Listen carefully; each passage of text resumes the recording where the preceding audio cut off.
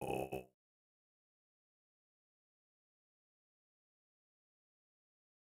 Born of different baits. All right, let's see if we get any 7:30 news here.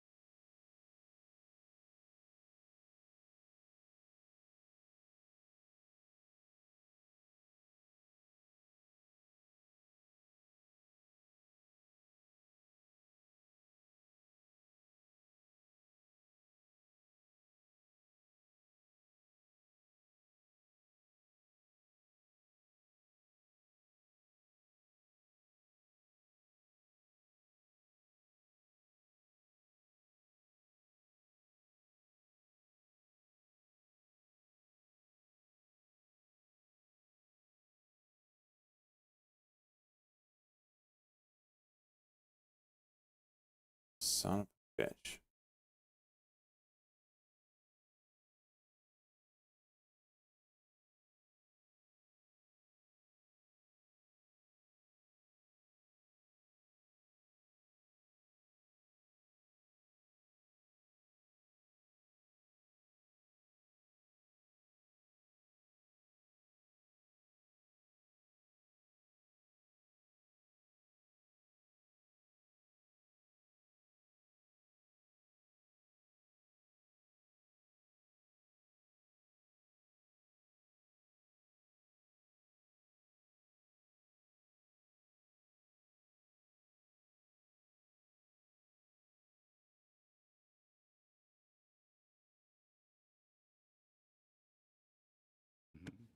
Come on.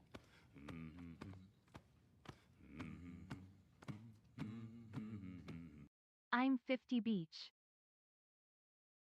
Let's go, bogus. Let's frickin' go, bud. That big old 50. Look who's 50 now.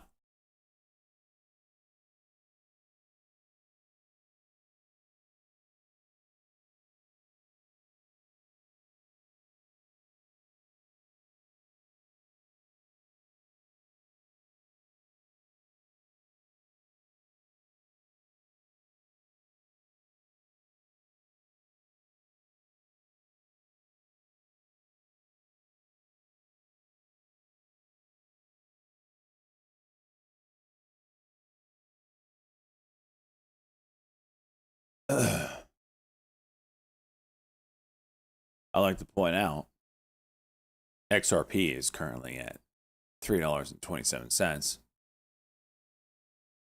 I'm a boss. We freaking called that. Right here, bud. Well, I didn't call this. But you could measure that based off of this move. I mean, what's the total here?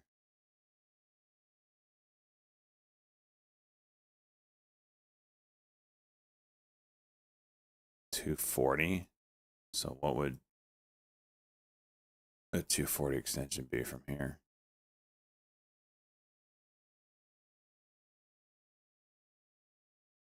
$430-ish.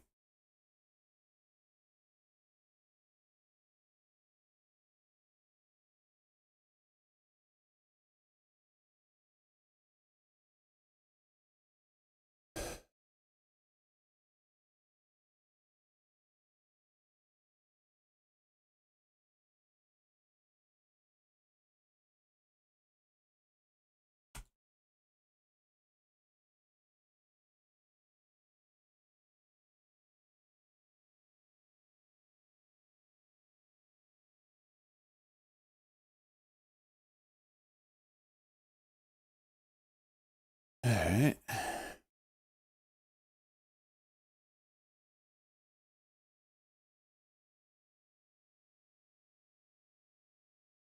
No signs of slowing down yet. Thank you, Squill. I'm up like 30% in my crypto account on that one play. I haven't sold yet, so you know I have plenty of time to lose it. Don't worry.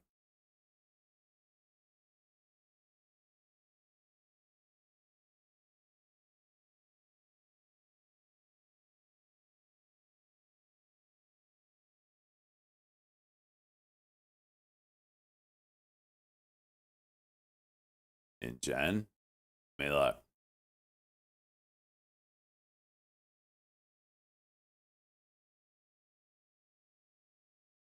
Damn it, camera.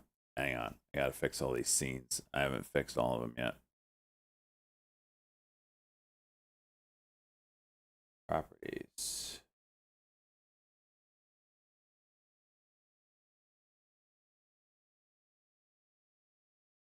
No, that didn't work.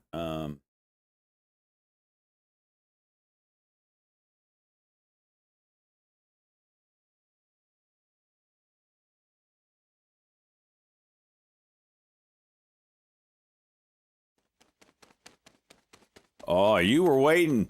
You were waiting, Chicka Bow Wow. Good aim. Good aim. I could tell that was a direct hit.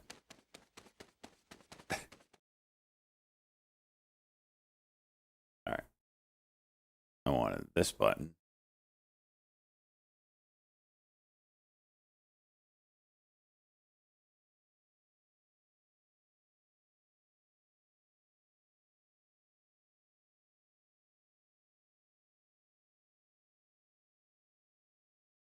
Put it where it used to be. Something like that.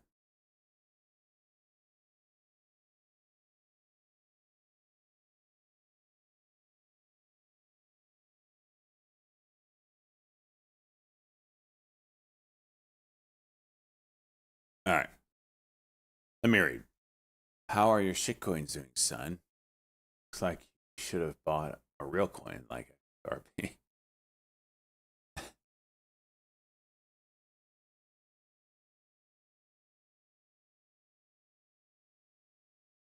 Did I just miss the 5 minute on WHLR? Sure did.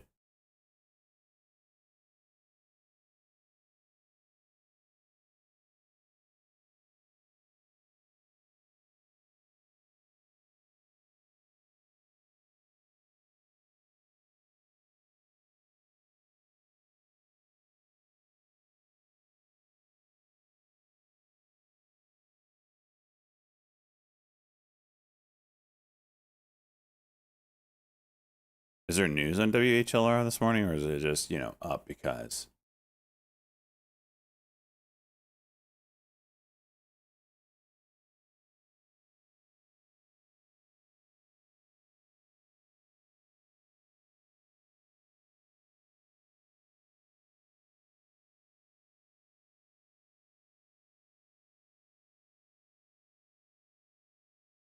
What's this, Jaked?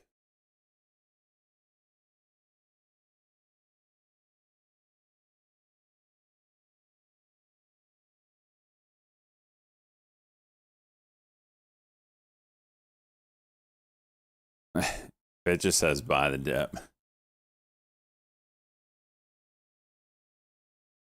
Oh, for crying out loud. For freaking crying out loud. It's worse than that.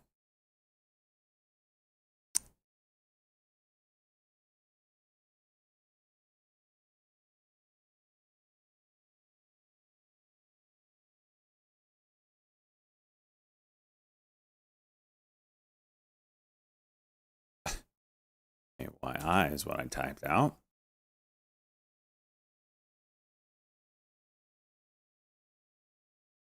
XXII.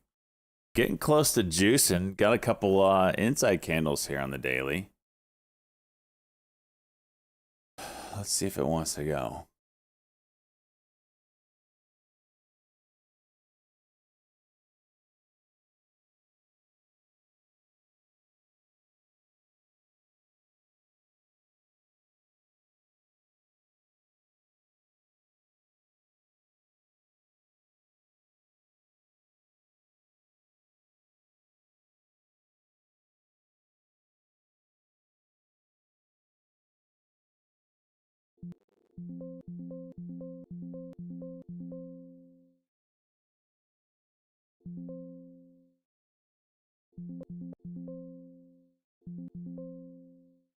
No lag there.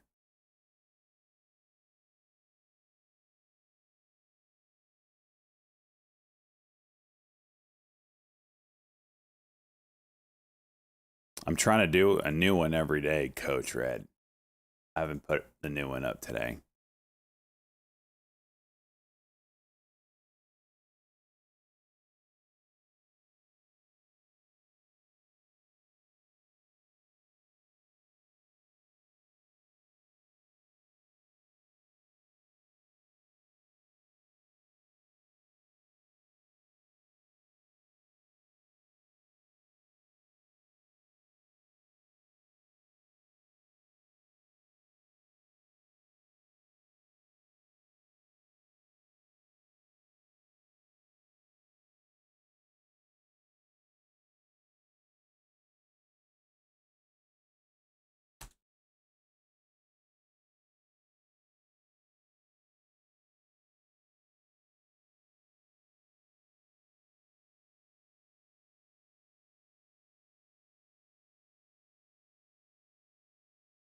Hmm.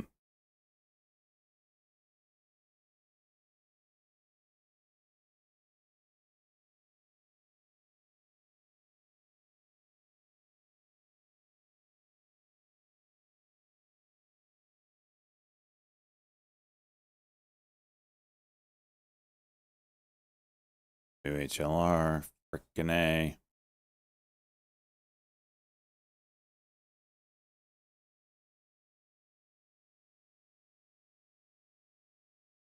All right, you got 474 here on the daily chart of WHLR, which is interesting.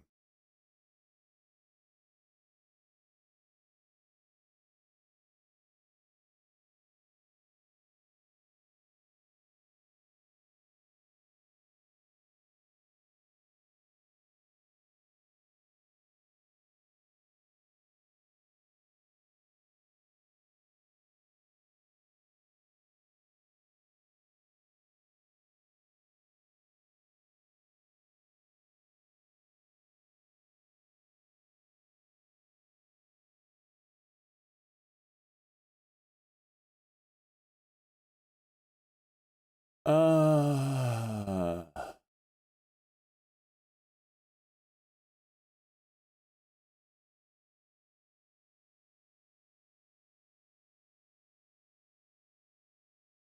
right, I got a new YouTube thumbnail. It's so nice because I have ChatGPT make them every day.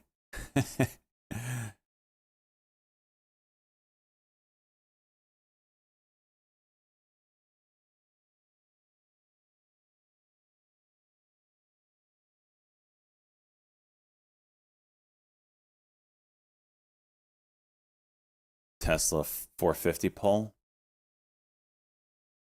Be interesting. Unity render. Didn't put two and two together before. What is that? What's render?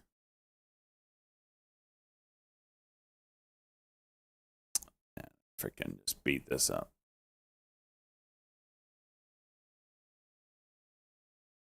Look at general chat. He's had XRP since 50 cents. I've kicked myself forever for missing that one. Like, why didn't I go long XRP on the night that Trump won? Like, that was the most obvious play. He's been holding it since 20.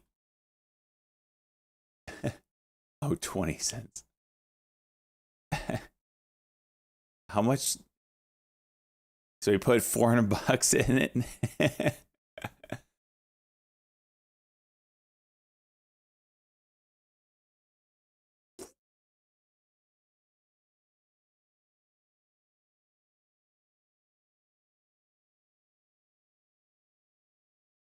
What a gangster.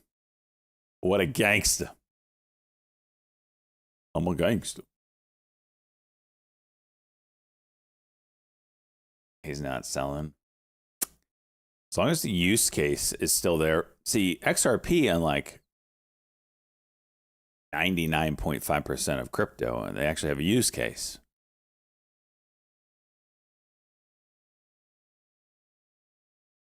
Problem is, it's also inflationary. So it's like Ethereum in that regard. Ethereum acts more like a currency.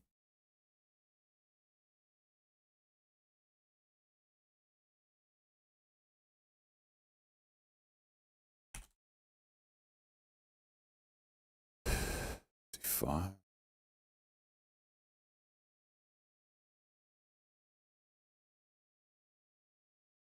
So Unity and Render.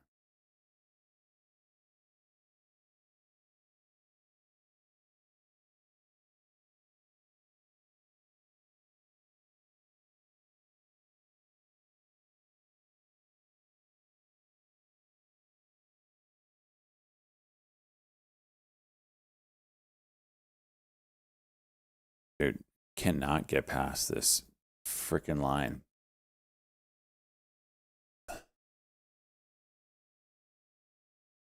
Yeah, think of it like printing, right? It just prints. So it does have a burn mechanism built into it. But, and right now the burn rate is pretty good.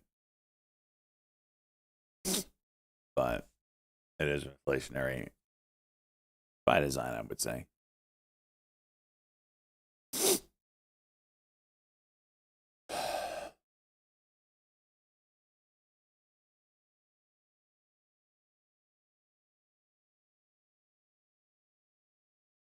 AMBO just dropped the head. Whoa, freaking A.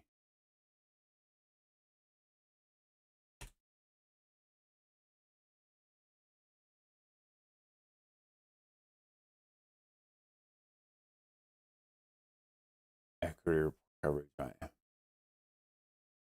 Argus Research. What price target did they give them?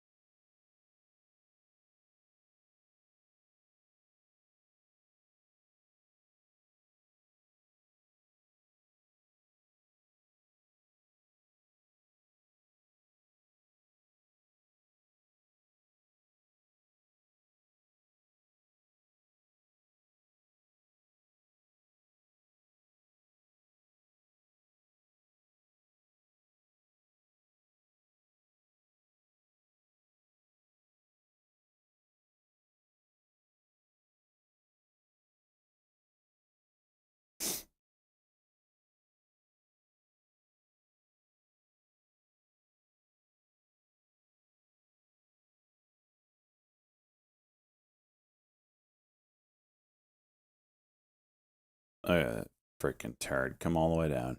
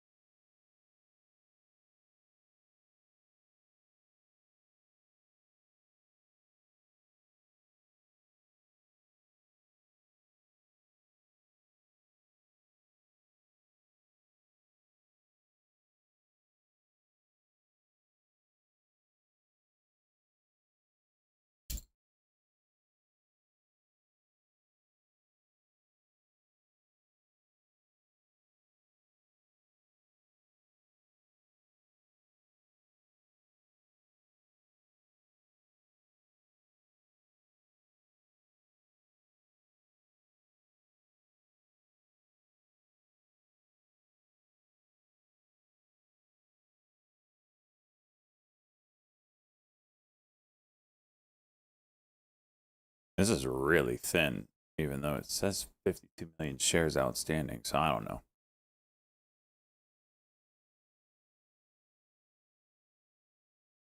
Speaking of mortgage rates, Benny boy, I was looking at the 30-year rate last night. It's at like 6.8%.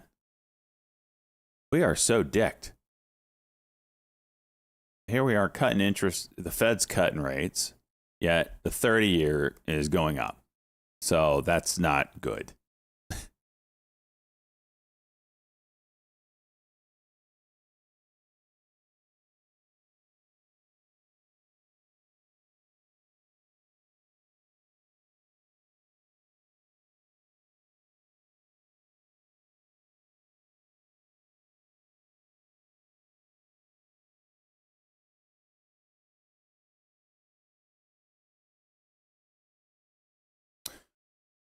Bro, it was 7.6. Was it really? It got that high this week?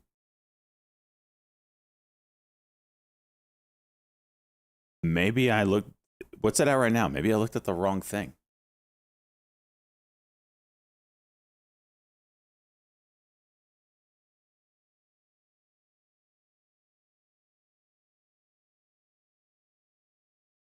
One from Cuba, one of the wallet I watch holds 1,000,000 render. Kitty soul. Wait, render is a cryptocurrency? Never heard of this one.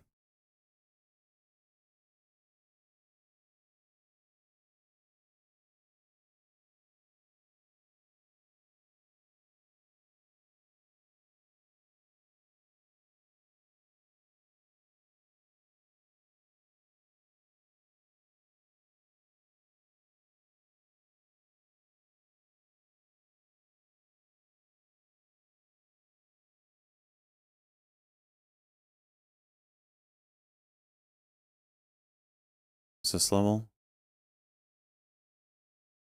$8.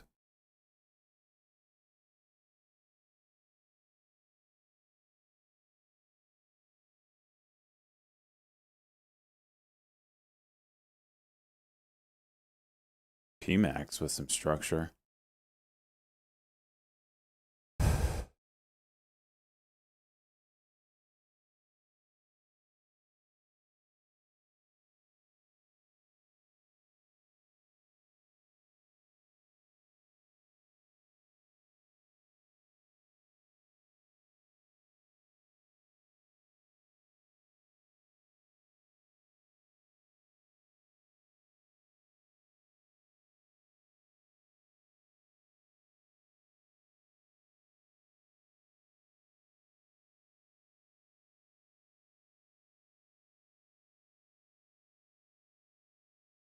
I really don't want this to go over 8 before 8 o'clock. So whoever you are, bring that bid down. Or ask. Bring that ask down. Or you guys disappear for a second.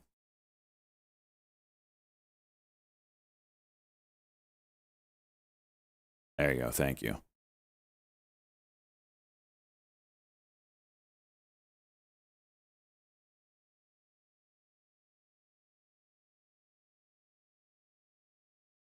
I mean, it's not there anymore, Squilliam. Told you they freaking watch this channel.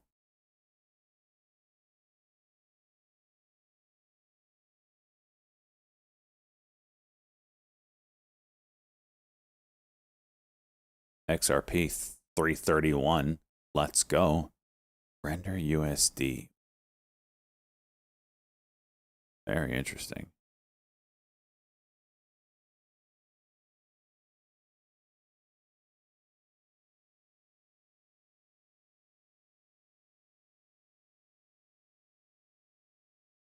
Freaking XRP's done a 10% move in the past like 2 hours. Let's go.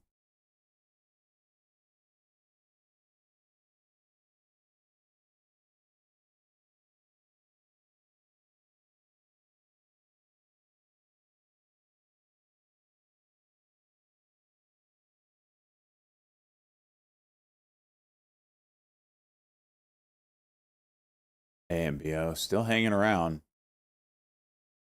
Just making a wedge.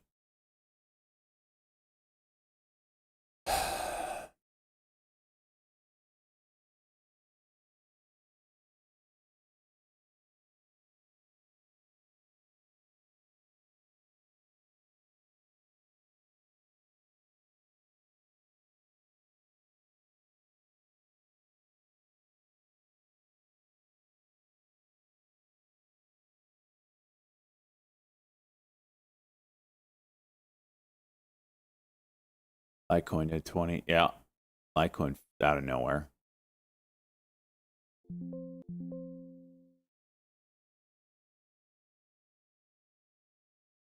Damn it.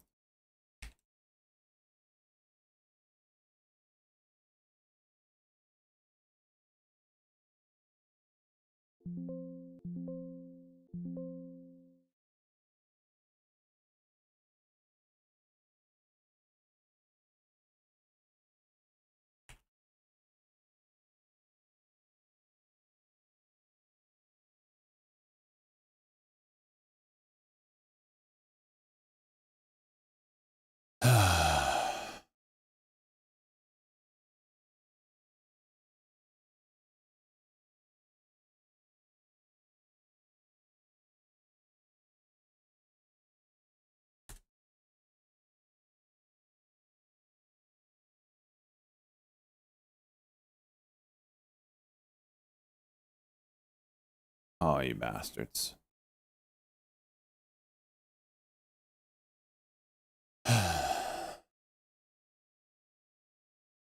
Oh, my level was 8 and I didn't get filled there.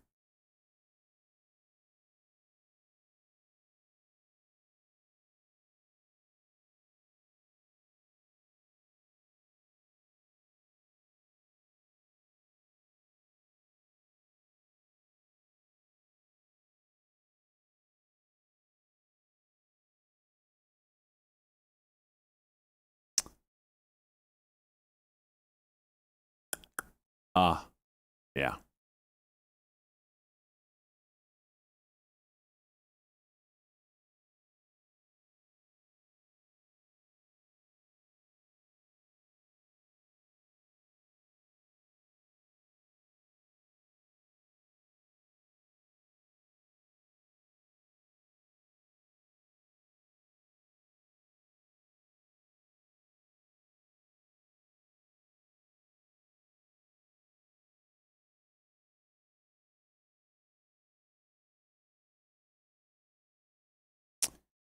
Okay.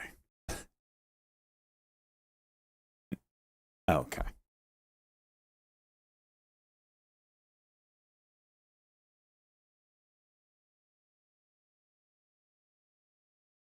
That's how it's gonna be.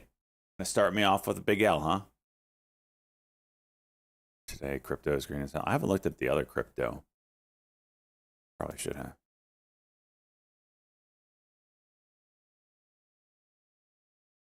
Son of a bitch. Like, really?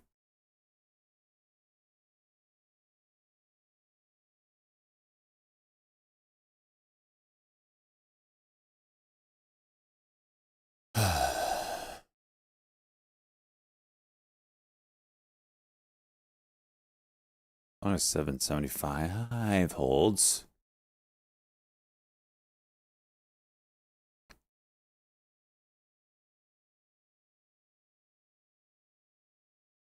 Sweet.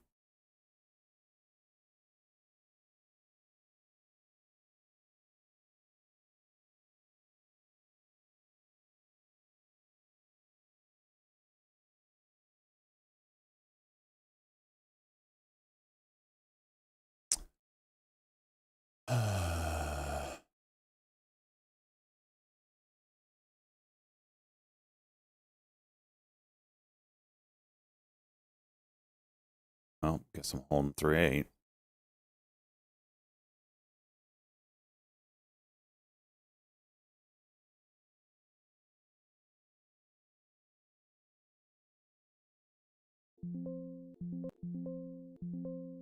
I shouldn't hold this whole thing though. It's too risky for like an offering or something.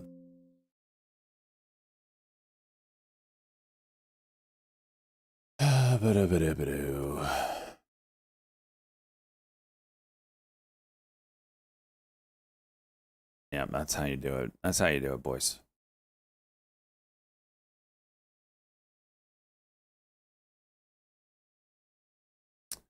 All right. Maybe I can get redeemed here. 8 o'clock in about 10 seconds. Give us some news.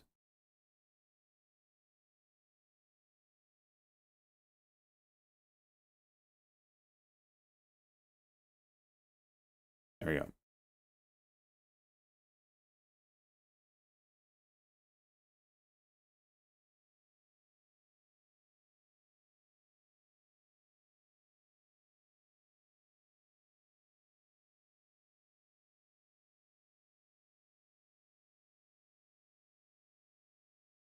XRP all-time high. Let's go.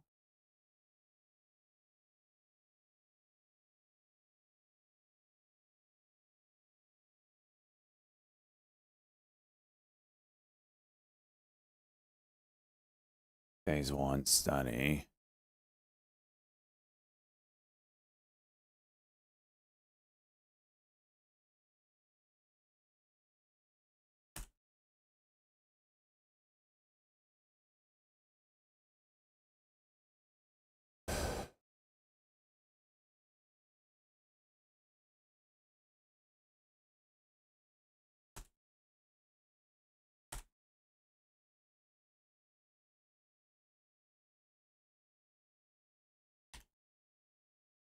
Probably really juicing here.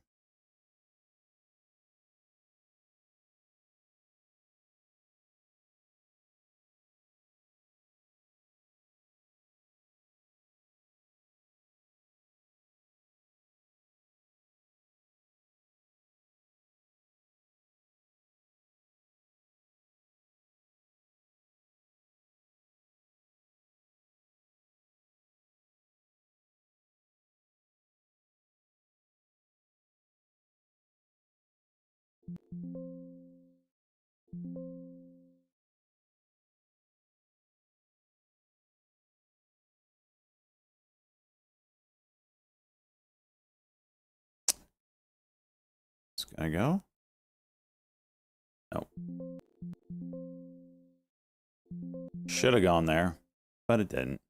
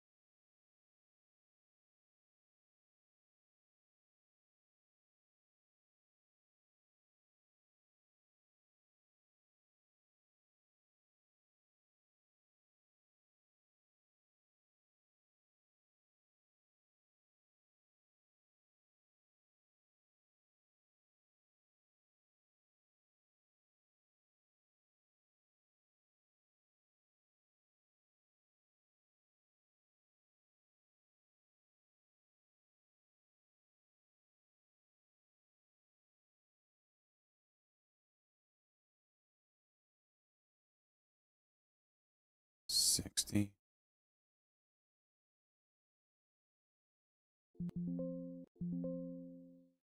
Oh my gosh. Freaking dicked me. Oh, there it goes.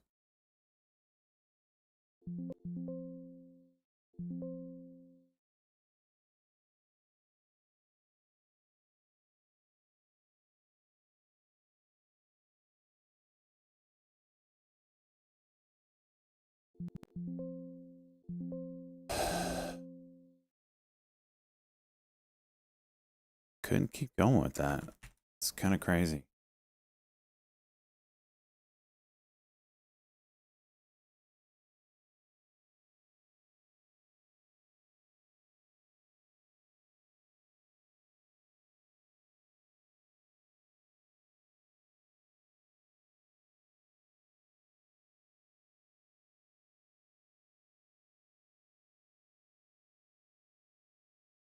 Prediction up, chat. Get it in. Get it in.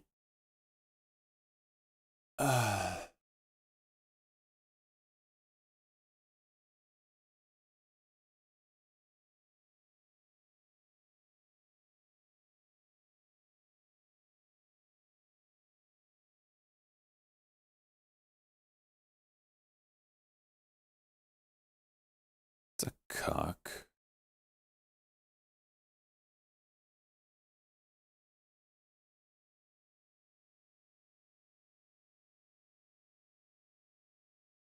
Yep, markets close Monday. Yeah.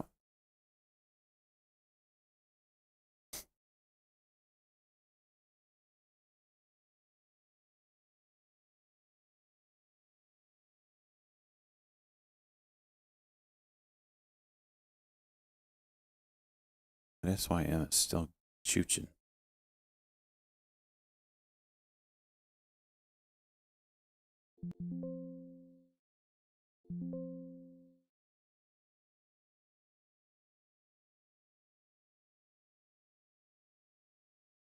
It's kind of a failed cuck, but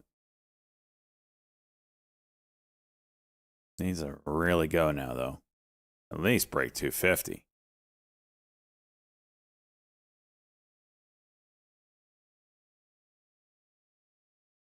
Nope. Now it's a failed cock.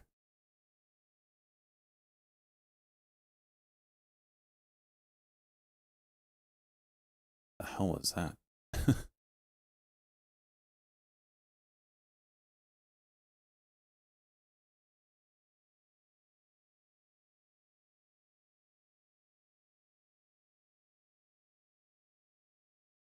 WHLR here. Over 434 can move.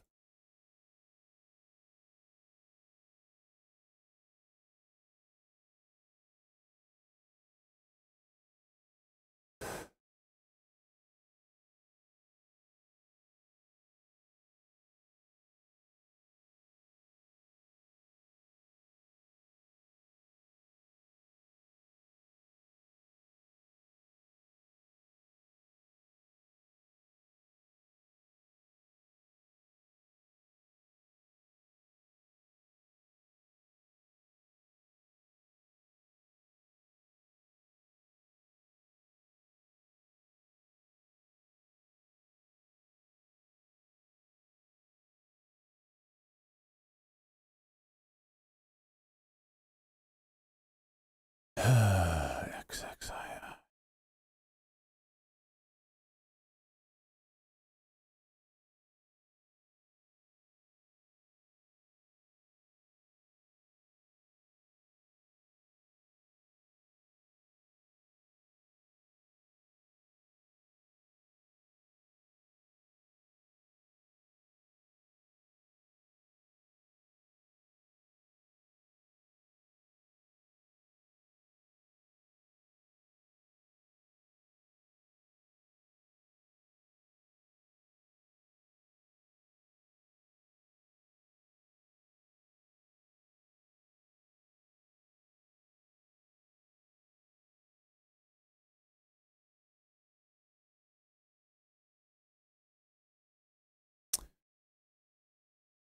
Broke this level.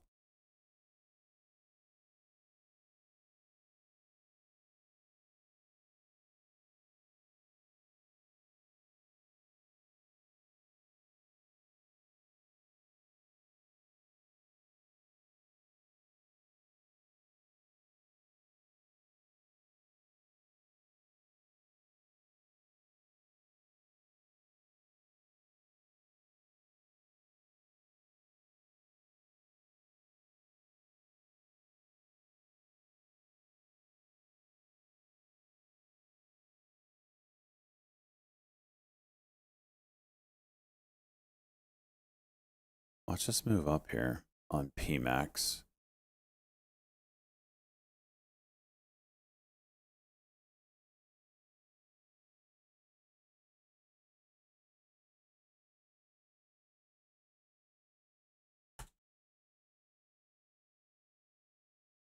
big ass drop. It's regained almost the entire move.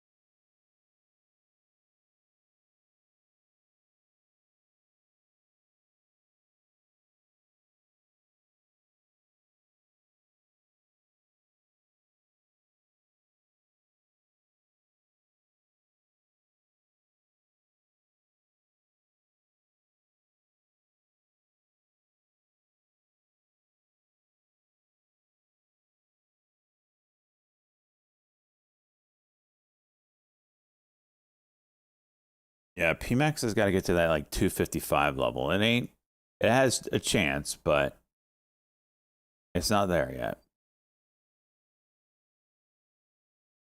I don't know what this was.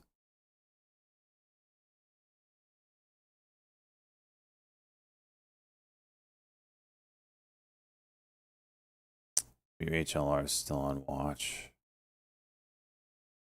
Hallie's dumping.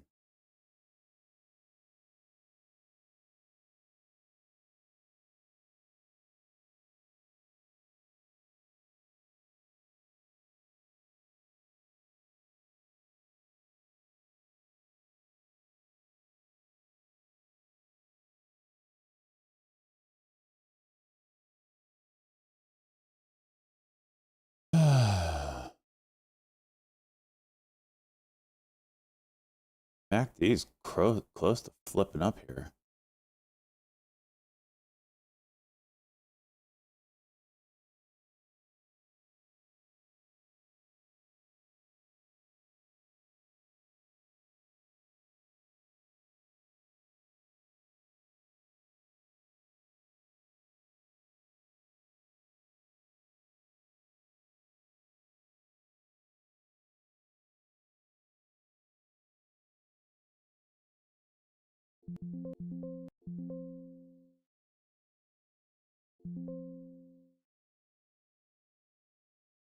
It's going to break 33. 30, whatever, 34. Cracked it.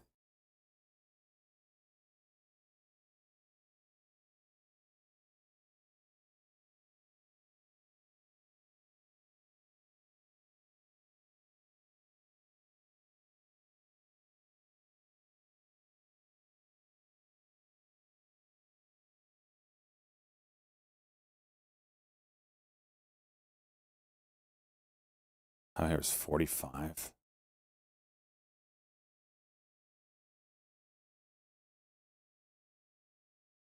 For crying out loud. Needs to hold the level.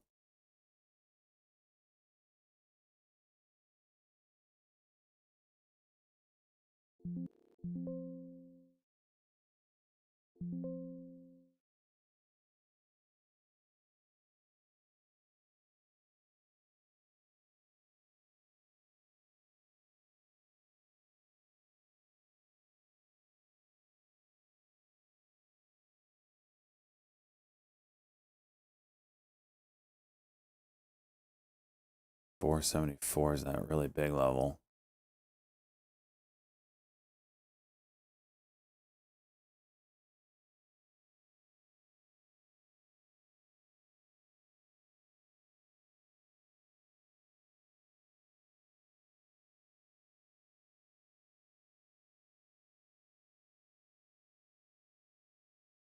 Watch over 440. Should give us a pop back to 445. If not, maybe we pull back.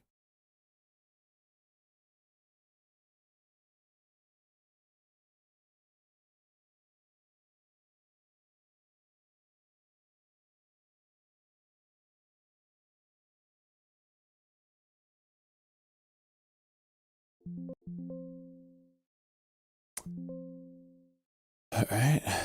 Minute cuck.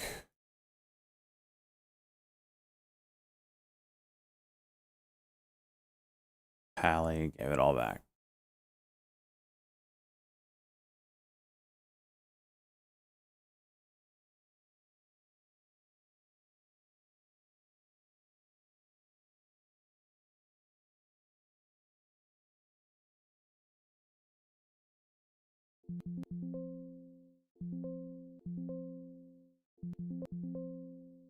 Sure, I'll take a few thousand shares of this penny stock, showcasing new stuff at LGA, whatever. I'm basically risking a penny. Oh, WHLR is going.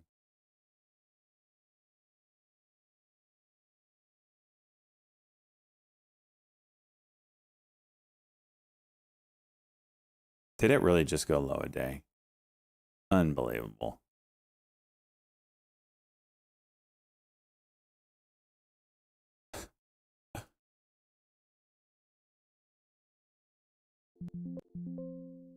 I can't make this up. Oh, good news? Yeah, low a day. It's nonstop, man. It's nonstop.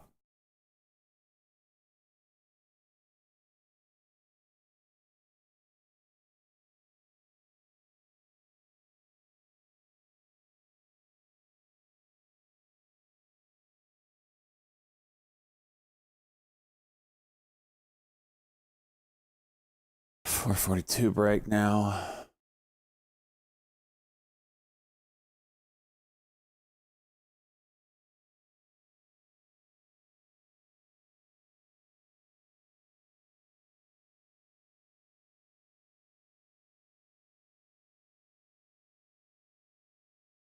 SPGC. That was on one of his lists.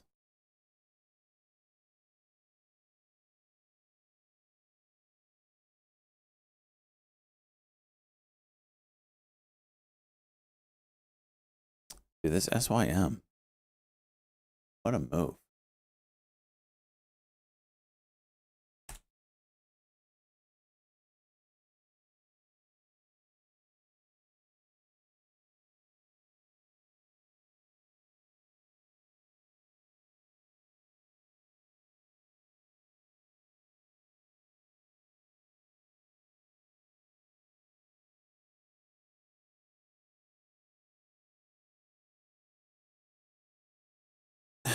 PMAX. That alert go off.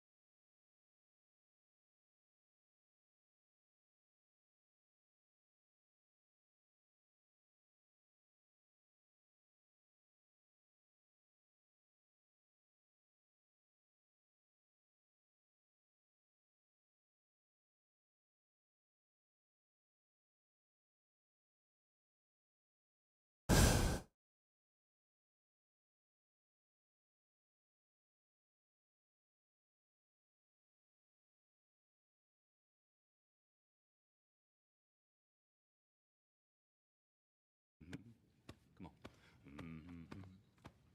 Air dash. Let's air douche. Let's go, bud. Look at this. Oh, positive news out? Yeah, 100% retracement. DMRA. Biometric for UAE. Okay. We had something similar.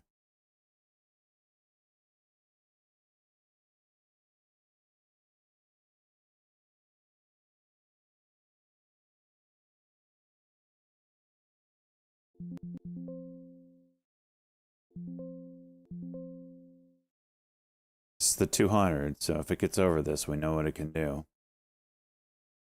We also know that all these news plays tend to be 100% retracements.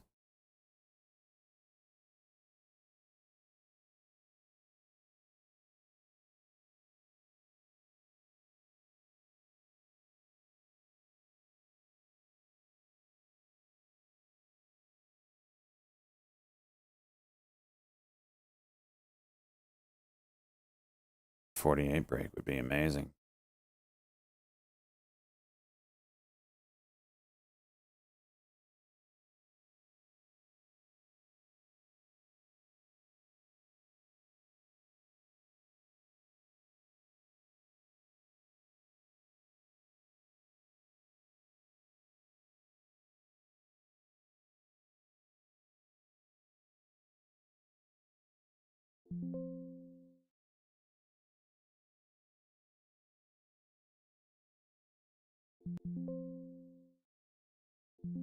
Okay.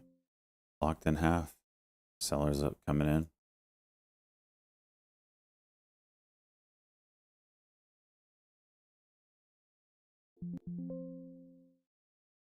Look the reload.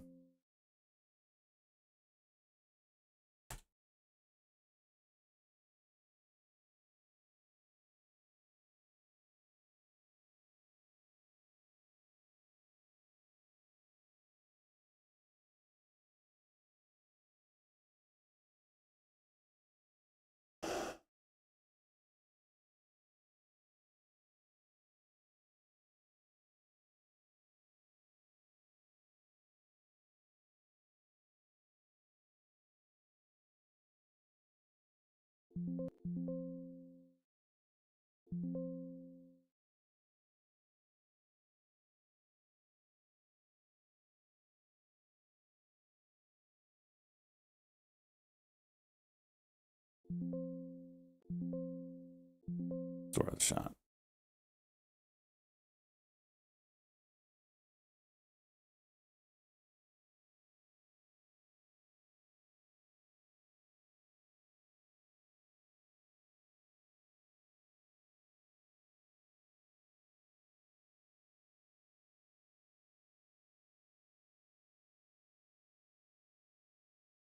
Shit.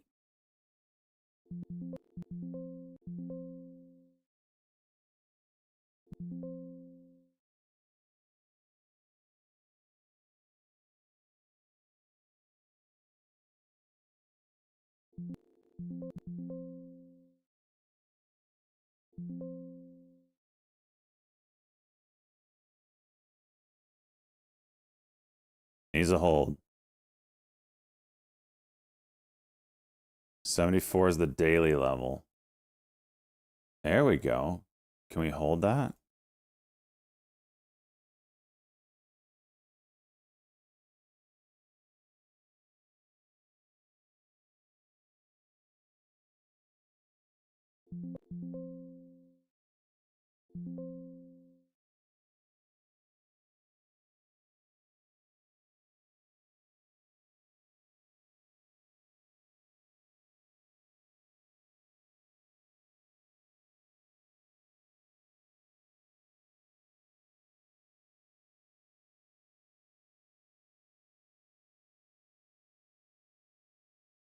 It's holding the break so far.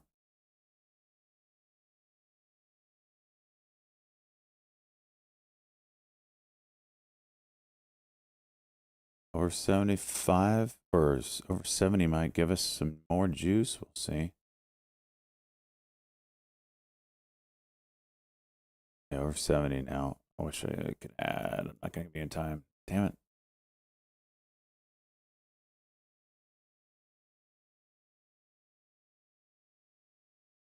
It's 475 should give us high day. There we go. Yep.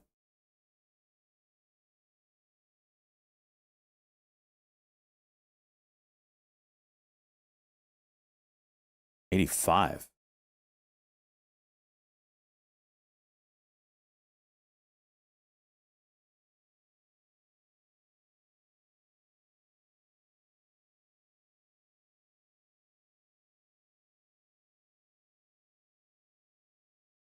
Don't cuck.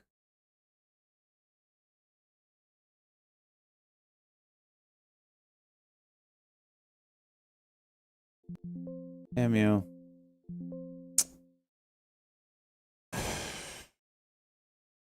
This actually should have been a dip buy. It cucked and didn't do anything. Let's see if it holds. Okay. There it goes.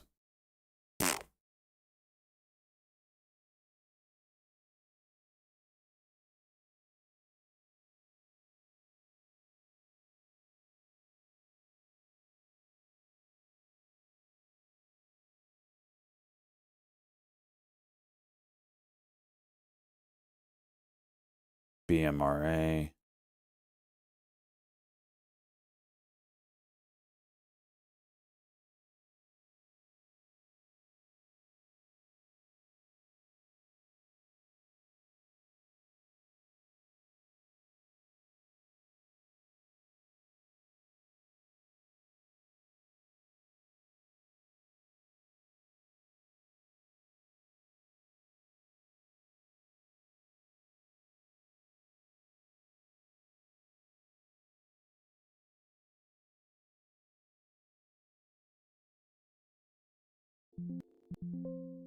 No?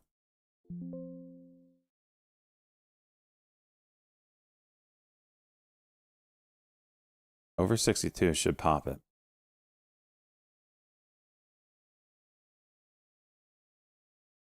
But it's a couple. It's fragile. It's fragile here. Another test is 60. There we go.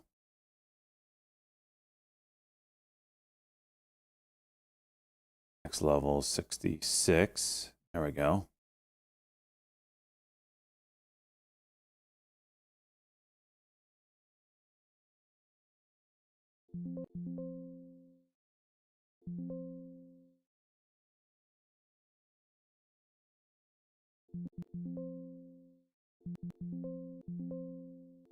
Okay.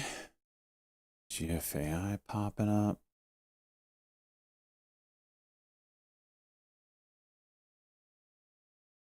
Daily cock is 208.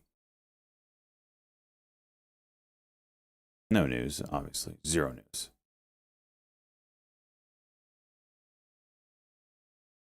BMRA still looking good. Level there is 49 basically.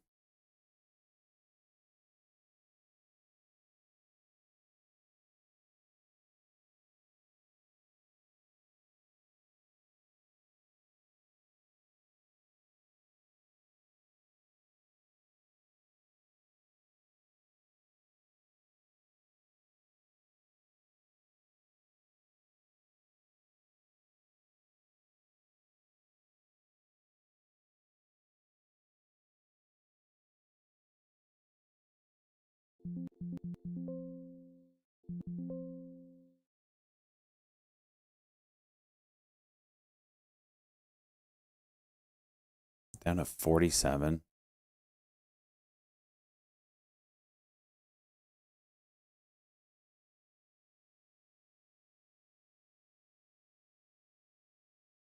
My entries are ass. Trying to get over this 50. There we go.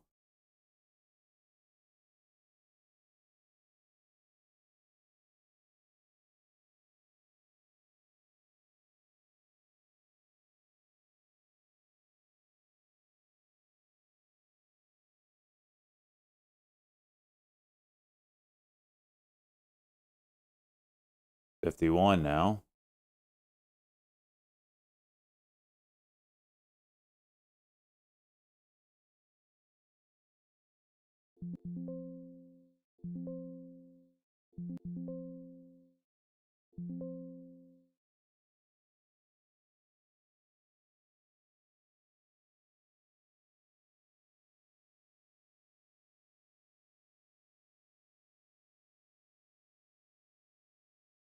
Video, like whatever the hell that was.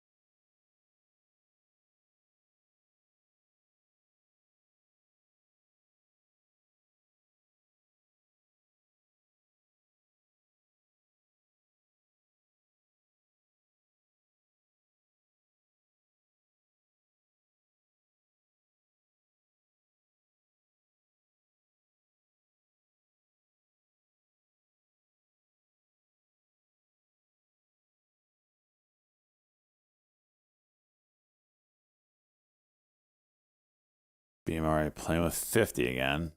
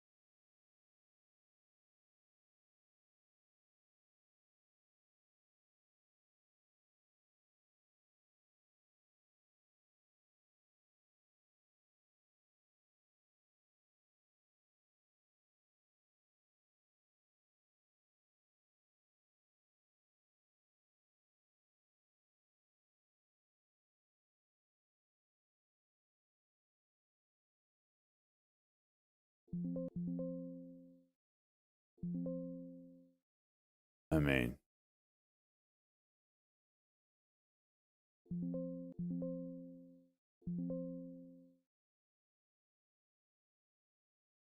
pop or drop, and then chose violence. Comes back up through the level. Could be fun.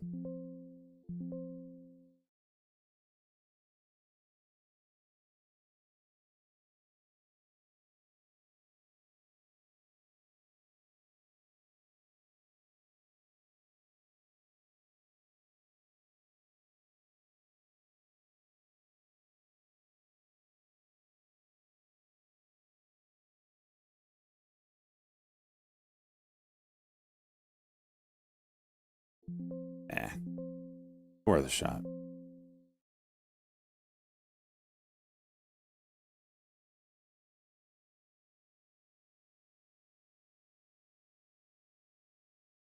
Okay.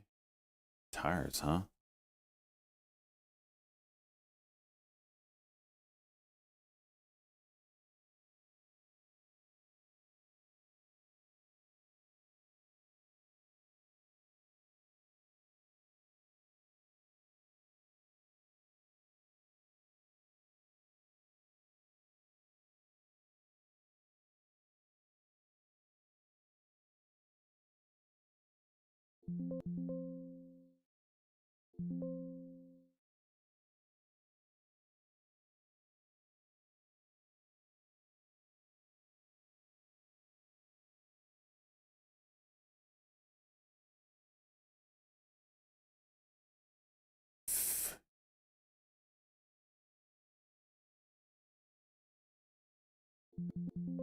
As soon as I go along. That's the red candle.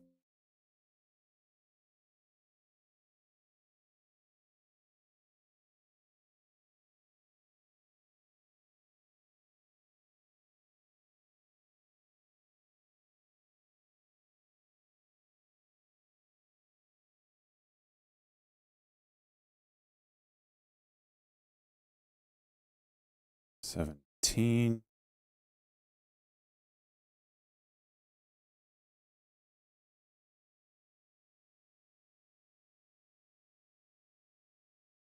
Okay, this is kind of dumb now.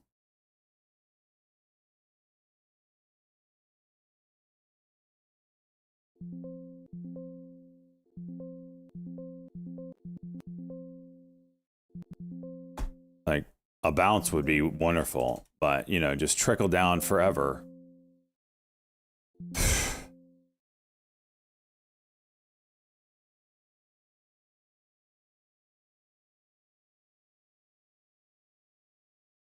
He's waiting for some sort of bounce. No.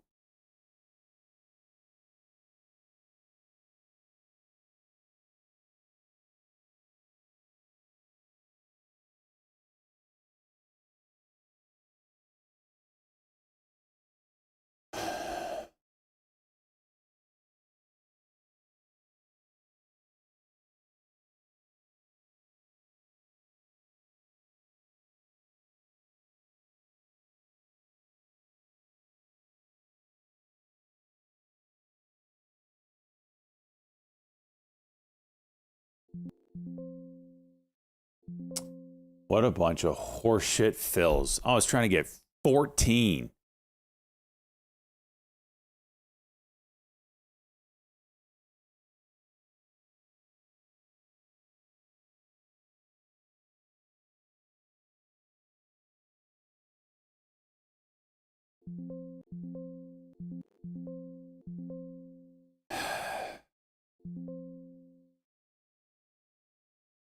That would have been like an $800 winner instead of a 400.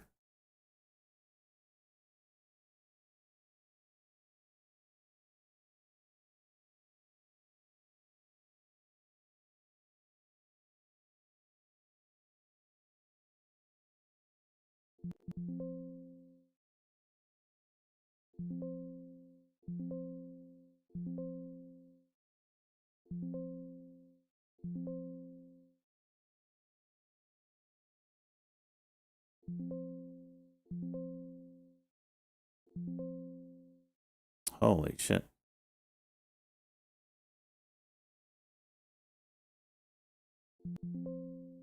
A nasty drop. BMRA.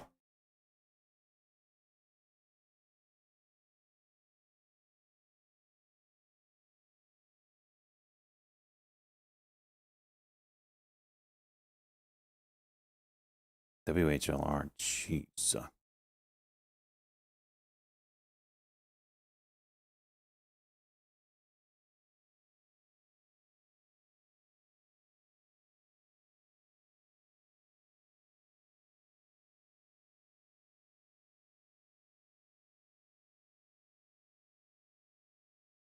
NVIDIA juicing.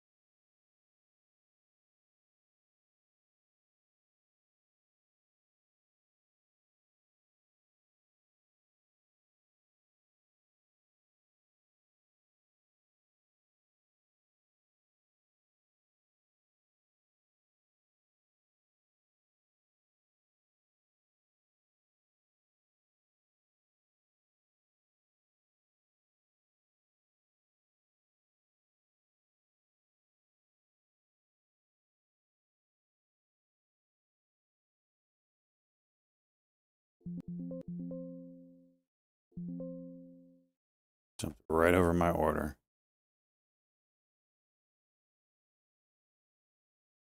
Freaking A. 60 is a big level. See it on the daily chart.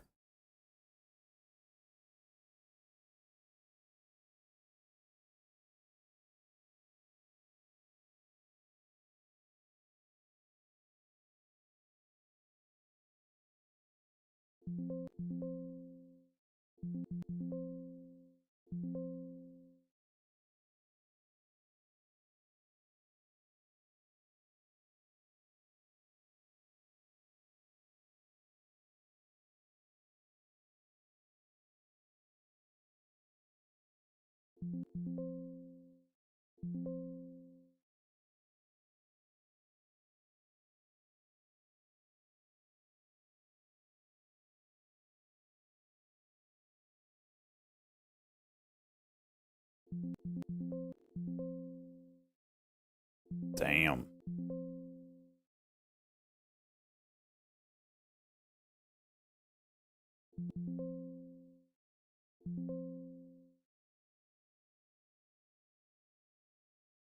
Next level 70. 65 and then 70.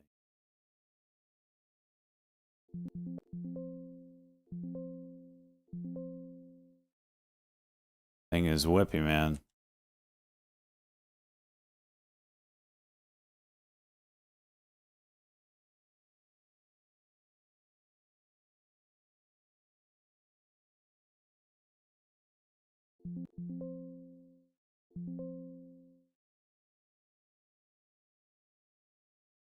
No, I should have gone.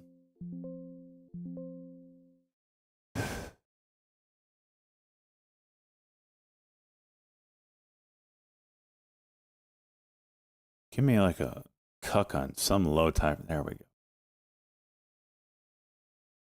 64 break might send it.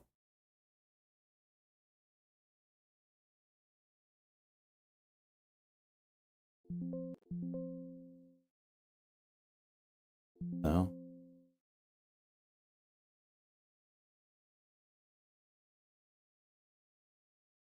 Keep getting in the way up here. Yeah.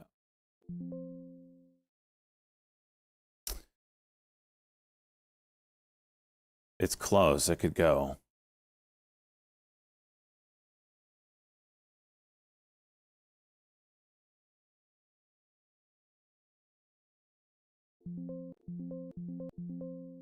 Trying it again.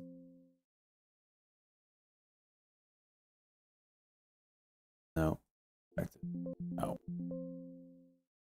Losing a penny every time, but if it pops, it's probably going to go big.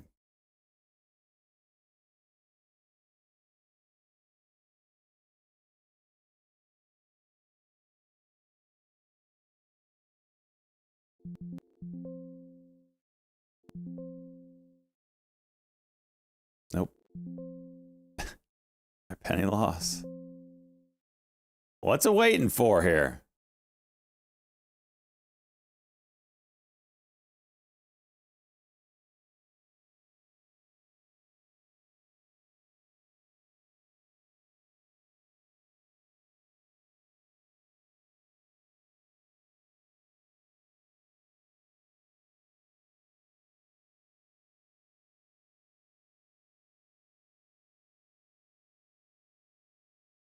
Yeah, a 1 minute cuck. Watch the cucking go. T-Pet messing with the VWAP.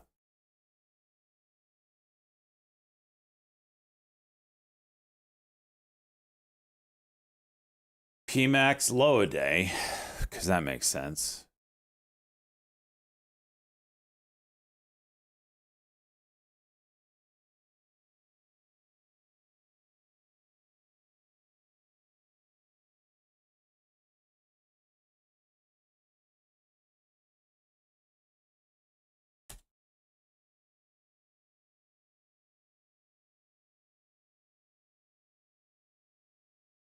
T-Pet through the VWAP.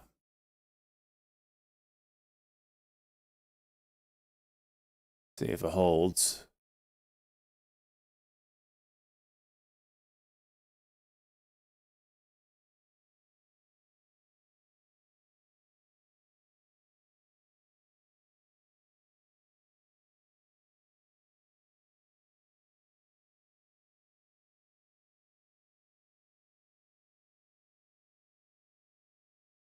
$62.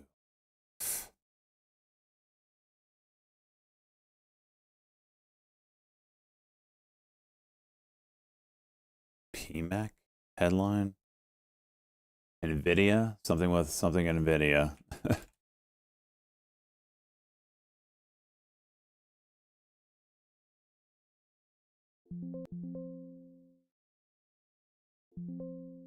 AI instances run with NVIDIA technology components. Okay, so they use their product. What a dumb headline. But hey, go pop it. I don't care.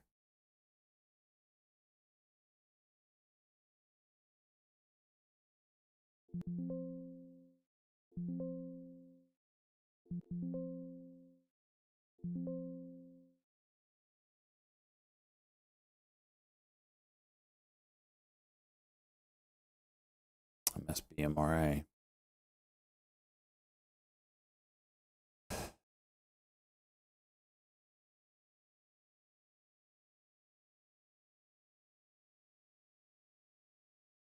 Wow.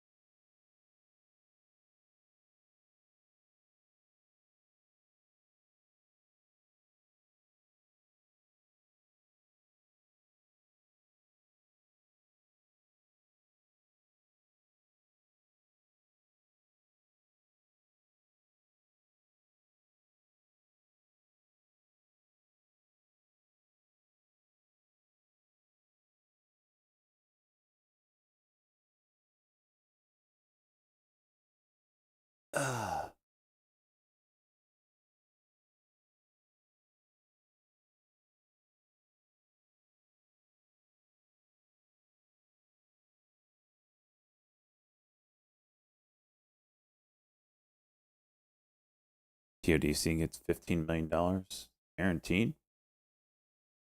Spreads didn't not gonna trade this.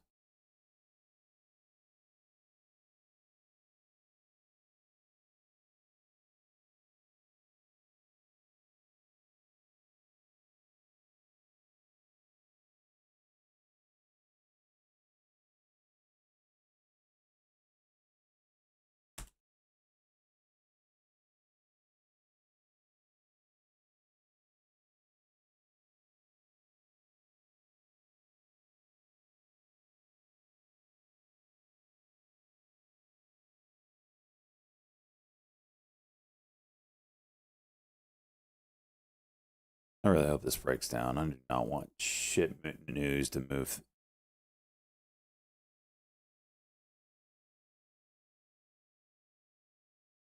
All right, 80 cents next level.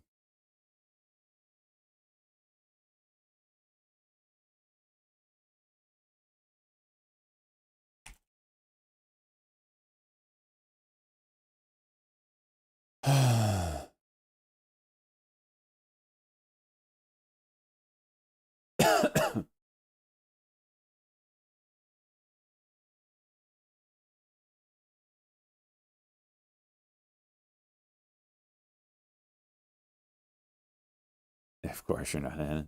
Yeah, of course I don't have my 4,000 shares that I bought. When was my first buy on this thing? 48. No, I had it more than 46. Yeah, 46. Good thing I don't have those shares anymore.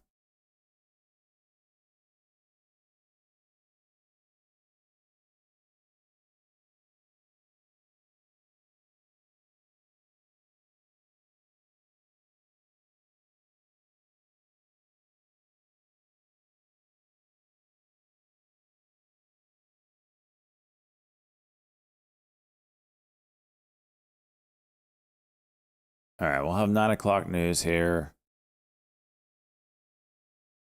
Just a little bit.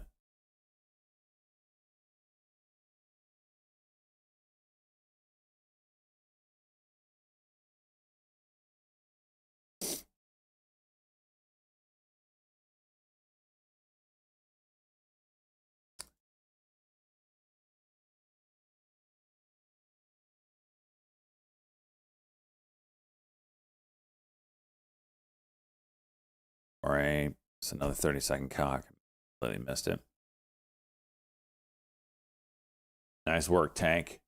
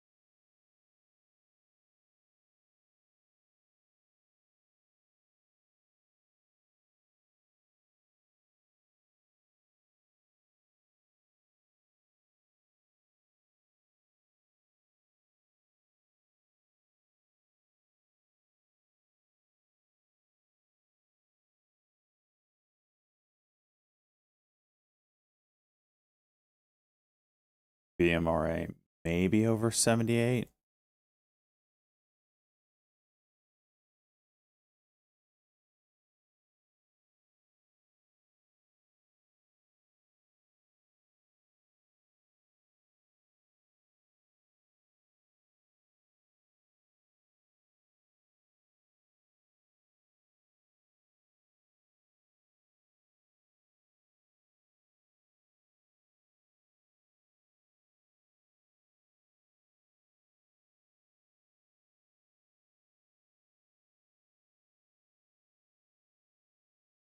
PMEC is interesting that it's coming back up through VWAP.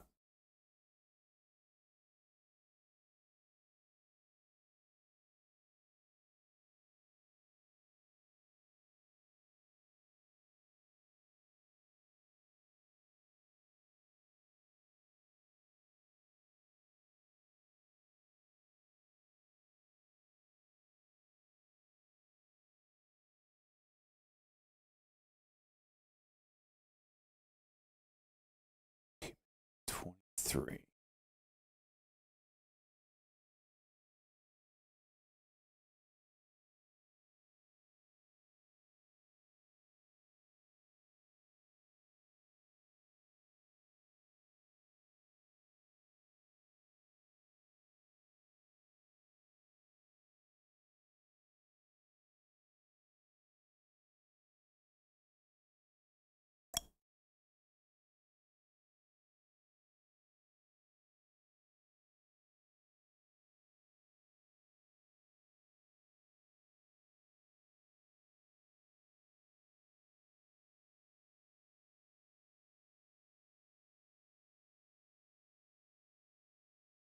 AREB returns February 6th.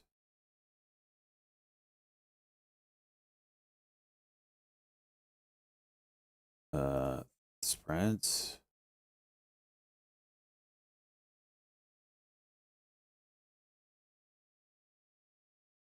Not really the greatest headline. It's the Daily Cock, though. DMRA breaking.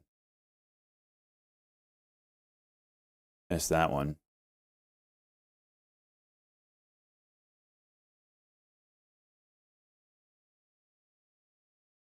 DMRA. Oh my gosh. PMEC broke. Now you got a 5-minute.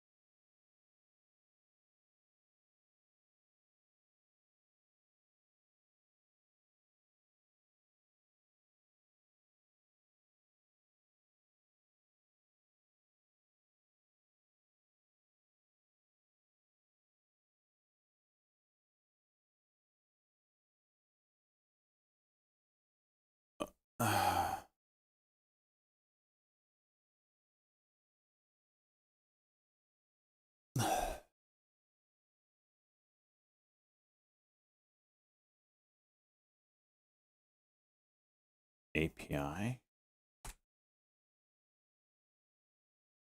All right.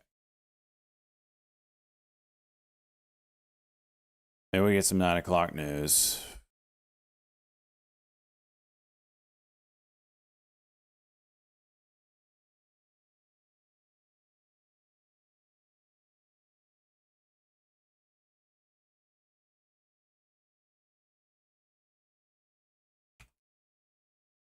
This is really interesting if it can grind back to the highs.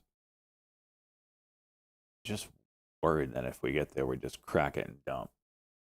As these people look to get out.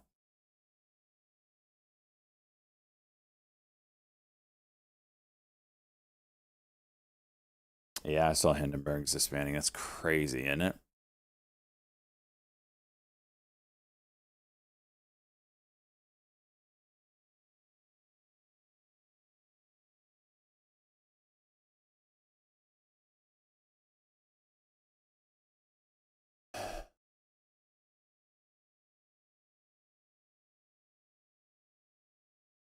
Like now we don't have like the goat of short seller reports now.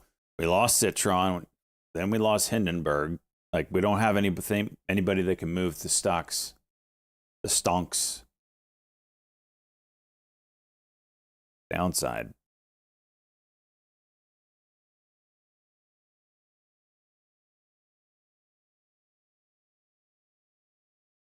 Muddy Waters, it's like at best 50-50 that they move. The last one they called out freaking dumped. Got a level here at 78.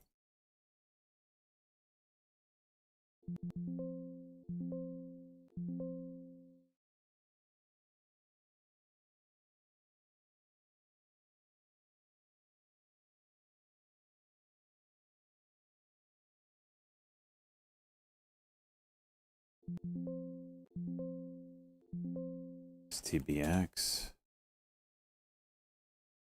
What's the news? Unveils Starbucks. Intelligent AI powered content creator platform. It's 488 brought. Okay.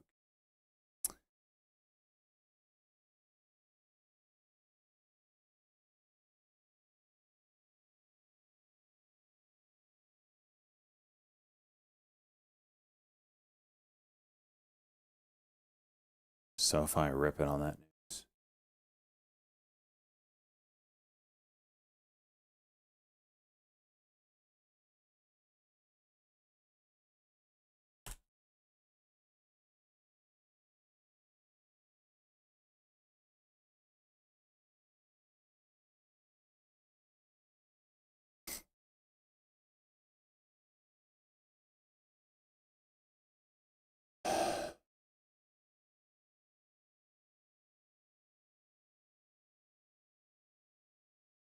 Damn it.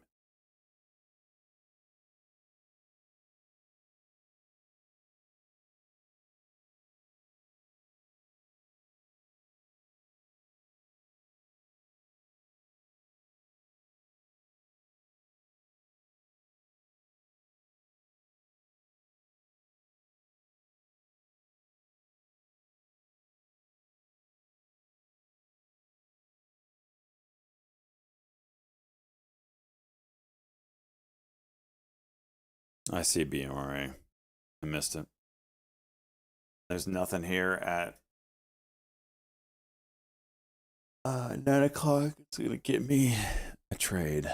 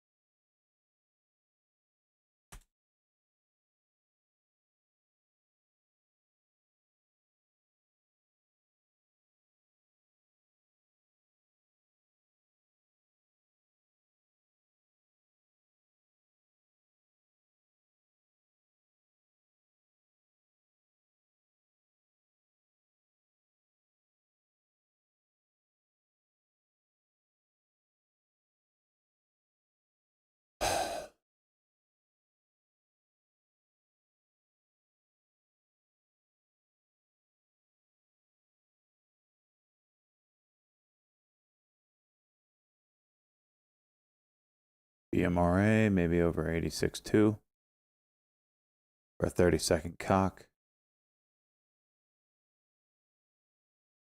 Let's call it 86 now. Doing a 30-second cuck.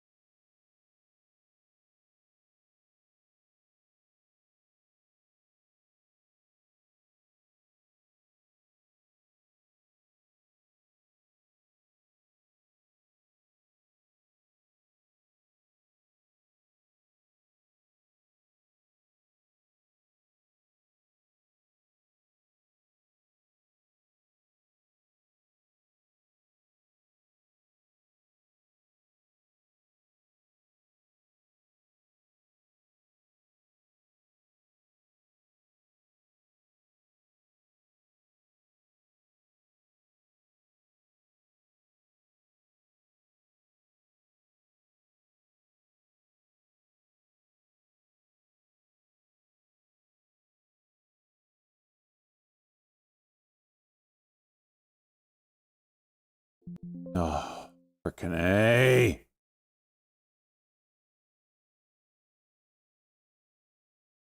Oh my gosh, that would have been an $800 winner.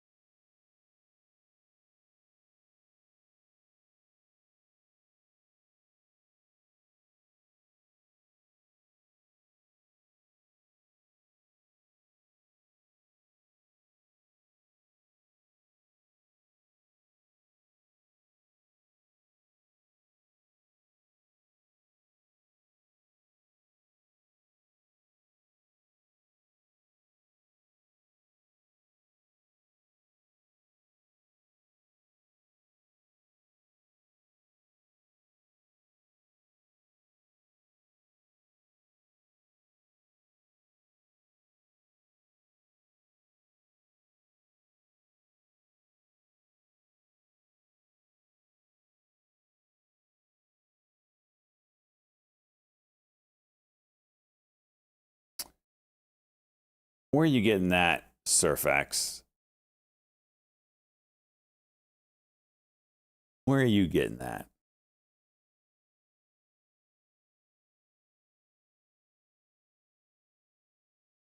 Is open to. I love the headlines.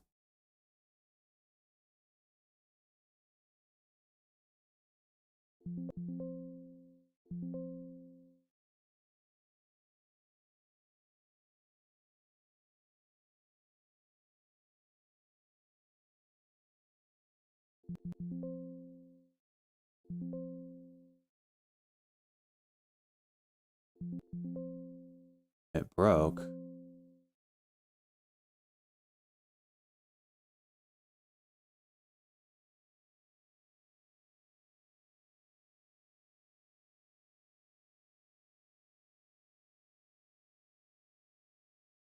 Coin trust. All right. Let me read that in a little bit. Open to it. Sure, I'll give you Crypto Bros a little tuggy. Just to tickle you a little bit. But am I really? Am I really going to do that?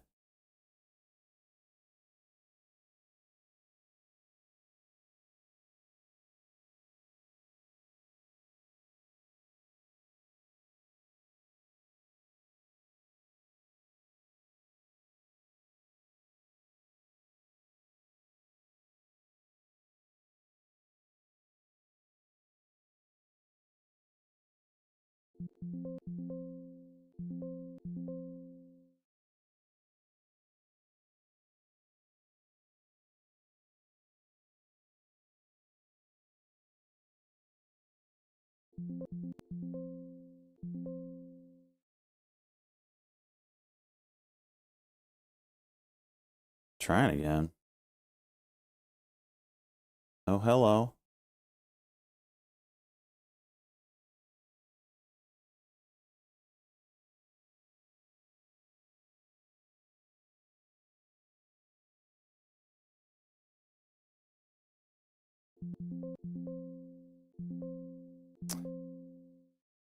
Okay.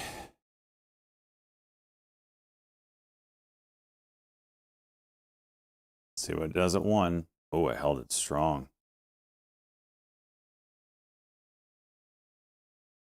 Another test at 1.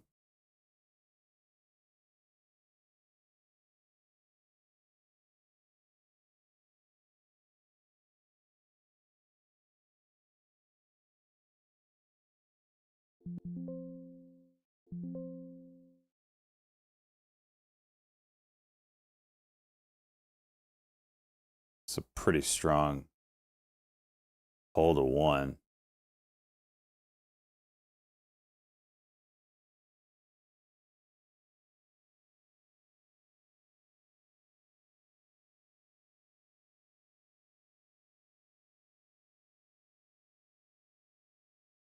So the buys here, and they're just getting nuked. And they're back.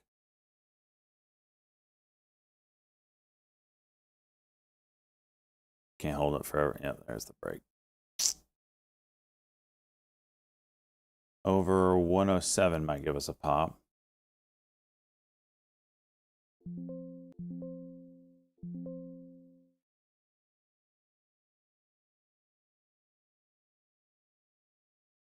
Hollow at the headline.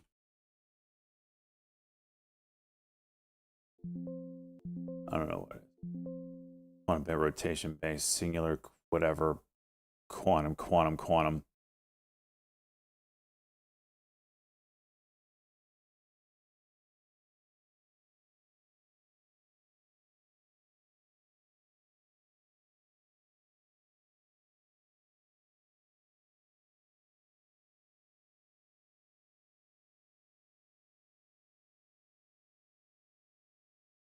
Can't even get.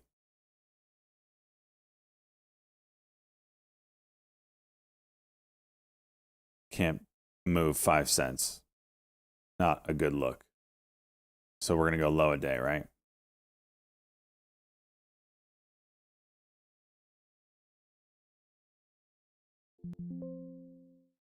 Called it. It's so freaking amazing. I wish I could short all these. They're the easiest plays in the world.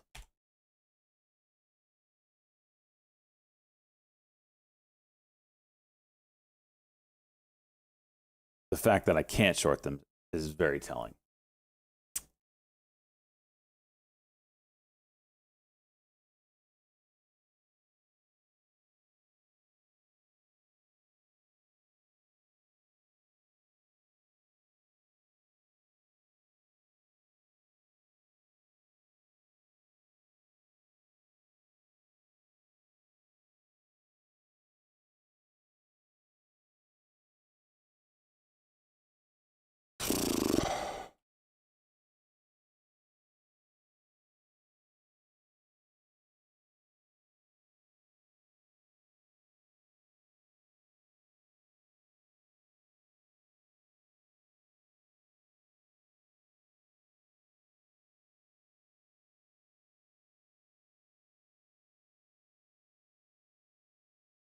Now it goes, you piece of shit.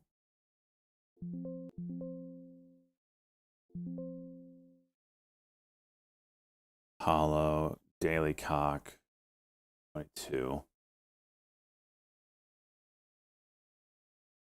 You went low a day and then brought it right back.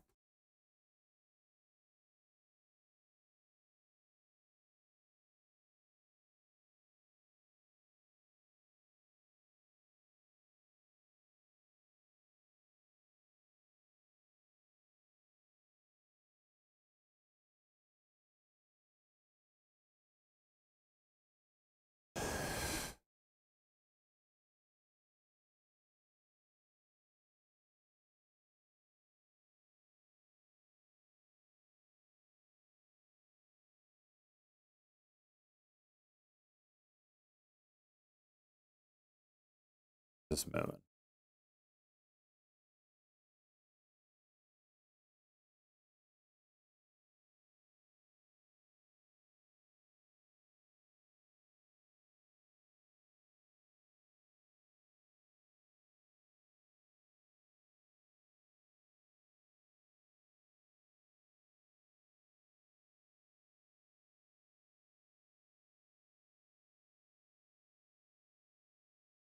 BMRA? What? No.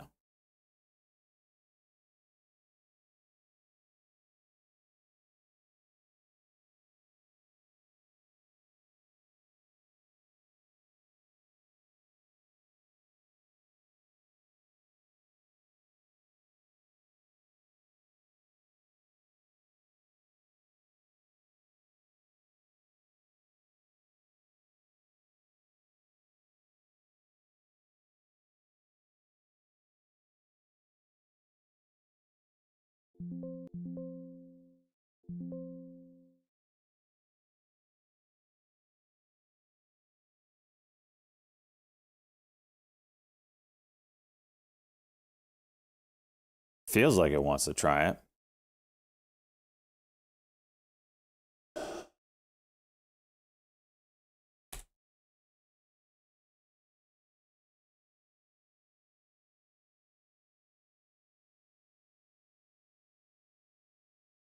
Another 80,000 share seller.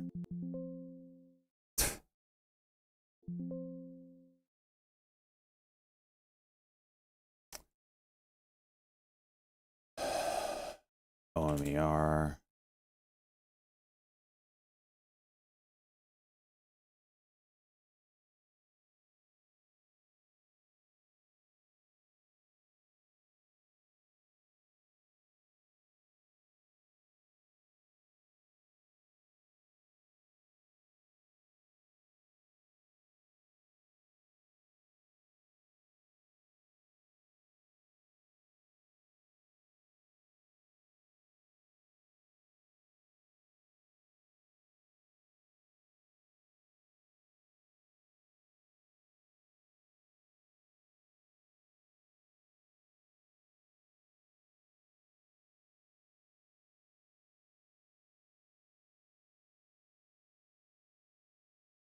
BMRI. 5-minute on watch. Hollow. What the hell?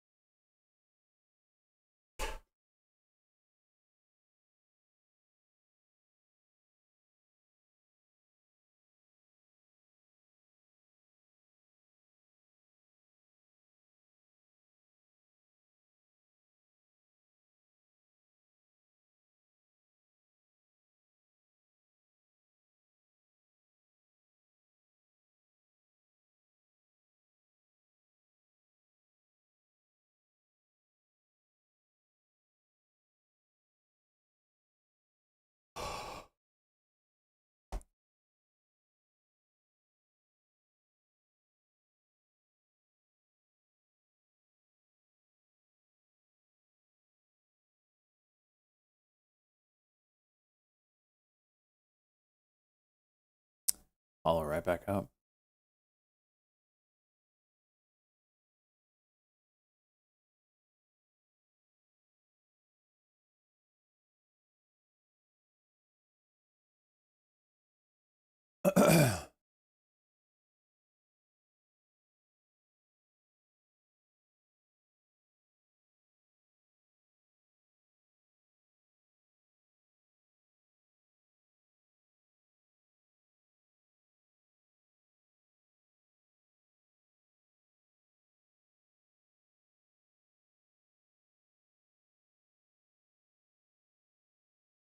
BMRA 5 minutes looking really good.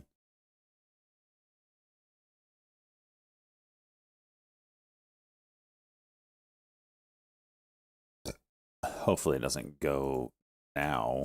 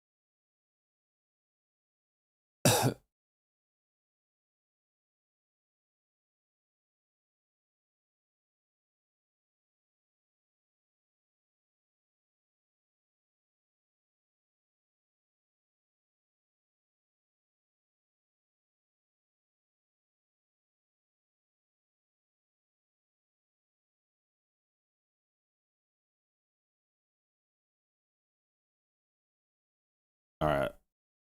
It's 5 minute close. So 101 break. 5 minute cuck now.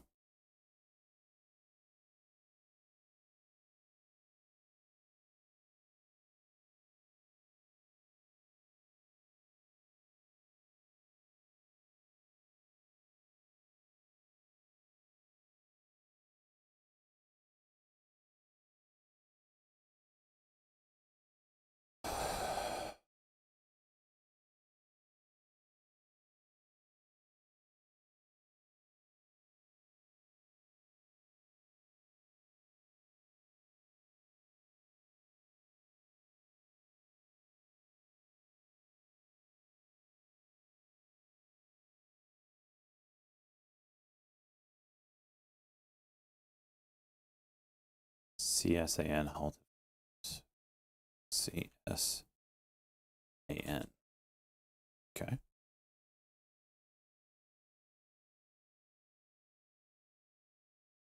Watching that BM. This one right here.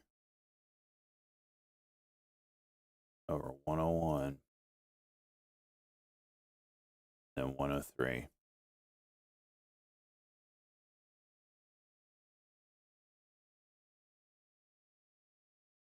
Dude, what is with this freaking camera? Why you always got to be like, hey, I'm going to just look where I want to look. Screw you. You're looking right at me and you're off center. Go fix your shit. I'm missing BMRA right now because of you. G-Hub's not even open. What's the deal?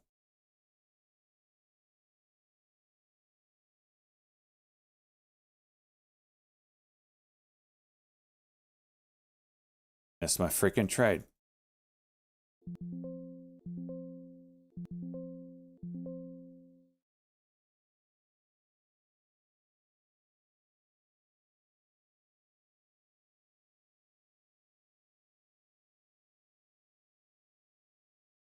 And you come back down through all those levels. 105 break should juice us some. Nope. Yep, nope. Yep, nope.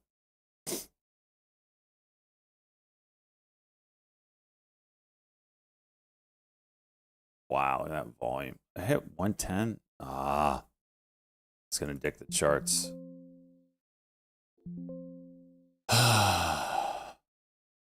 Broke high a day, but by like a fraction.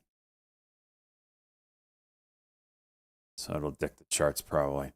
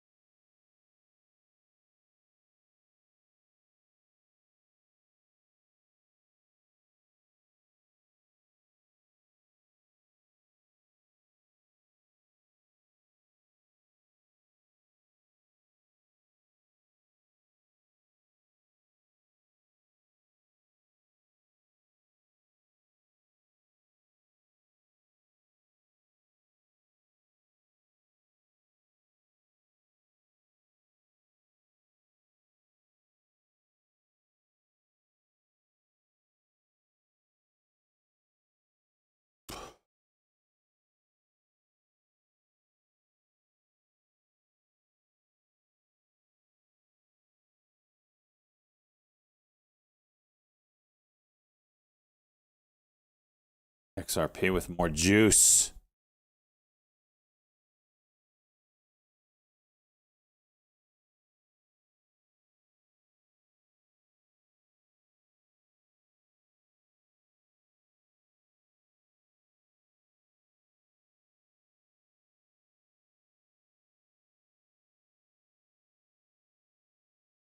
All right, taking my 5-minute break. Be back for the open.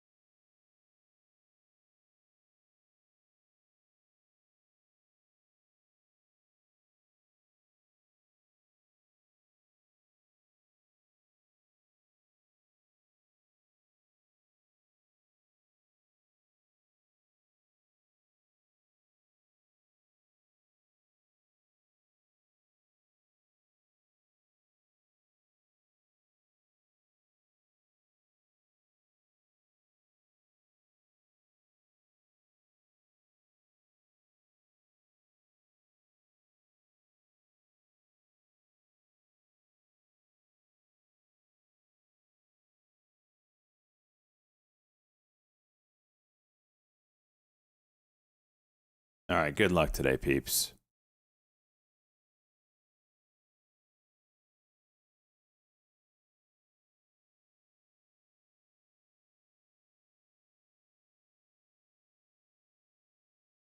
Everything that was up is cratering to start. Let's see if it gets a red to green on any of that.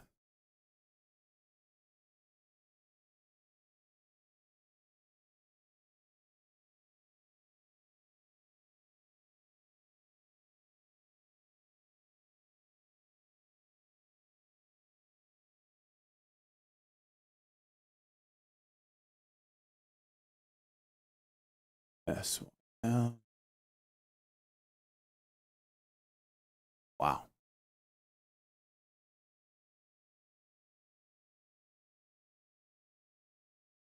What a move.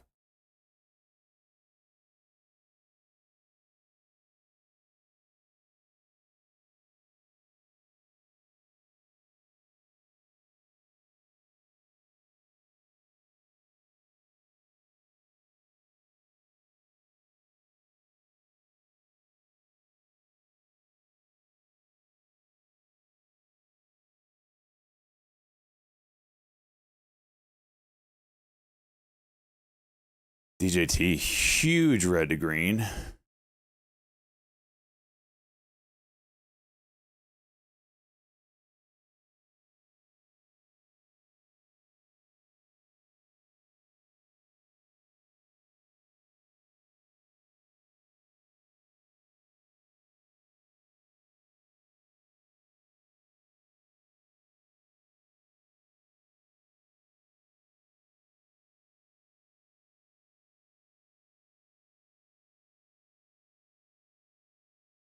WHLR coming up.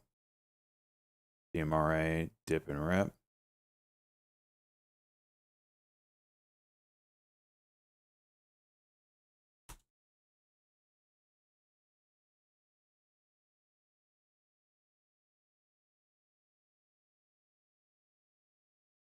DJT moving up nicely.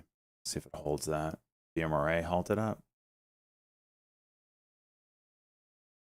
Wow.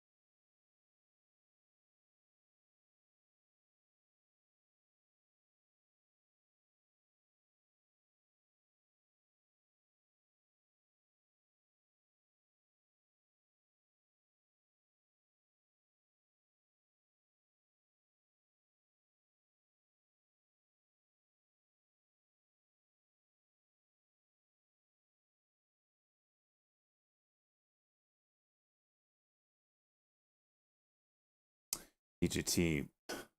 Wow. Penny stock right now. Jeez.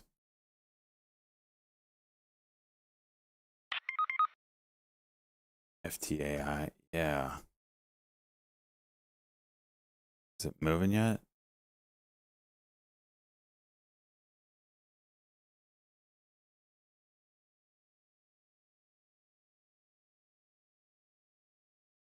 Spreads aren't bad for being such a high price stock.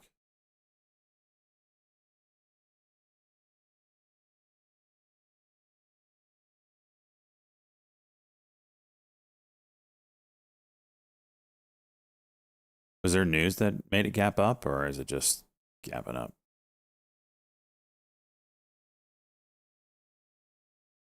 Watch SoFi red to green.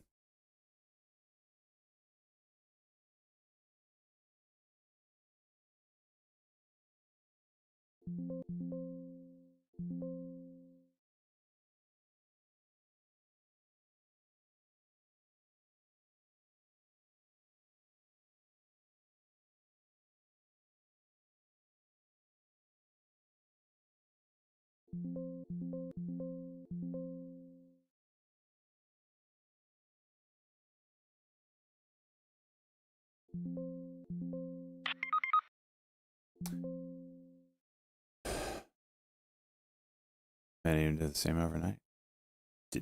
I read yesterday. Is there one today? Wait, what muff are we talking about?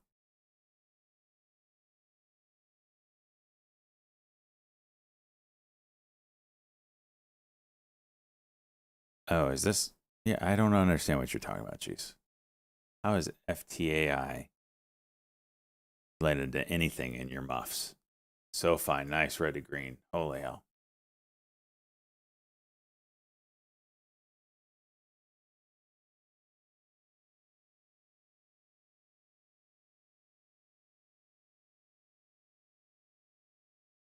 Oh, that's the one. I did read that. I just didn't remember the ticker.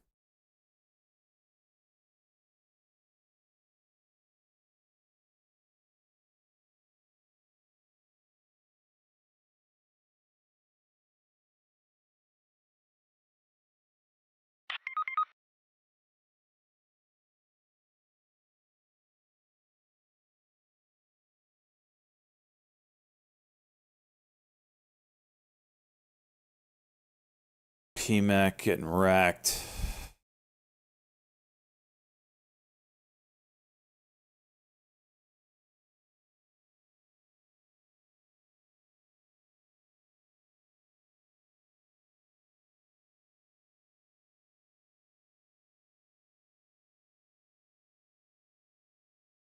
SoFi going for 16.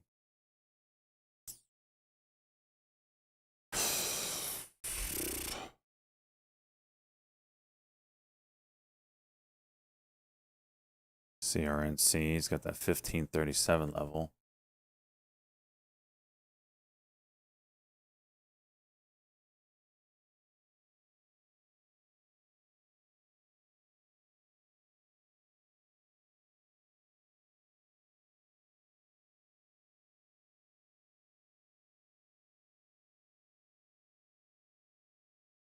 DMRA resumed.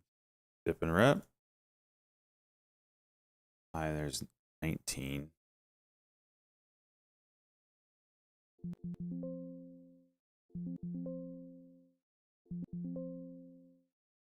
That one exiting at. Good God. Well, it ripped through it, but like half of the float rotated there in 10 seconds. Tell me there's not some bullshit there. Like, that shouldn't be possible.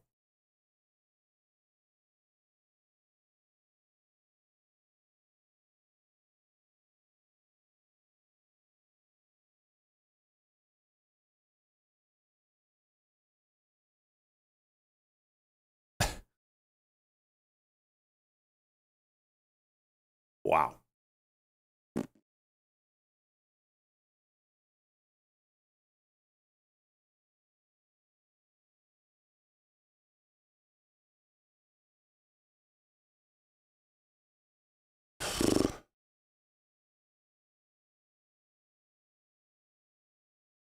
Half the float rotated in 10 seconds.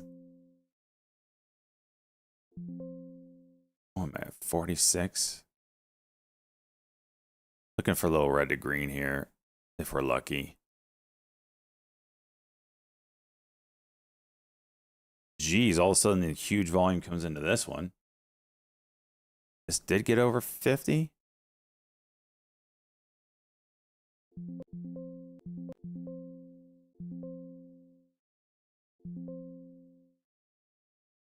Yo. Okay, the float on this E-Trade has it 650,000. I don't know if that's true or not. DATS still trying to play with that daily level.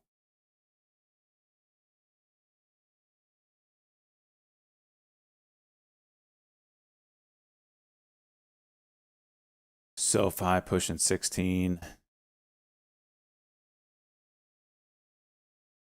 WHLR. Okay. What in the world, man? This is... Can't see this candlestick yet. Look at this horseshit. This is 2023 stuff, man.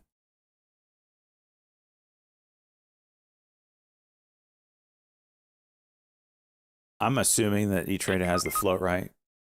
2.4 million. What do I have? 2.85 million on that volume, on that candle right there.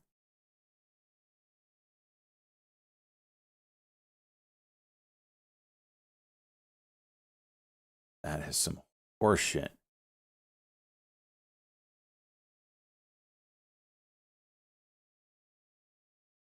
So 5 through 16. DAT's moving well.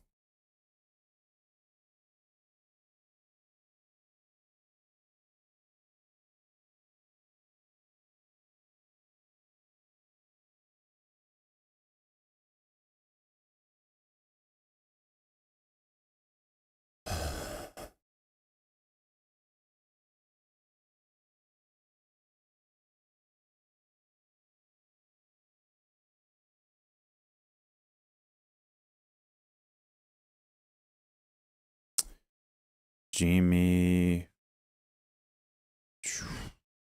Man, everything looks like ass.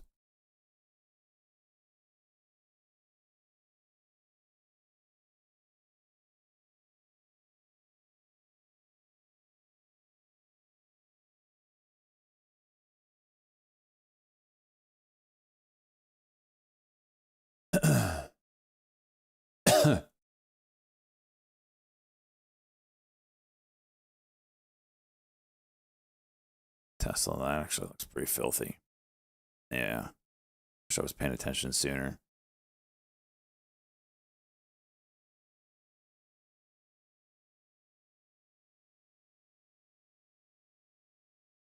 DATS coming to the daily level. 525.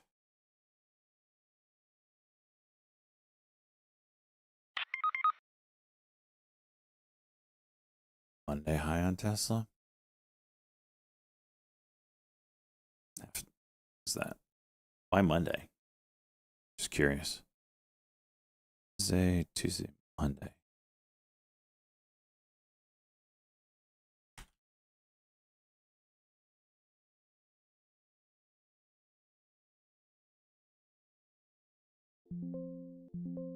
Horseshit, Phil. I wanted 506.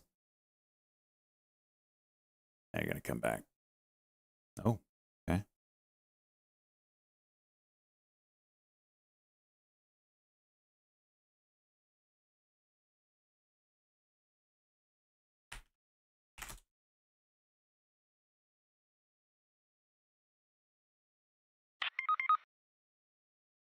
Really good volume on DAT so far.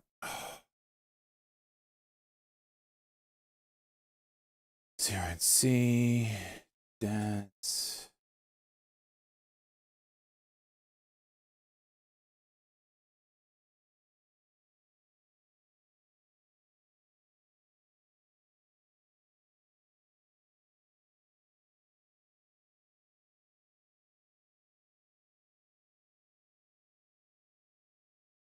Daily broke.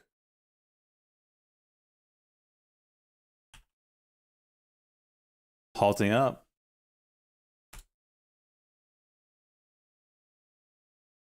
I'm in it though. Now, here's the deal. This isn't the first daily cock. We had one here. So I don't know how I feel about this.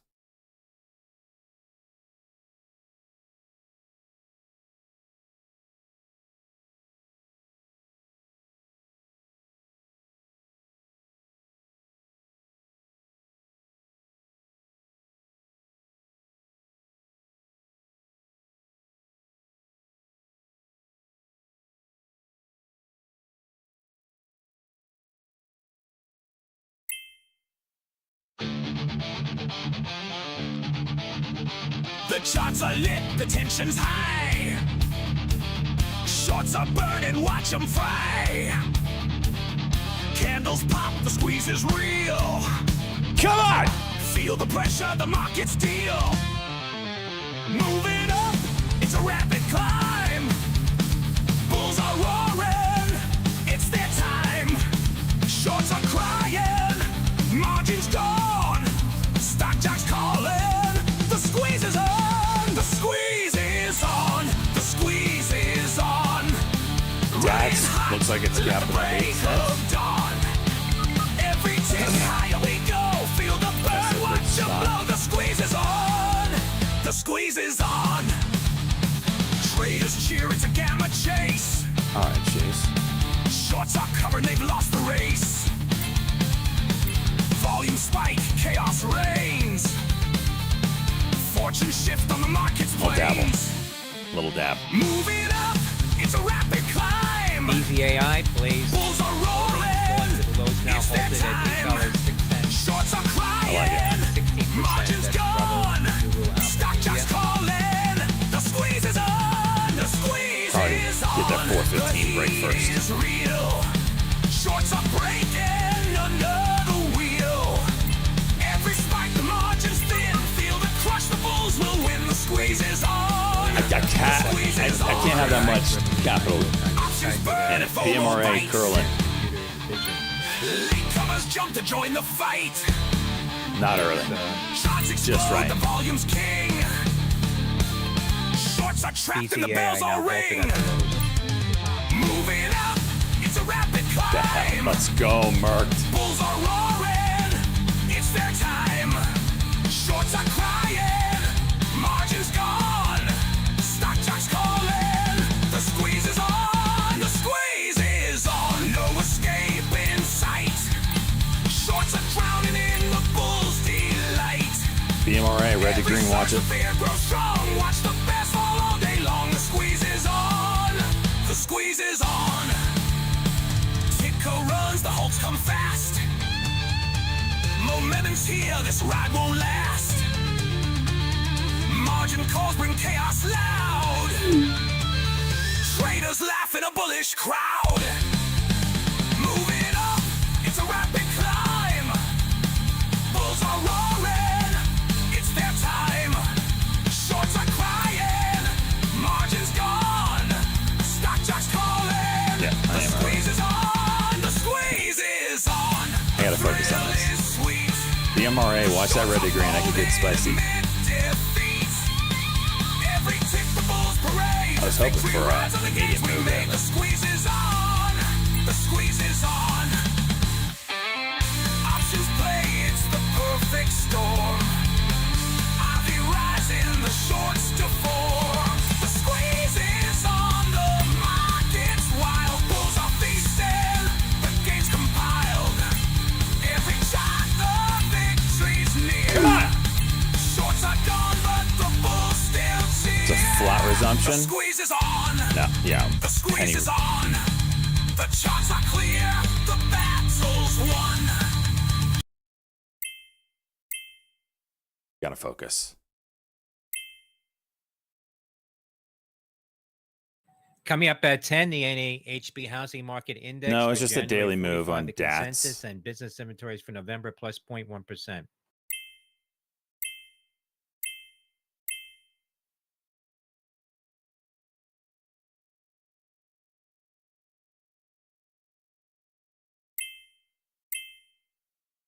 $13 here.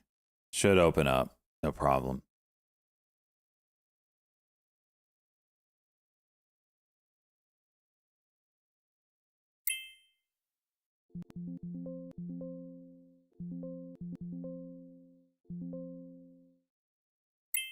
Hot damn.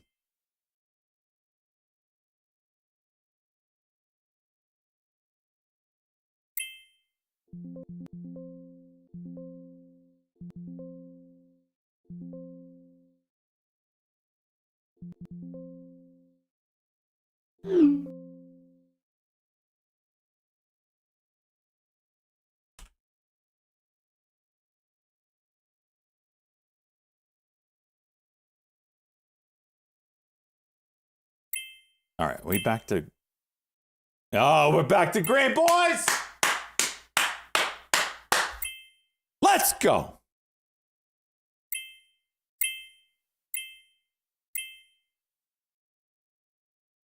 DATS Dat Chat share spiking to the highs, $5.97. Delta Alpha Tango Sandy. Does he have an instructional? Yeah, Mickey Vasic. Yeah, we help people out. It's just if you're asking questions right now, it's the busiest time of day. So after like the first hour, things settle down, and the team here, we can field some questions, but it's real tough right now, just because things are moving so hot.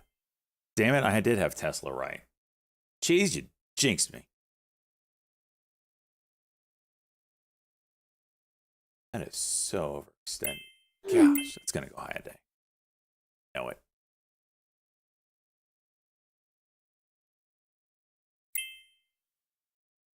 I'm not touching this.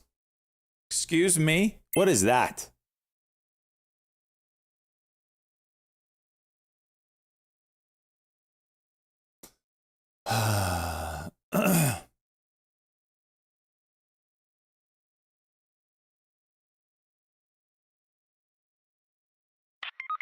New song name? That's The Squeeze Is On by Stock Jock.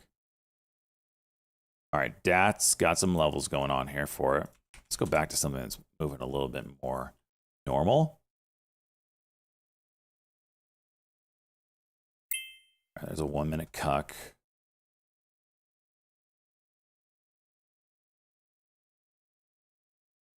Over 75, I might take a shot. 74. There's a 1 minute.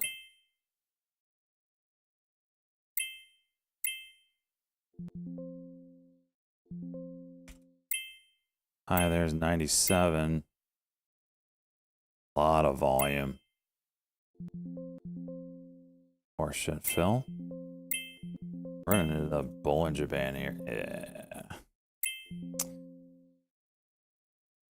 So I looked over to my 10-second chart, and we were smacking right into this Bollinger Band here, and I was like, all right, well, if we cuck, I'm out. It is tightening up, so we should get a decent move out of this range, but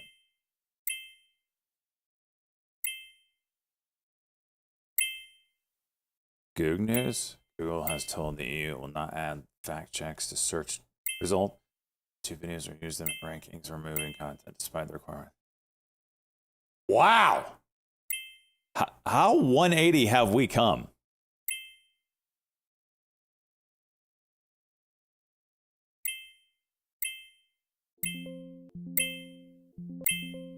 I just bought the freaking high of day.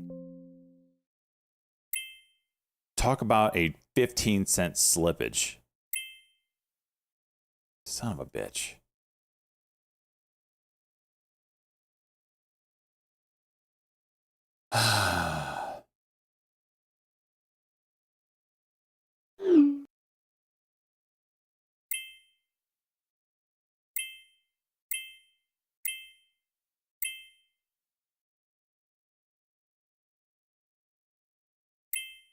NVIDIA's GeForce 5090D to feature restricted AI and crypto mining performance. New limitations now in place. They didn't even talk about that.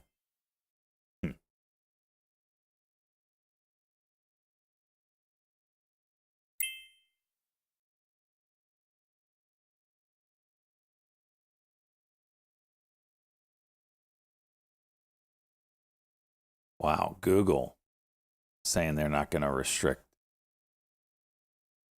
That's shocking. I'll believe that when I see it.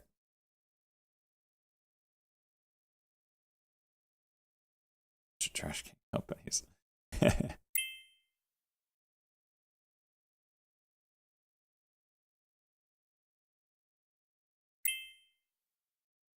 Speaking of crypto, we're getting a little pullback. DATS, that chat hitting 619 at the high now. Delta Alpha Tango Sandy. Getting a little pullback here on our XRP play. The 90 MA on the hourly has been a pretty solid bounce spot. See if it holds. So far, we're just tapped it.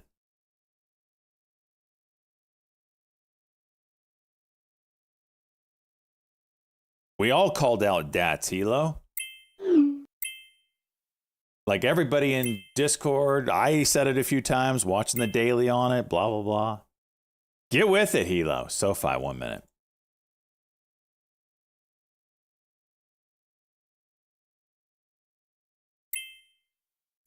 Curie. Now that's interesting.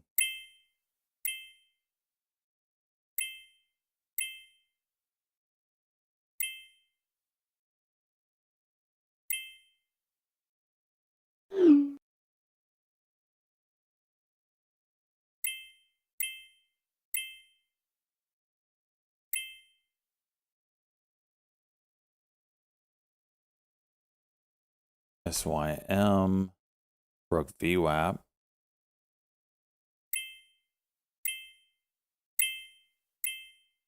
Spreads suck.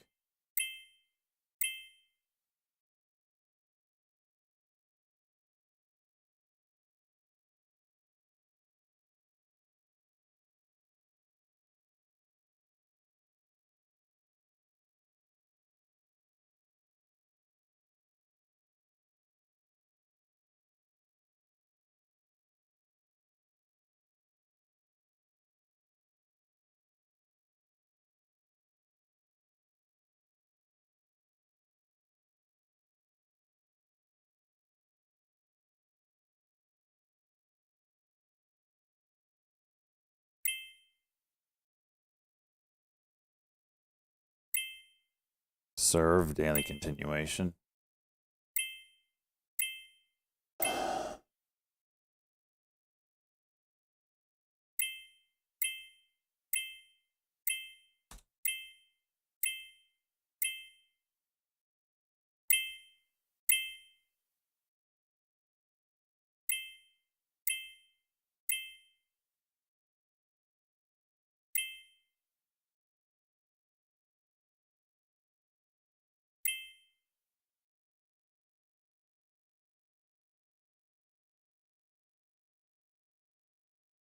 Oh, sorry, I didn't know you could still hear that.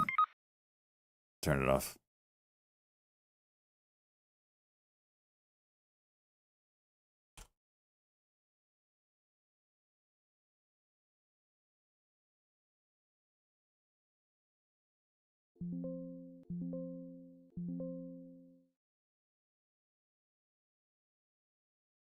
I snort? What are you talking about?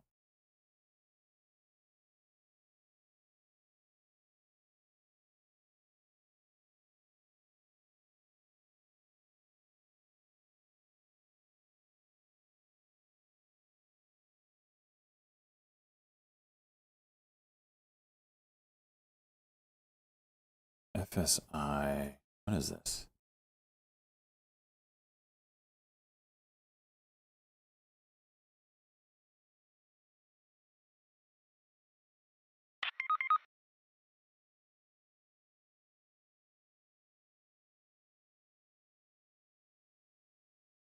Sorry.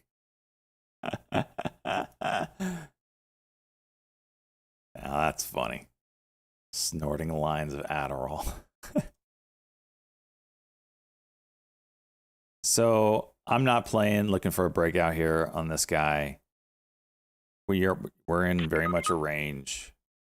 I want to see consolidation underneath and then break. Okay, Tesla, can you stop being a freaking penny stock here? Holy jeez. It went 5-minute cuck, then 5-minute cock, and now you're back to the cuck in the same candle.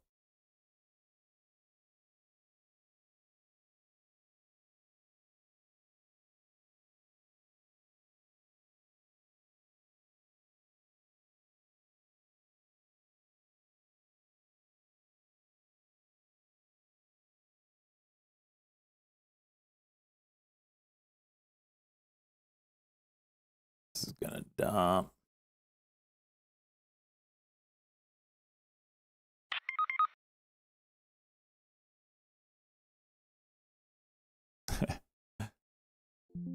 What is Monday's high? 403? Jeez. Should just be shorting this.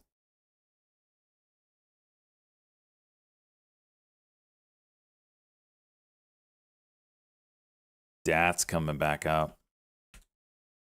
5-minute 605.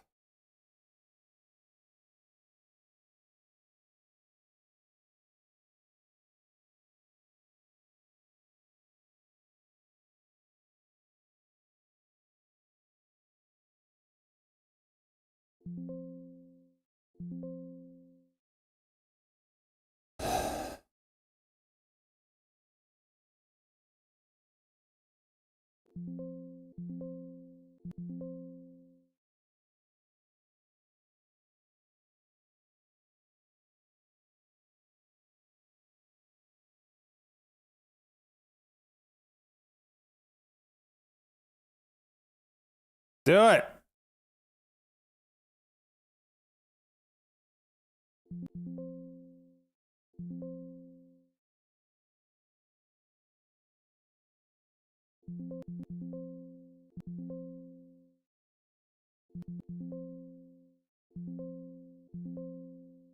All right. Worked out.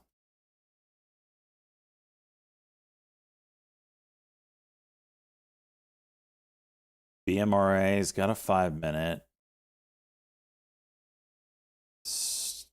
Maybe we get some consolidation here. Maybe.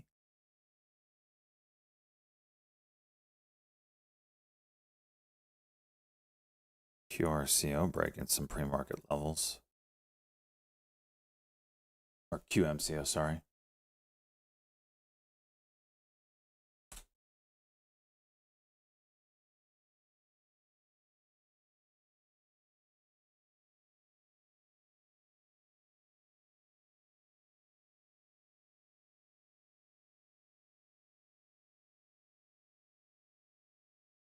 DATS 1 minute.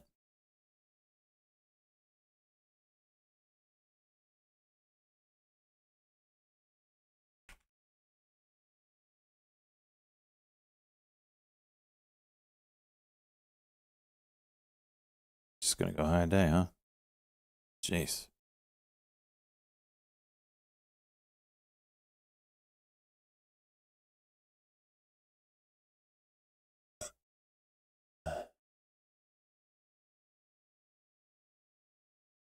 BMRA halted down.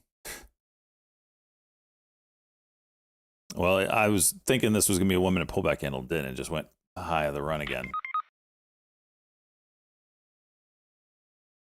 If we reclaim ES, what level are you looking at? Reclaim what? 6,000? What are we talking about?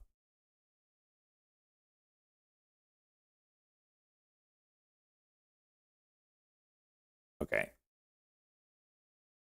The blue line, is that what we're talking about, Cheese?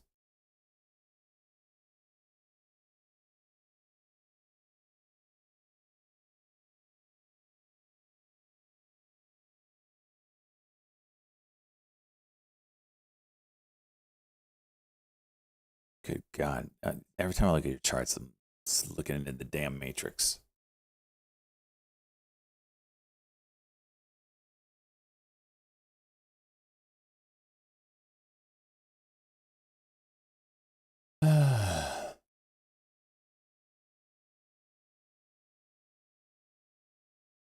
That's 30-second cock right there at 40.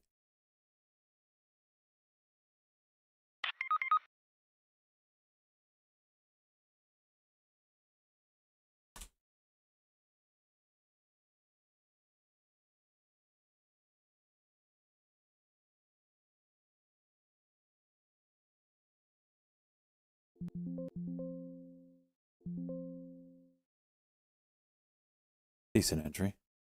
That's still going. Geez, 68.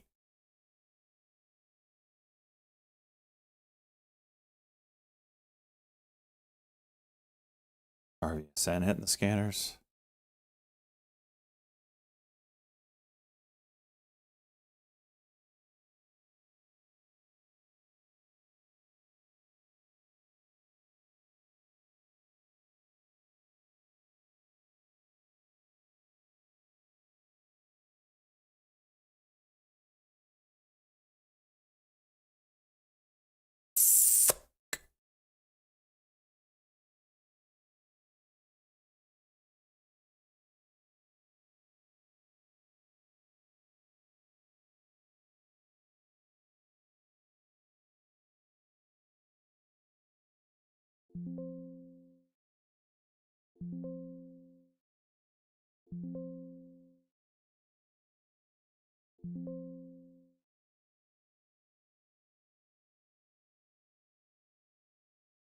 Bastards.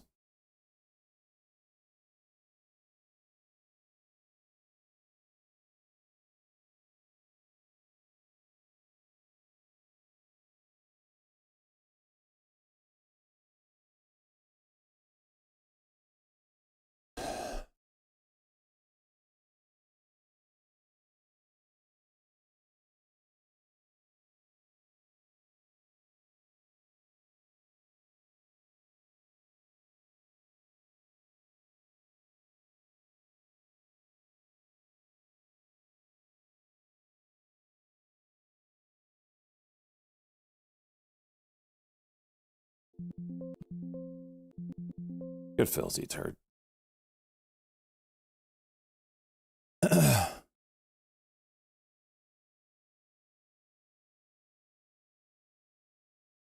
Dats, you gonna chill out for a frickin' second?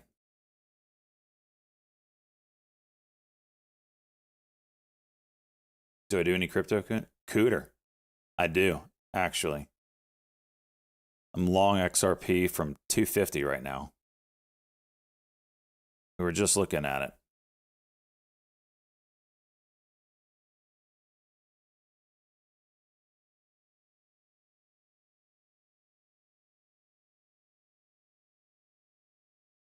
The hourly is dipped down to that 90 MA, that red line there, which this run has been a pretty decent support. This is all very bullish. I don't see anything.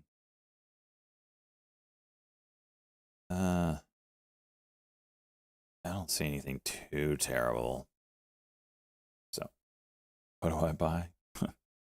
The moon, baby.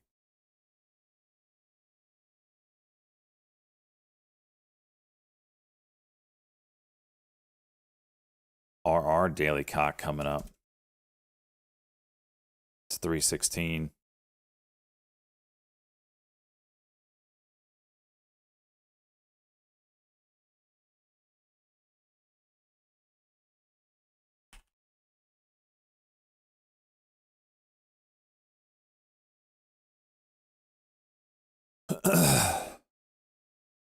Damn, mutt. Jeez. That's that a. That's just a one. SoFi coming back up.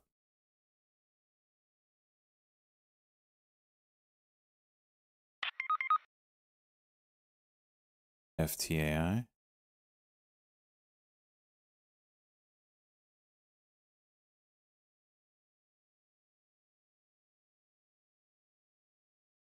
You think that's the bottom, cheese?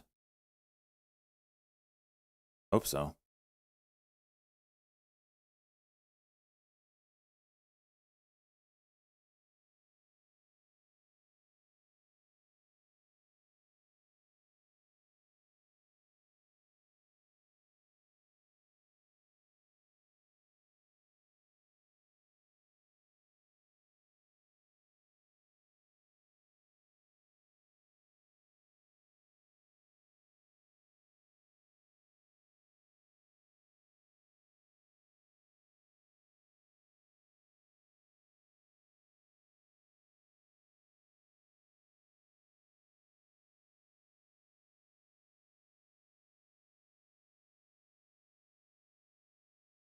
Wow.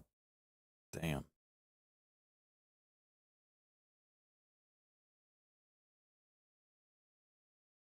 There is a lot of volume in the shitters today, like more than normal, and normally it's a lot.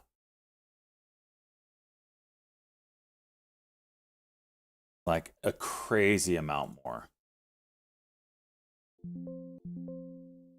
I just hit high. How? How am I the one that hits high a day? A market order of 1 million shares flying through, and I get hit with high a day.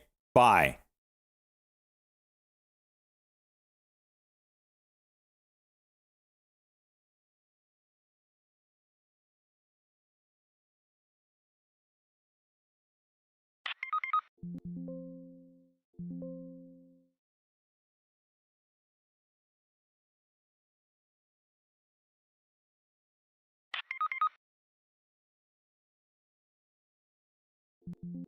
I'm just trying to get out at a decent price. I hated my entry.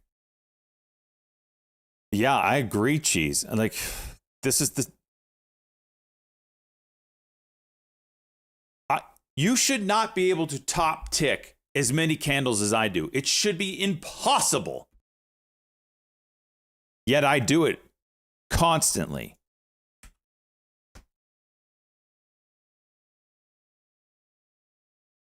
BMRA, pretty tight 5-minute to play off of. 109.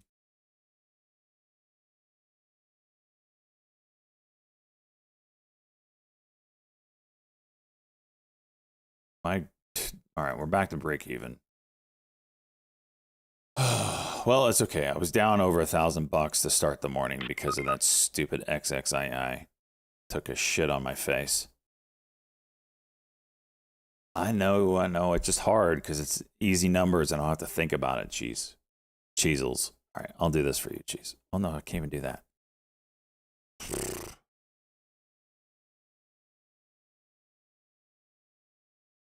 SoFi, interesting. Yeah, I just call them Cheezels. It's pillow talk.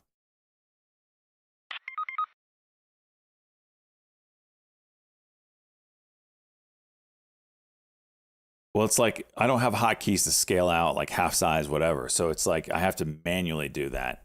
So then I like, what's half of 199? It's not happening, right? Or what's an eighth of 199? I don't want to have to think about this stuff, even though it shouldn't be too difficult to get close. And then I have to deal with the remainder. And no, it's hard.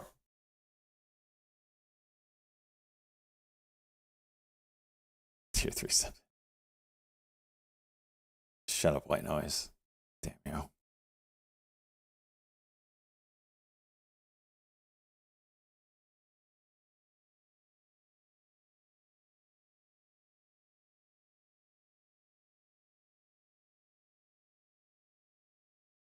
Tesla still plowing. What on earth? They're calling out XXII. Oh, the 750 level. It's also like that diagonal from the other day.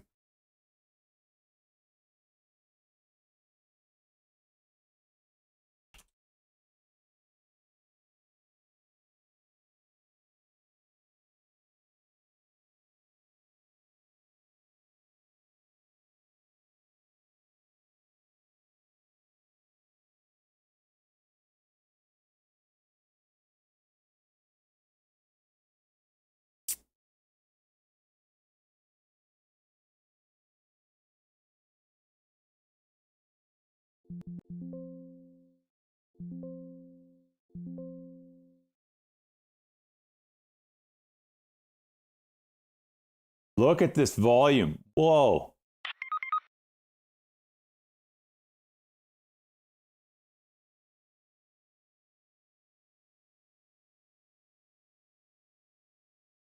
Great call, Nick. We break that 782. It's a juicer.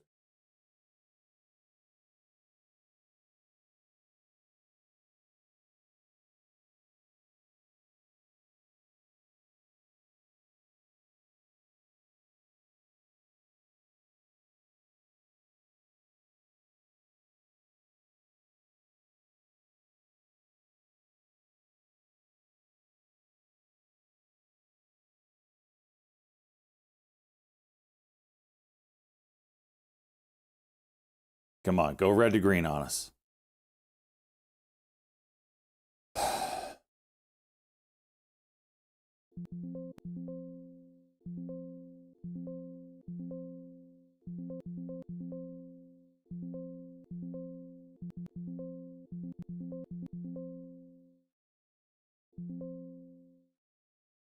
That's. It's going to be a 5-minute on it. Yeah, something like that. I want to watch XXII closely here. 782.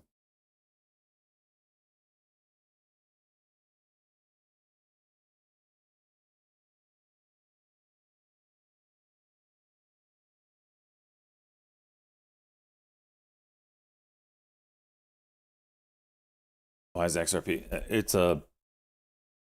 I mean, I can give you the long version. First off, they were sued, but first off, at one point they were the second biggest market cap in crypto for a short period of time. Then Ethereum took it back over, so they were number 3. Then they get sued by the government. Creators did nothing. Government hasn't finished that case in 4+ years now. So Trump comes into office, puts in a person that is crypto friendly that will now be in charge of said case. And then crypto bros hope that the case gets dropped. So Moonsicle, it's mooning right now because of technical reasons. And now there's all sorts of rumor that Trump will make a fund using American-born cryptocurrencies. That's one I saw recently. If so, then, oh my gosh. The other rumor is that he will make American-born cryptocurrencies trading tax-free. I don't see how you do that. The stock market would crash and and crypto would moon.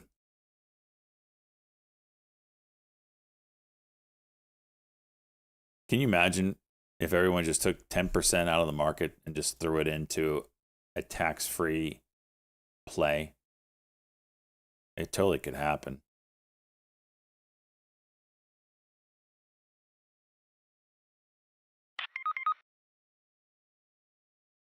Say it again. Say for those in the back. RR, that's a cuck and go on the daily.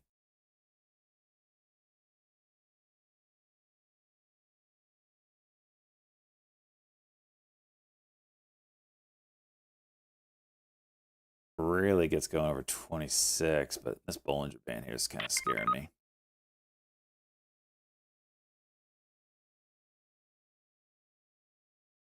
$60,000. Okay. There's 60,000 shares when I hit the sell button. Filled me at 313. It's criminal, man. My second order got filled at 315.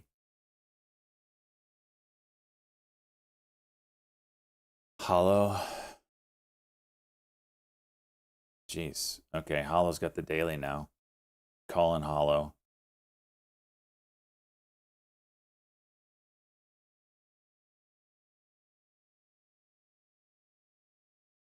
SYM, interesting.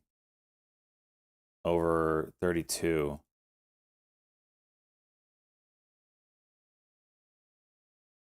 ARQQ with the juice. What's that all about? Why is that moving? RQQ. Huh.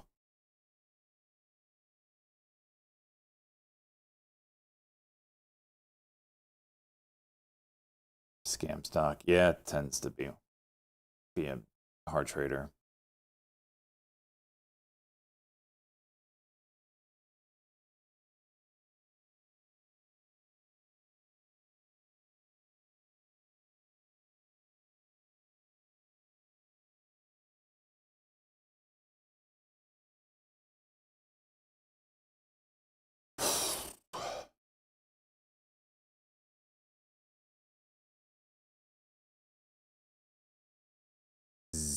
Hollow, jeez.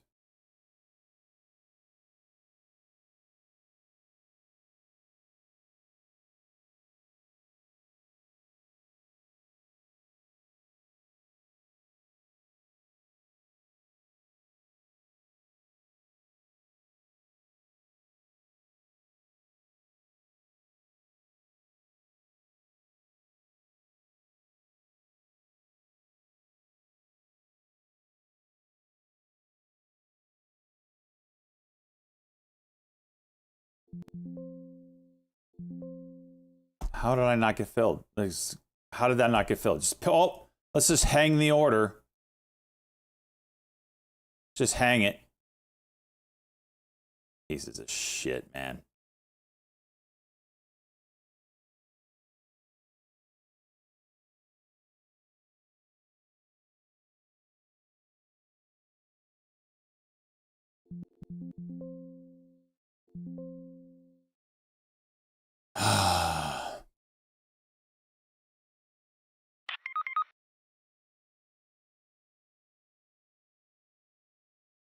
My routing setting is just auto.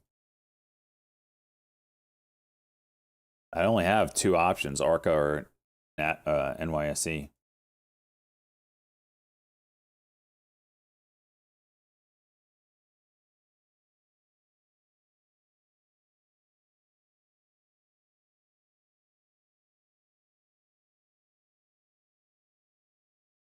Freaking A.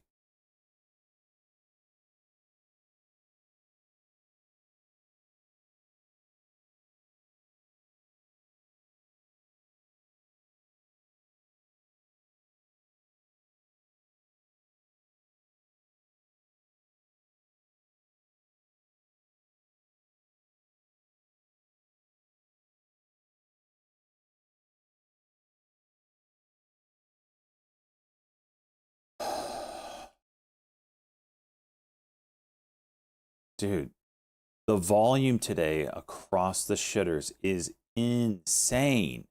Hollow getting 1 million shares a minute. Like usually we have one that's like that or two maybe. It's like every one of them today. Cheese, what does that mean? Cooter, sorry, I'm not meaning to ignore you. You got some extra fee. I wanted to buy last month, but wife got all pussy. Would be some crypto type stuff I should observe. I'm just getting into it. How does render look in your pin? I understand you're not a financial advisor. Yeah.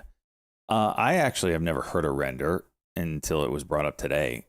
So I've been trading the ones this year that have moved in well throughout 2022 to now, or 20 for the past 3 years. The ones that have moved decently, not the ones that went up 100, went up and then retraced 99.9% of the.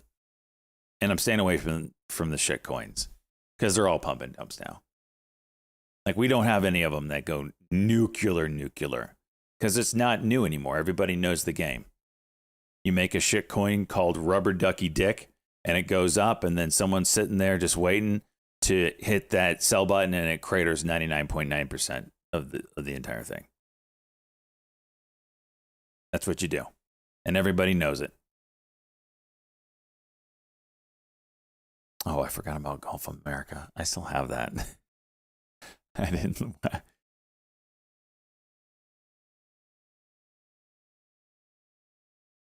I haven't changed. I should probably go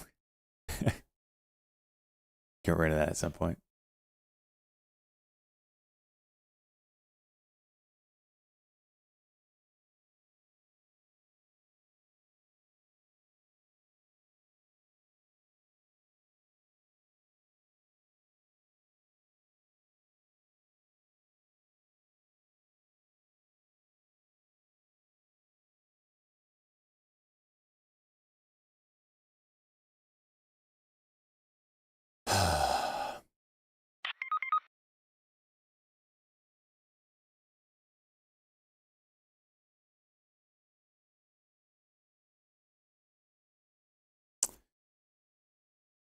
TikTok goes dark this Sunday, right?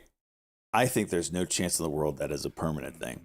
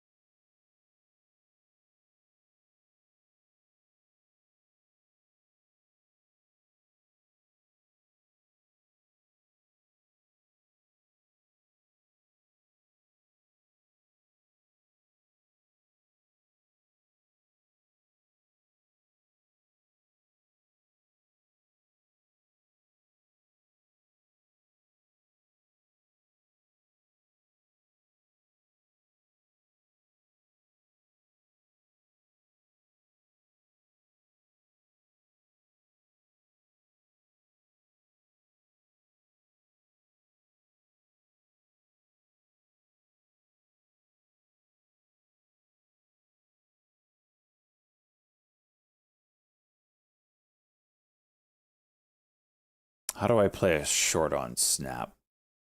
Hmm.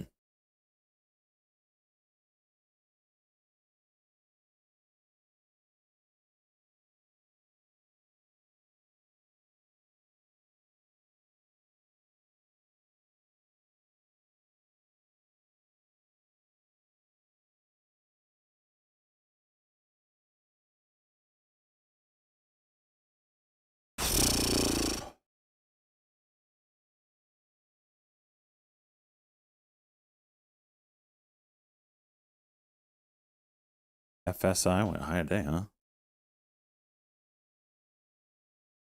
I'm watching this SoFi. It's pretty interesting on the 5-minute.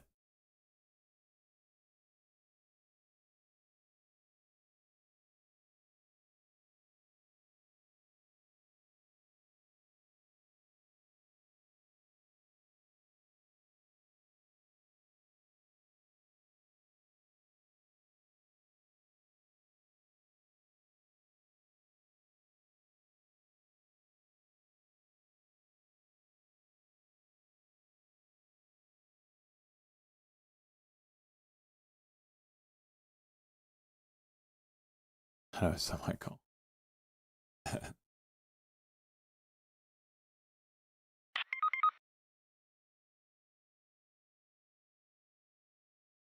Previous weekly low.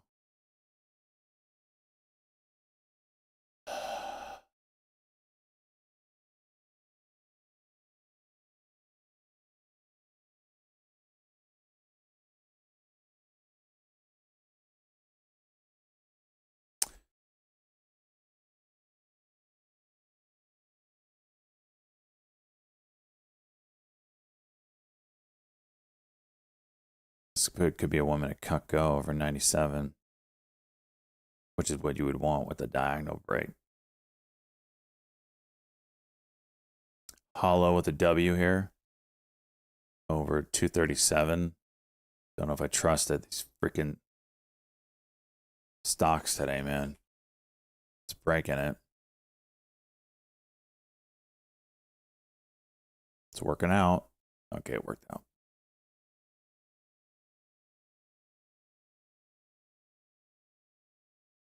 Okay, it worked out real well.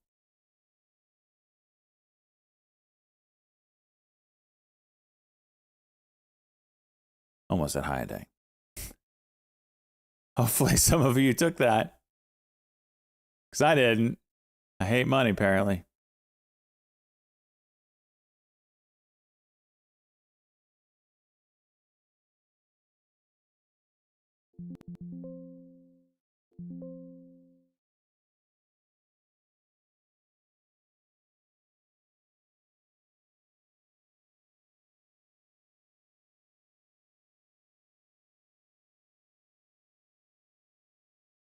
Come on, man.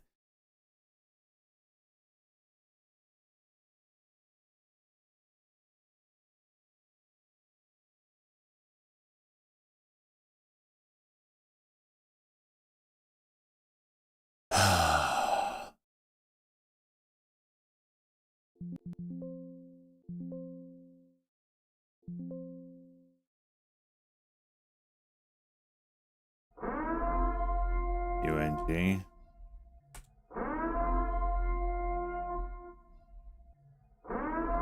What are the numbers? Is there numbers out right now, or is it something else?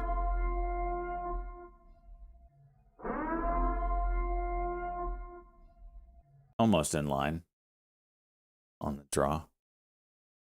SoFi right back up. Piece of shit.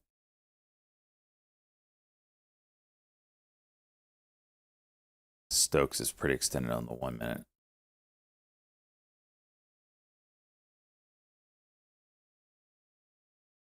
DATS 5.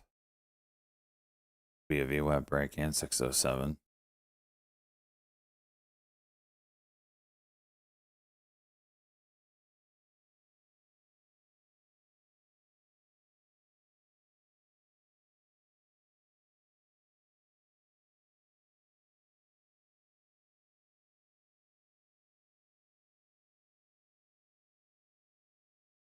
And I missed it. I looked away for a frickin' second.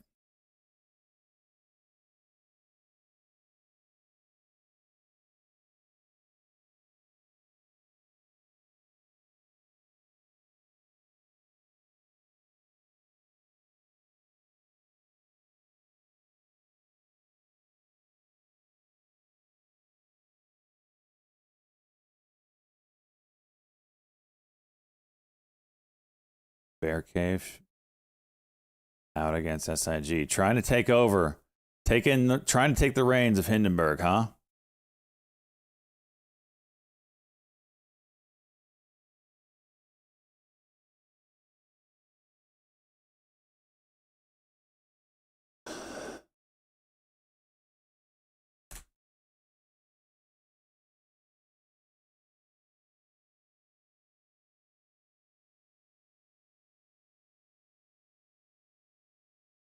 ARQQ again. That's 640. Unbelievable.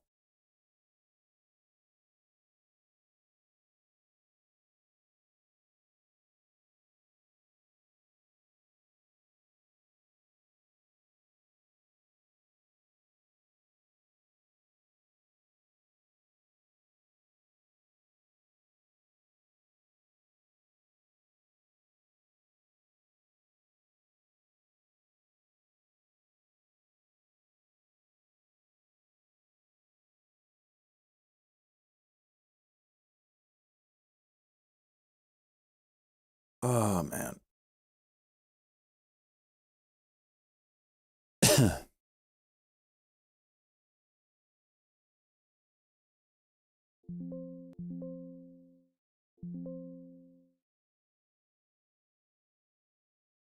See if this 1 minute play gets anything.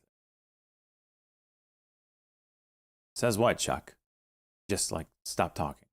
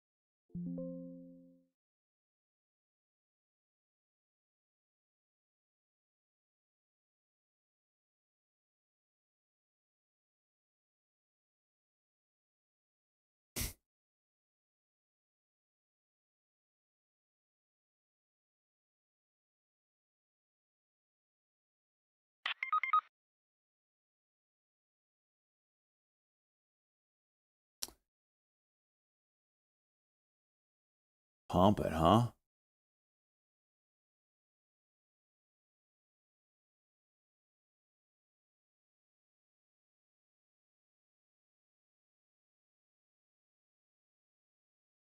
Signet Jewelers. Wasn't that the places that used to be in like the malls?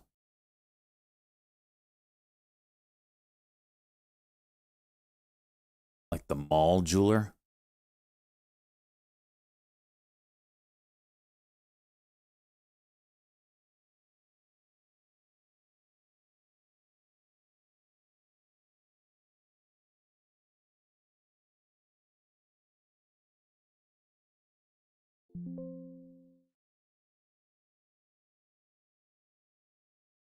Oh, sure, yeah. He didn't get filled.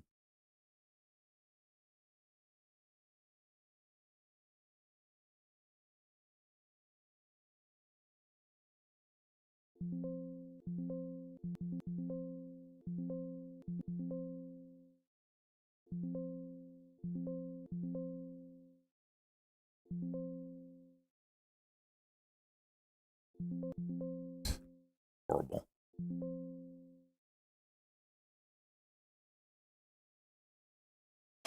Ba-da-ba-doo.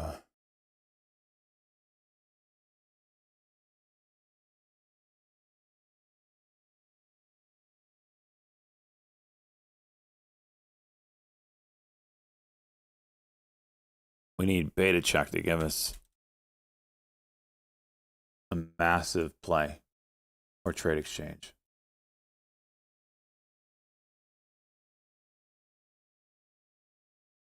Break even on the day.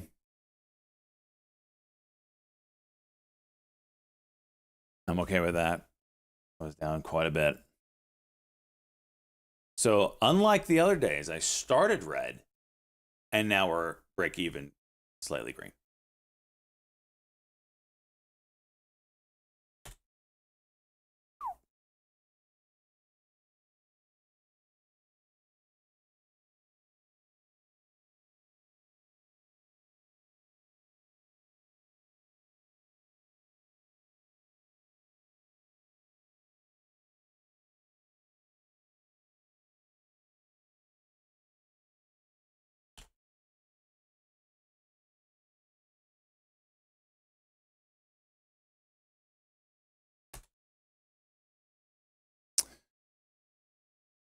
We're at the 1 day min on Apple here.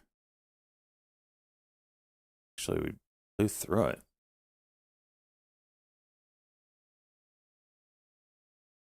$233.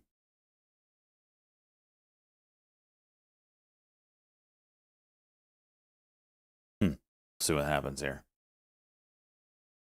That's doing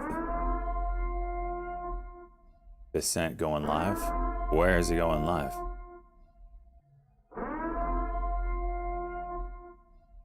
Cover means in order to close out your shares on a short position, you have to cover them. So that's what that is.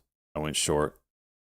I covered and exit the position. Just like if you buy, you have to sell. If you short, you have to cover. Yeah, where is it at? I want his hearing. If anyone's got a link to it, we'll watch that one. That's big. Big juice. Disney calls.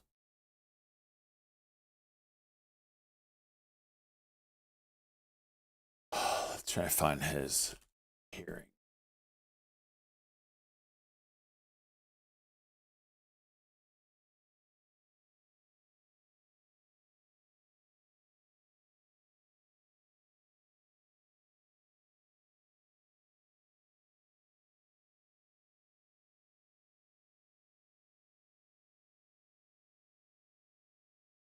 Go. Appreciate your positions supported by major law and accounting firms. Thank you for your transparency and responsiveness throughout the Finance Committee's exacting process, and I look forward to We'll continuing just listen to to work it. together with you. Mr. Bessent has worked for the last 3 decades as one of the sharpest minds in the global finance industry, including as an entrepreneur who started his own asset management firm. He taught economic history at Yale University, is a member of the Council on Foreign Relations, has served on the board of universities and nonprofits, and engages in a variety of philanthropic Apple and Google endeavors. suing government. What? Mr. Bessent, based upon your background, experience, and character, President Trump made an excellent choice in nominating you to be Secretary of Treasury. As you have described it, the position for which you are nominated is at the heart of the American economy, which is in turn at the heart of global economic growth. A Treasury Secretary heads the agency charged with supporting economic growth, representing U.S. interests before foreign nations and global financial markets and organizations, managing the federal treasury, and overseeing financial institutions. SoFi down at to name support just a here. few of the responsibilities. See what Past happens. successful Treasury secretaries have understood business and financial markets, as well as foreign policy and national security, budgets, and regulation. They have worked collaboratively with Congress to enact the president's priorities. Additionally, they have been forthright and communicative.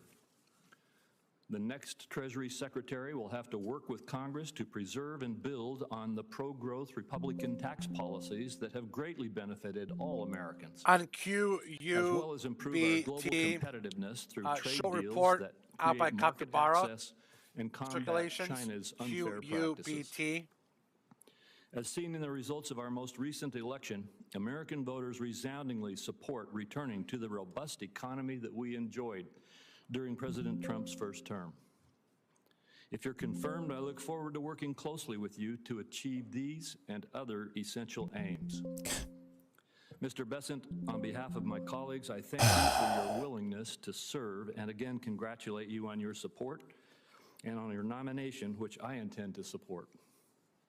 With that, I recognize Ranking Member Wyden for his opening remarks. Thank you very much. Everybody's Mr. putting out Chairman. their I short appreciate reports you out, introducing trying to all be the new next members on Hindenburg. both sides, and as always, you're Trying to move that stock, trying to get that first huge win. appreciate it. In a Trump economy, the winner's circle is small, and it's dominated by the ultra-wealthy. Working people and the middle class are on the outside looking in, and Trump and his advisors are indifferent to the problems they face each day. I've had more than 1,100 open to all town hall meetings in my state. I'll have several more this weekend. The second word I hear from Oregonians in those meetings, Mask getting close to yesterday's high at 309. grocery bill, medical bill, electricity bill. Americans feel held down by the cost of living. They look at the growing fortunes at the top and they weigh that against their sense that America's middle class just doesn't have the opportunities to really get ahead. American people voted for change, and more than anywhere else, they want change in the economy. I don't believe they're going to get it So if I from Mr. crack the Bessent or lower Donald side of Trump. this The centerpiece wedge, of the Trump little economic bear trap agenda is extending the potential. 2017 tax law at a cost of more than $4 trillion. Ultra-wealthy individuals who rake in millions each year would get tax breaks of hundreds of thousands of dollars. Families who live paycheck to paycheck would QUBT, be lucky falling here if at they could just get enough $11.10. to cover the grocery bill for a week. How does Trader Donald Trump and circulating a Republicans short plan to pay report. for their multi-trillion-dollar giveaways to the ultra-wealthy? For starters, they'll be That's Quebec offering Uniform Bravo Tango. across-the-board tariffs. And let's be clear about what that's all about. Trillions No of Phil, huh? dollars in new taxes paid for by working Americans and small businesses. And to me, the ultimate distillation of the Trump agenda is paying for tax breaks for the top by increasing child hunger, booting tens of millions off their health Freaking insurance, E-Trade. and 91 laying off million share hundreds of float, and I can't thousands short this of thing. manufacturing workers. It feels to me on typical American families. And the nominee, if confirmed, is going to be right in the middle of it. Donald Trump's going to be waging this class war instead of fixing what's broken about the tax code, which is there's a special set of rules that apply only to the ultra-wealthy. Make no mistake about it. Those ultra-wealthy people get to pay what they want when they want to, and often little or nothing for years on end. Mr. PCLA Bessent, case in IPO point, indicating taxes that fund $2.65. Medicare are Papa Charlie Lima automatic Alpha. for the vast majority of Americans. They TCLA come IPO. straight out every Go paycheck. for an IPO today. It's a civic duty that pays off as earned benefits down the road. But like a number of Wall Street fund managers, Mr. Besant makes I feel like I use might have of this a drawn tricky wrong. legal maneuver to opt out of paying into Medicare. It's a tax loophole that hurts Yeah, Medicare, that's probably better. but benefits him to the tune of hundreds of thousands of dollars each year. Now, the Treasury Department has gone to court to argue that taxpayers taking this position are violating tax law. Make no mistake about that. That's not me making the judgment. That's the Treasury Department. They went to court to argue that taxpayers are taking Oh this my position God. are violating the law. QUBT hitting new I lows believe of it's a the big day now conflict of interest off that if the earlier nominee call is confirmed. in the new stats by Capybara Research. All right, Either he Capybara and his lawyers might be the new Hindenburg. position that Treasury policy doesn't apply to the IONQ. Treasury Secretary, or he blesses a loophole that lets Wall Street titans blow off their fair share of Medicare taxes. I kind of This is deleted all of exactly the the kind of freaking abuse quantum of plays slavery from my leaves list Americans feeling because I just disgusted traded them with the horribly tax yesterday. code. They feel it every spring when they go to file their taxes through the big software companies as well. It's absurd that Americans get charged huge amounts of BRMA money twisted? to file their taxes every year. That's why a number of us in this room BMR. worked hard to create the new BMAR. direct file program with resources from the Inflation Reduction Act and the Biden administration. It's Oh, a free shareable option that sympathy. allows taxpayers to file their returns directly On to the RCAT IRS. now, No reported by software Kerrisdale saying middlemen that they're short the name picking their pockets or RCAT. harvesting Everyone's short Airsdale. everything today. that launched last year to raise reviews. and RCAT, virtually Red Cat Holdings, nowhere in trader the circulating a Western report from industrialized world Kerrisdale, do we have Romeo Charlie Alpha the kind Tango. of bureaucratic, costly system we have today, and we're trying to change it.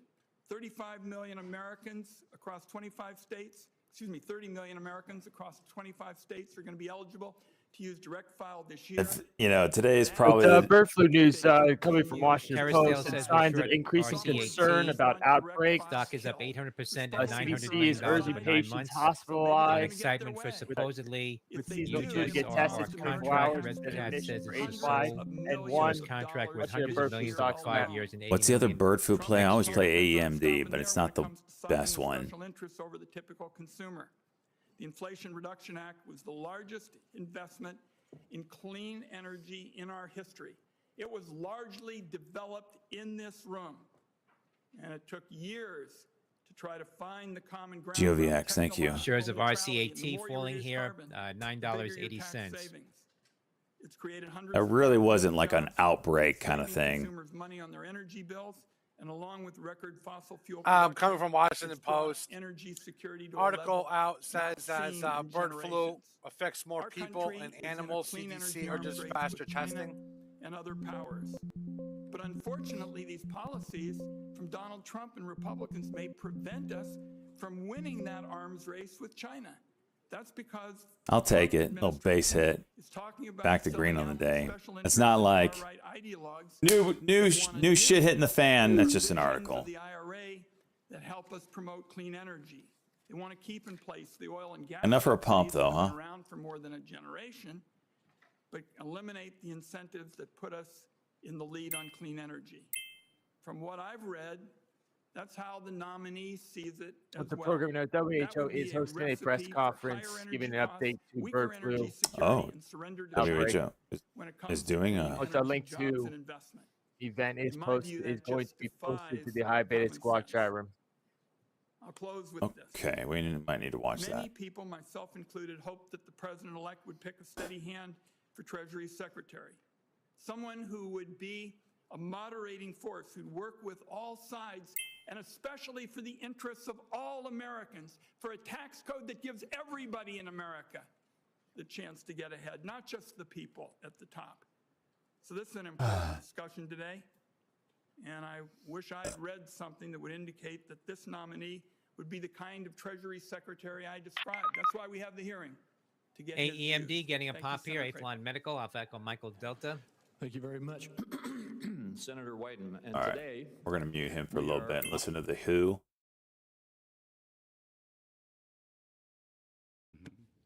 Think. Where to go? There it is. the executive board in the weeks thereafter. So if Remember, just a that all quick goes update to on this plan, bird flu. Trailers we are should have circulating a new regional a director meeting by the for WHO. Africa Keep in mind, in this place was by the 1st expected. of June Washington of Post, this that was will known. report Thank as you very bird flu much. affects They're more just doing a media briefing. Thank you very on much, Derek. world And I think we'll global go over people to and epidemics. animal Mike, Dr. Mike Sea Ryan urges for the faster question testing. about AM the response AEMD to sure is getting a emergencies. pump on that. Where are they meeting? This looks horrible. Sorry, we didn't hear that. Can you repeat it? CLSK? Audio issues here. Paul, would you like to repeat your question? It was essentially about our role in responding to emergencies, but I think Paul put it a lot better than I will. Paul, would you mind repeating your question? They're all talking over each other. Yes. So my question is this: looking at WHO's experience in Gaza and Sudan and elsewhere, so what is the common thread that you believe should guide emergency response in such situations now and in the future? Look at the room. Thanks, Paul. That's a very good question. It's a very important one.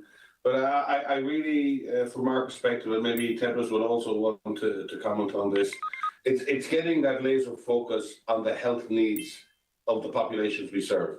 There's a lot between us and that. Not There are interested in logistics. this. Back to set. Let's take our RCAT notes. I'm not the Short report from normal Care still person you out. go to ask about RCAT. because This is not so much my SoFi, portfolio. really But when you tight. mentioned Scott, I said, "Oh my God, home run!" From my point of view, I mean, you talk about somebody who's academically gifted, understands the world. Scott, like any Republican president, would pick Scott. I mean, he's really understands the president and what the president wants to do. And reason I vote for almost everybody, for every president, is I believe, colleagues, that every president deserves a cabinet that they know and trust and can rely upon. If I had to vote good for point, people Cheese. based on agreeing with them, I wouldn't vote for anybody y'all picked. That's not the standard for me. I vote for people who I disagree with because I think they're qualified. So I would just ask the committee to think for a minute, is this man qualified? Does he have the background and the intelligence and the character to serve President Trump and our nation's Secretary of Treasury? I think by any reasonable test of qualifications, he excels beyond the bare minimum to the highest level of excellence. But that's just my opinion. So my goal here today is to tell you a little bit about him. You've heard from the chairman about his success in the ATRA financial popping world, up. about his academic qualifications. Being posted in the news desk is He a was link born to in Little Bill River, South Ackman's Carolina. The Art of the Deal for Why do their they call it Little River? Fannie and Freddie PowerPoint Because it's little. presentation. And it's a river. Last time they promoted that at Juiced. It's in Horry County. How many of you heard of Myrtle Beach? Most of you. Well, this is somewhere between Conway and Myrtle Beach. At 9 years old, his first job was to set up beach chairs and umbrellas in North Myrtle Beach. And apparently you did well there because North Myrtle Beach is thriving. He went to North Myrtle Beach High School, and he was voted most likely to succeed in 1980. And we have a high school classmate of his. What did Remember they that see link in that him? is The being same posted thing I is said. from Bill Ackman's Pershing Square. Someone who really is talented and works hard and just a good person. The type people that you think are going to succeed, but you hope succeed. So he lives in Charleston, in a really nice place. Going from Little River to Charleston is about a 2.5-hour drive, but it's a real change. I Since can't live short in it. South Carolina, Give it I out. like I've them tried both very multiple much. times. He's married, John, his husband's right behind me. And they have 2 kids, Caroline and Cole, and they're absolutely adorable. And from a South Carolina point of view, we're really proud of Scott. I was over the top happy when President Trump picked him because I know him. I know where he came from. The rich and powerful don't live in Little River. This is truly the American dream. This man has been successful at everything he's ever tried to do. He's worked really hard. On TSLA, And why did Tesla, President traders Trump are pick him? circulating a Fortune article. Because he believes ATRA, in Elon Musk is Therapeutics, already moving, offering the first price continue to cuts move for off his the lows Tesla now, Cybertruck. $7.95. Keep in mind, this was ATRA. mentioned previous. This is just the here's article what out now by Fortune. Scott said, I think it's the melding of economic policy with national security. Economic policy and national security are now indispensable, and Donald Trump understands that. So I'm here to tell you, folks, I agree with that. If we don't have energy Company independence, we're received a less complete safe. response letter from the FDA If we don't get our debt in order, we're less safe. on Whoa, their volume. blood I am cancer known around treatment. here as That's kind of a national ATRA. security guy, but I do understand economic policy matters. If you want to clean up the environment, a carbon fee seems to be a good way to do it, to punish China and India for bad carbon practices. There it Call is. a tariff, Oh. Call it whatever you want to do. So President Trump won. I'm here today because he won. I'm here today because Scott lives in South Carolina. I'm here today to tell you, if you use qualifications as your test, this is the easiest vote you'll ever take. If your goal is to play like the election didn't happen, then I guess you'll vote no. That's just where we're headed in the Senate. When you lose an election, you get up and dust yourself off and you get ready for the next one. But I was honored when he asked me to introduce him, because I know this man, and America will be in good hands if he's our Secretary of Treasury. He deserves this job. He's qualified for this job. And President Trump, thank you for picking him. On behalf of all of us in South Carolina, we're extremely proud of you, and we wish you well. Thank you. Thank you, Senator Graham. Very true and Appreciate clear. you giving this introduction, and you are now excused, as is our practice. And Mr. Bessent, before we turn it over to you for your opening statement, I have 4 questions that we ask all nominees who come before this committee. The first is there anything that you are aware of in your background that might... Bay Area Let's take event. EYEN, Echo Yankee, Echo November. There's our spike in activity, new highs, EYEN. Jeez. It all depends what kind of trade you're looking at. If it's a longer term trade, then you can leave in, that's part of your trade plan, and you size accordingly if you're going to step away. But a lot of us here are day traders. We're trading on a one minute chart, so we're focused in, locked in, and we'll get off desk when we're out of a trade. Yes, sir. And finally, do you commit to provide a prompt response in writing to any question addressed to you by any senator on this committee? Yes, sir. Thank you very much. Again, welcome to the committee, Mr. Bessent, and you may make your opening statement. Good. Thank you. Chairman Crapo, Ranking Member Wyden, members of the Finance Committee. It's an honor and a privilege to be considered by this committee as the President's nominee for the Secretary of the Treasury. I want to thank all of you who took the time to meet with me over the past few weeks. I want to thank my spouse, John Freeman, who is here today. Bay Area, I was saying is, first off, sub to the channel. Second, if you, it all depends what kind of trader you are. Most of us here are day traders, and we trade on very low time frames. So the 1 minute chart, 5 minute chart, and in that case, yes, we are going to sit here and monitor the trade until we are out of the trade.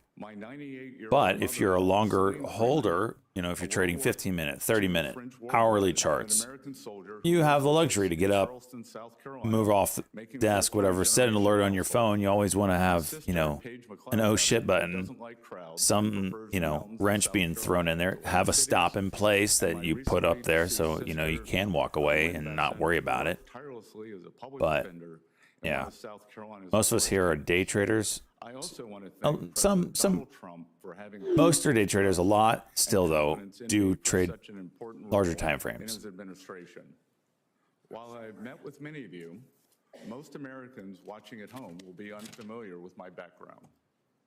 I have been blessed with a fulfilling and successful career, but my presence here today was far from predetermined. Comments I was coming up born from and Feds raised in the Williams. South Carolina Low Country. Dad's My trying to father curl. fell into extreme financial difficulty when I was young. When I was 9 years old, I So if I started try to go working higher 2 summer day, jobs, Dad's and has I got haven't stopped working since. a couple things. I eventually There's higher day on made SoFi. my way to Yale. I accepted my Dad's first is internship interesting. in I don't know finance if this is a because the job wedge was or sofa in the office I don't know. sleep Something to on, watch though. which allowed me to live in New York City rent-free. I've been involved in the financial markets ever since. I've been fortunate enough to work with some of the world's greatest investors in a Watching career that has Bitcoin taken reverse me back to highs to of the almost day. 60 countries over 40 years. My life has been the only in America story that I am determined to preserve for future generations. Today, I believe that President Trump has a generational opportunity to unleash a new economic golden age that will create more jobs. All right, we got a wealth, decent win on and the day so far. prosperity for all Americans. My life's work in the private sector has given me a deep understanding of the economy and markets. And while this experience let's will go. be invaluable in crafting economic policy, I have long adhered to the principle that you should know what you don't know and lean on those who do. I'm going to take a I will 5-minute never break. I'm going to come serve back in and maybe answer government. some questions I that a lot of the intend, new if people have. confirmed, to be No in 5-minute close break here. Get my contact eyes off the with each of screen. you in your Been at it offices here for and 4 secret hours. counsel. So The Treasury take a little bit of a break, Department come plays a back, answer some critical questions. role in protecting American national security. We must secure supply chains that are vulnerable to Listen, Marburg strategic virus news. competitors. WHO is We reporting must last Friday. carefully WHO deploy received sanctions reports of as suspected part cases of a Marburg virus whole-of-government in approach to Tanzania. address our national security requirements. So far, 9 cases And have been critically- reported, including 8 deaths in 2 We districts. must ensure that the U.S. dollar remains the world's reserve currency. Today, Americans face significant ORKT, challenges Orange Cloud in an Technology, economy falling from that the has not highs, created enough $3.82 now. for Hold it working again. men and women. Oscar We Romeo have an Kilo Tango. affordability crisis, a housing shortage, and for the first time in my lifetime, parents feel as though the American dream is slipping away from their children. The federal government has a significant spending problem, driving deficits that have averaged an historically high 7% of GDP during the past 4 years. We must work to get our fiscal house in order and adjust federal domestic discretionary spending that has grown by an astonishing 40% over the past 4 years. Productive investment that grows the economy must be prioritized over wasteful spending that drives inflation. As we begin 2025, Americans are barreling towards an economic crisis at year-end. If Congress fails to act, Americans will face the That's largest enough bird flu tax news. increase Earlier in reports history, are now a circulating crushing on $4 bird flu. The trillion CDC tax has hike. issued health We advisory must make permanent the on 2017 H5N1 tax- infections. 2017 Tax Cuts and Jobs Act and implement new pro-growth policies to reduce the tax burden on American manufacturers, service workers, and seniors. I've already spoken with several members of the committee, as well as leaders of the House, about the best approach to achieving these important goals together. As President Trump has said, we will unleash the American economy by implementing pro-growth regulatory policies, reducing taxes, and unleashing American energy production. The breadth and depth of our capital markets, along with predictable pro-growth tax policy and smart updated WABC, regulation, West will continue America to make Bancorp, America the most reporting popular Q4 earnings of destination in the world $1.19. for That's Whiskey Alpha starting, Bravo growing, Charlie. and taking public a business. And as we rebuild our economy foundation for the next generation of American competitiveness, we must use all the tools available to realign the economic system to better serve the interest of working Americans. For too long, our nation has allowed unfair distortions in the international trading system.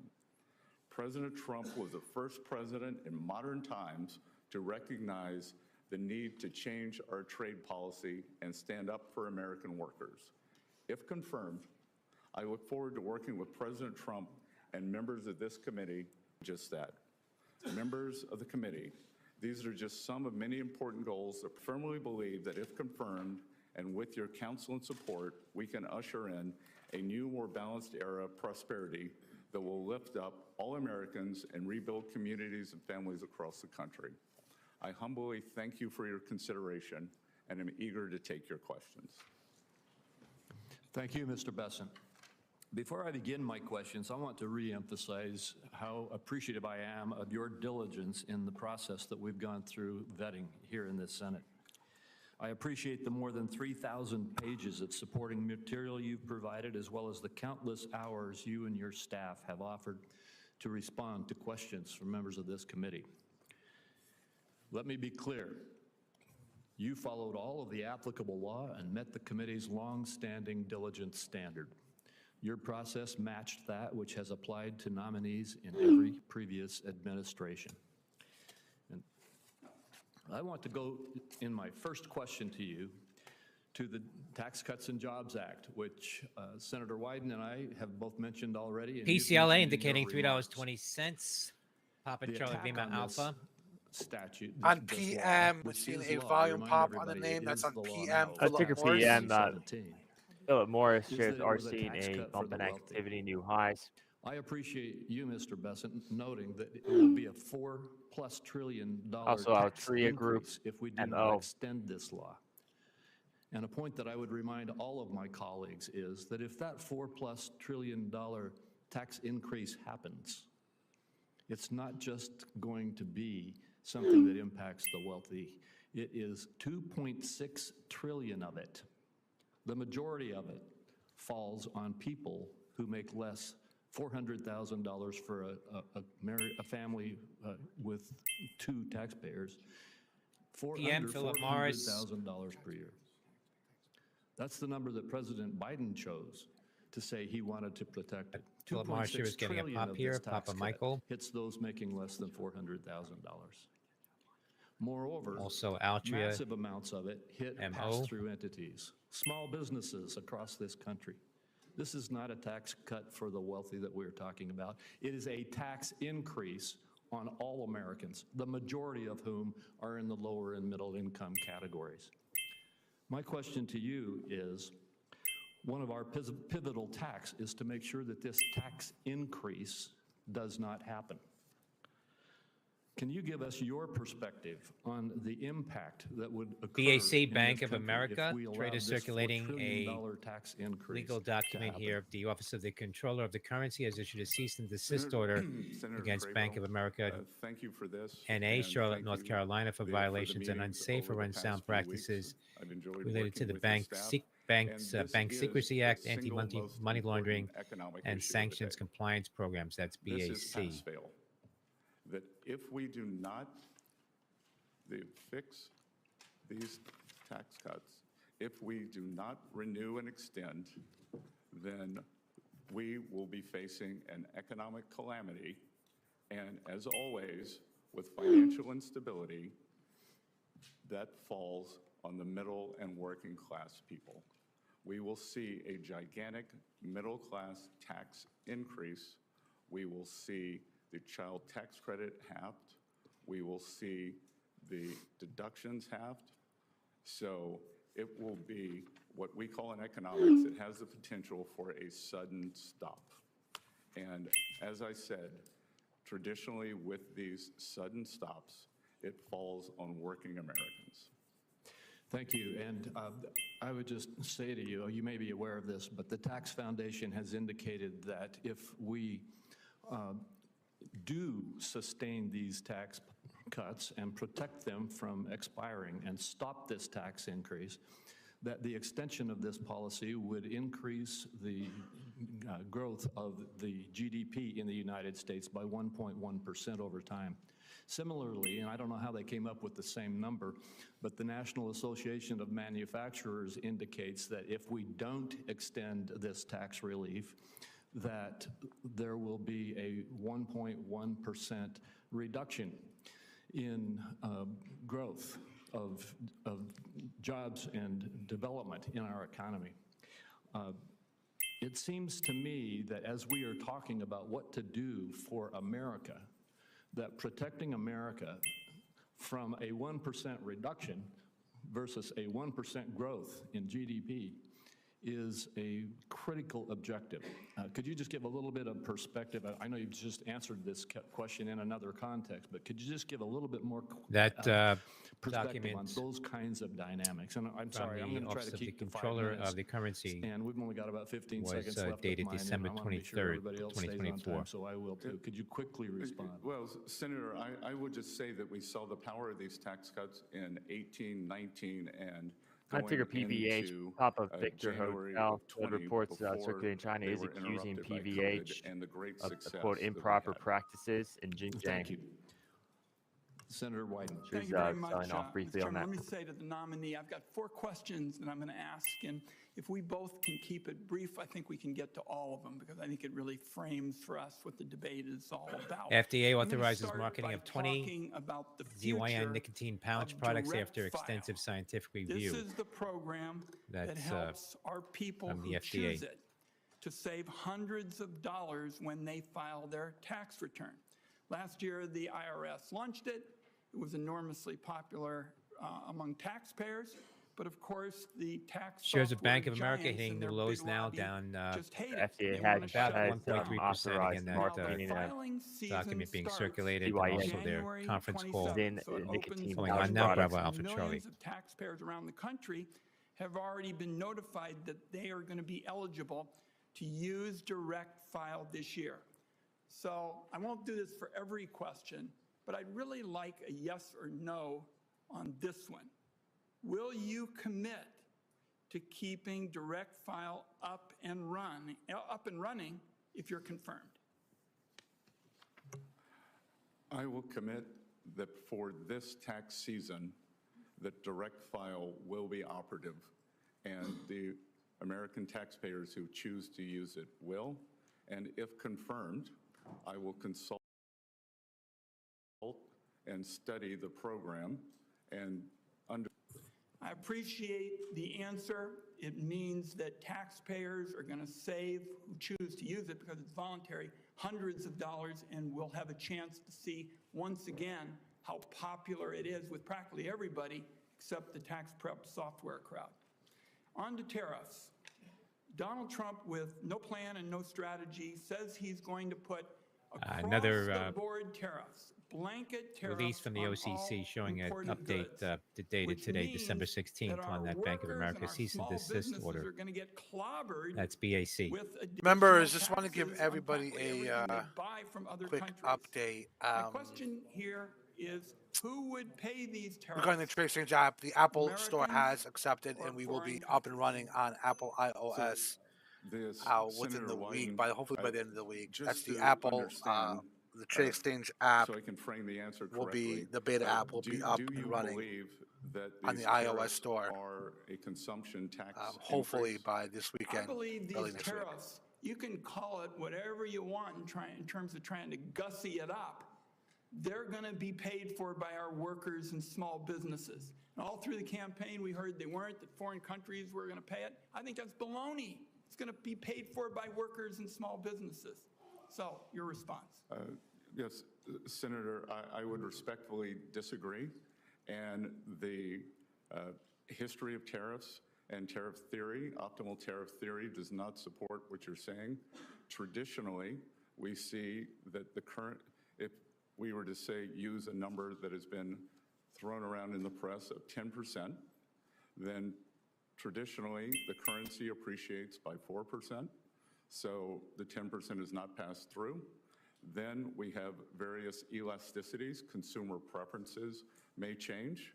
And finally, foreign manufacturers, especially China, which is trying to export their way out of their current economic malaise, they will PCLA now continue indicating cutting prices to maintain $3.50, market Papa share. Charlie Lima Alpha. That's an academic view of it. But what I know is the history of this is it clobbers people of modest means.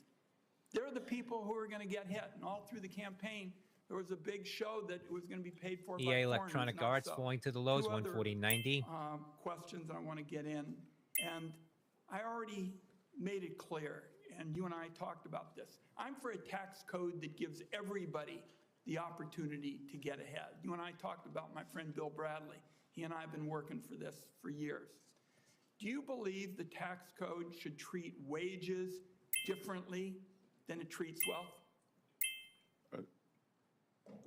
Look, On ticker in a tax NOTV, November system Oscar Tango that Victor, showing advantages spike in and activity, new highs. creates NOTV. distortions. It is a change that, Senator, it is a decision that was made when the tax codes were written. And so every tax codes involves the trade-offs and distortions in favor of other the gains. It sounds to me like you do believe that it's fine to treat wealth more favorably. I couldn't disagree more. The idea that a dollar earned by a hedge fund manager has more value than a dollar earned by a teacher or a factory worker, I just think is a disconnect with the American people. One last question, and that is about the legislation that was written in this room that was the biggest transformation on clean energy in American history. That is our package that basically said the tax code as it relates to energy is a broken down mess. And we basically said we're going to have a technology neutral system. The more you reduce carbon, the bigger your tax savings. Now there is a big effort in the Trump administration to reverse it. I think that's going to be bad for the economy, but it is going to be damn good for China because we are in an arms race on clean energy with them. Are you going to be on the side of people who want to unravel this? Senator Wyden, just so we can frame this for everyone in the room, China will build 100 new coal plants this year. There is not a clean energy race. There is an energy race. China will build 10 nuclear plants this year. That is not solar. I am in favor of more nuclear plants. And I would note that the IRA, as scored by the CBO, is wildly out of control in terms of spending on the upside. Well, first of all, the clean energy package does protect nuclear because members on both Oh, it's a sides clean of the energy aisle news, in but this room that is wanted out it with to be comments. that way. Clean energy But if you're spending gonna is, talk quote, about wildly out of fossils, control the United States has on the achieved upside. a greater level of energy security than we've had in generations. Oil and gas production is at record highs. And it's not just that, but it's about clean energy. And I'm very troubled by your position denying that we're in an arms race with China on clean energy because we definitely aren't. Thank you, Mr. Chairman. We do need to move on. And I told Senator Wyden he could have those 4 questions, but I want to remind everybody else we've got a 5-minute time limit. He deserved those extra questions. Senator Grassley. Mr. Benson, congratulations. I want to start out with where you and I talked about something in my office. And you remember that tongue-in-cheek comment I made to you that you're going to be asked by the chairman, will you answer all of our letters? And everybody that comes to the Hill says, yes, they're going to. And I said, maybe you better say maybe, because most people don't keep that promise. So I just wanted to remind you, if I write you a letter on my oversight responsibilities, I'd appreciate it if you'd answer it. Now to my first question. My Democrat colleagues believe, you gonna put that up? My Democrat colleagues believe the only solution to our unsustainable debt and deficit is higher tax rates and that ends up being on job creators and families alike. However, history proves that high tax rates fail to raise significant revenues.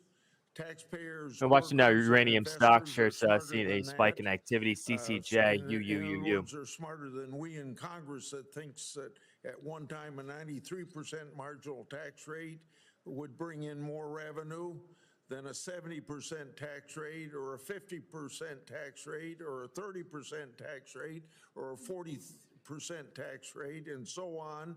But as you can see from this chart, Congress isn't too smart because the taxpayers decide how much money they're going to bring into the federal treasury. Now, on the other side of the ledger, federal spending is at levels we've never seen outside of war and recession and still growing. So I'm making a statement to you, but if you'd like to comment on whether or not we have a fiscal imbalance primarily or a spending problem rather than a revenue problem. Senator Grassley, I enjoyed visiting you in your office, and will remind you that when we were talking about the American agriculture, that I may be the first Treasury Secretary nominee in a long time who knows what a section is, 642 acres, and am involved in the farming business. And yes, we do not have a revenue problem in the United States of America. We have a spending problem. That historically, for the past 40 or 50 years, revenues, federal government revenues, have averaged about 17 to 17.5% of GDP. And spending has been slightly over that, leading us to a 3.5% budget deficit, which is manageable because we have roughly 3.8% nominal growth. RBLX, 1.8% Roblox real shares growth, at the 2% highs now of inflation. 2.5%. Romeo Bravo Lima Today, X-ray.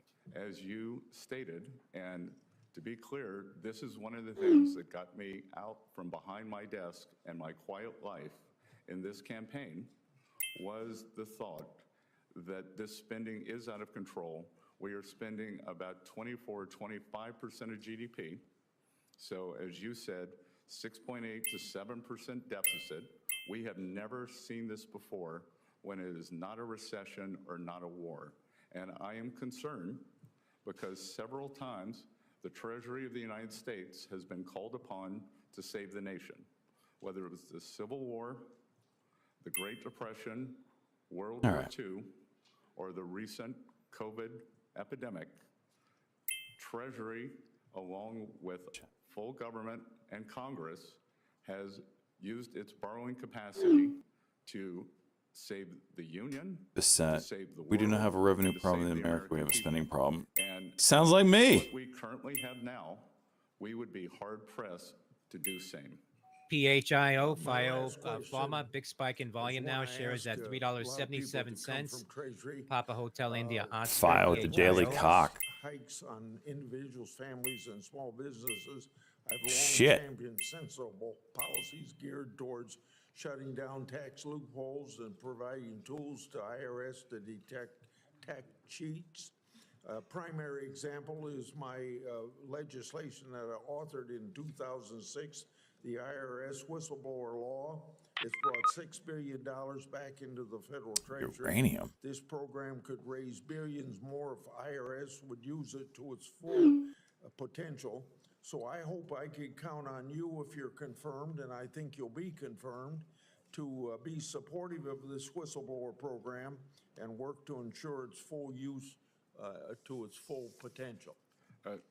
Senator Grassley, we are in complete alignment on this program. Thank you. Next would be Senator Cornyn. Well, thank you, Mr. Chairman. Mr. Benson, welcome to Washington, D.C. You're getting a taste of what it's like here, which is an out-of-body experience for most people who are not acquainted with it. I happen to represent a state that has the 8th largest economy in the world. We think we understand the formula for economic growth and prosperity and opportunity, which are low taxes, a reasonable and modest regulatory footprint, and opportunities for people to prosper, and by prospering, invest and create opportunities for other people to pursue their dreams. We think there's a lot Washington can learn from that formula, and it sounds to me like you. Who's on the mic doing that? One of the strange experiences I've had here is that so many of our colleagues, principally on the other side, think that the money that you earn is not actually yours. It's the federal Betty at government, Monday Highs. and you just get to keep a little bit of it. Conversely, I believe that the money that people earn is theirs, and they have a responsibility to pay taxes. But as you point out, an over-tax burden or large tax burden has a way of depressing the economy and reducing standards of living. So, PHIO, I'm 1 grateful minute. for your nomination, and I think you are exactly the type of individual that needs to serve in this important position, and I support your nomination wholeheartedly. Decent scout. Let me ask you, in the short time I have, one sort of obscure question, and another one that we discussed in our office. As you know, the market for U.S. Treasuries is the largest market in the world at $28 trillion, and it's critical to the financial stability of the United States. There is actually a proposal for an entity to clear U.S. Treasury futures at the London Clearing House, which is overseen by the Bank of England. Some argue that the Bank of England would have control over a Nice heaven surf. forbid, a default scenario in this critical market instead of the U.S. Is this a concern to you? Senator Cornyn, I enjoyed visiting in your office, and I would note that while Texas has more arrivals due to good economic policies, South Carolina has more arrivals as a percent of the population, also driven by our wonderful Bloomberg governor, reporting a Jimmy U.S. Castor. ban on ByteDance TikTok is poised to be delayed. That's from Bloomberg. 1,600 people a day in Texas, but go ahead. It's poised to be delayed. Everything's bigger in Texas, sir. See a Snapchat. That you raise a very important question, and Yep. one that I will investigate further. I was unaware until the past. Normal Chuck coming through there big. With the new exchange, what I can tell you is, as a student, a professor of economic history, that it is important for the U.S., for U.S. Treasuries, for us to be able to resolve any Now the volume's coming in. the market in the U.S. We saw during the Lehman Brothers bankruptcy that many of the problems emanated through. What does the article say? Poised to be like? Is this? Thank you for bringing this to my attention. They're assuming like. And I am. What's the article My say? response on that, Snap, SNAP, in the U.S. circulations on Bloomberg, a U.S. ban of ByteDance TikTok is poised to be delayed. Keep in mind, we heard continued headlines out regarding Trump's favor of Bloomberg not said Biden banning administration TikTok. not planning to intervene before But we January are 19th seeing deadline headlines for now that TikTok's he's U.S. acting on arm the to find a Snap, buyer SNAP or be volume. shuttered. Don't play by the rules. Over the years, Okay, there's a bounce. by some Please estimates, stop. U.S. SoFi investments in ripping. Chinese companies have totaled $2.3 trillion in market value. That was at the end of 2020. That included $21 billion. These are American companies investing in China. $21 billion in semiconductors, $54 billion in military companies, and $221 billion in artificial intelligence. So it's pretty clear to me that U.S. investments have fueled China's economic growth, which has allowed them. Biden administration not planning to intervene before January 19 deadline for TikTok's U.S. arm to find a buyer and shutter Bloomberg. Okay. What? Also saying Biden admin is not planning to intervene before the January 17th deadline. So for after the TikTok's fact, so they're US assuming. arm So the Bloomberg article to saying find a Trump will. buyer or be shuttered. Transparency of American companies investing in China. And of course, the entity that reports from American companies that do that, and since it's strictly a reporting requirement, would be Treasury. What's your view of an outbound investment transparency? I just think there's no way in the world that I believe the Supreme ORCL, Court. Oracle at the highs, Oscar Romeo Charlie Lima. And there's so many. 6111. We can. So many Chinese companies that do Chinese more economy than is the TikTok. most imbalanced, unbalanced I economy don't in know. the history of the It'd just world, be really weird, and it would using set a their really surpluses weird precedent. to fund their military machine I don't know. in China, and I'm not going to try the Mandarin Pandora's box. pronunciation. Yep, that's the best way to put it. Everyone in the room, but there is a phrase that is two words: military, industrial, and military always comes first. So we should understand that, and that we should have PMAX a very low a day. rigorous Jeez. screening process for, as you identified, anything that could be used in AI, in quantum computing, in surveillance, in chips, that the U.S. has the lead, and we must make sure that we maintain it through smart policies such as you and I discussed. Thank you. We need to move on. Senator Bennett. Mr. Besson, thank you for being here. Mr. Chairman, congratulations on your position. We look forward to working with you, as I always have. Mr. Besson, thank you for your willingness to serve.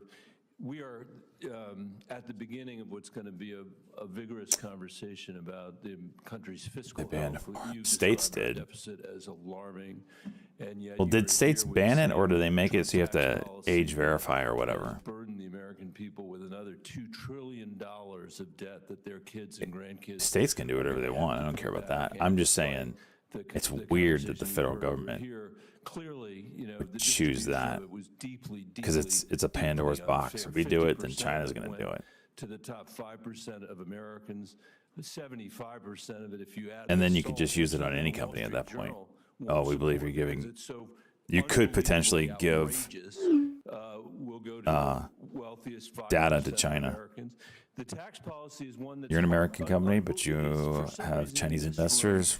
We probably think you could give your data to China I don't think there's been a mayor in the before you're going to have to history shut of the down, United States whose tax policy unless you play has ball. been to go to the people of Unless you sell yourself to this company that I may or may not have a bazillion call options on. and said to them, I have an idea. I'm going to borrow more money than we have ever borrowed in the history of that community, and I'm going to spend it. And I would say, well, geez, I'm worried about that. I don't want us to borrow a bunch of money without knowing what it's going for. What's up, Clover? What is it going for? Is it going for schools?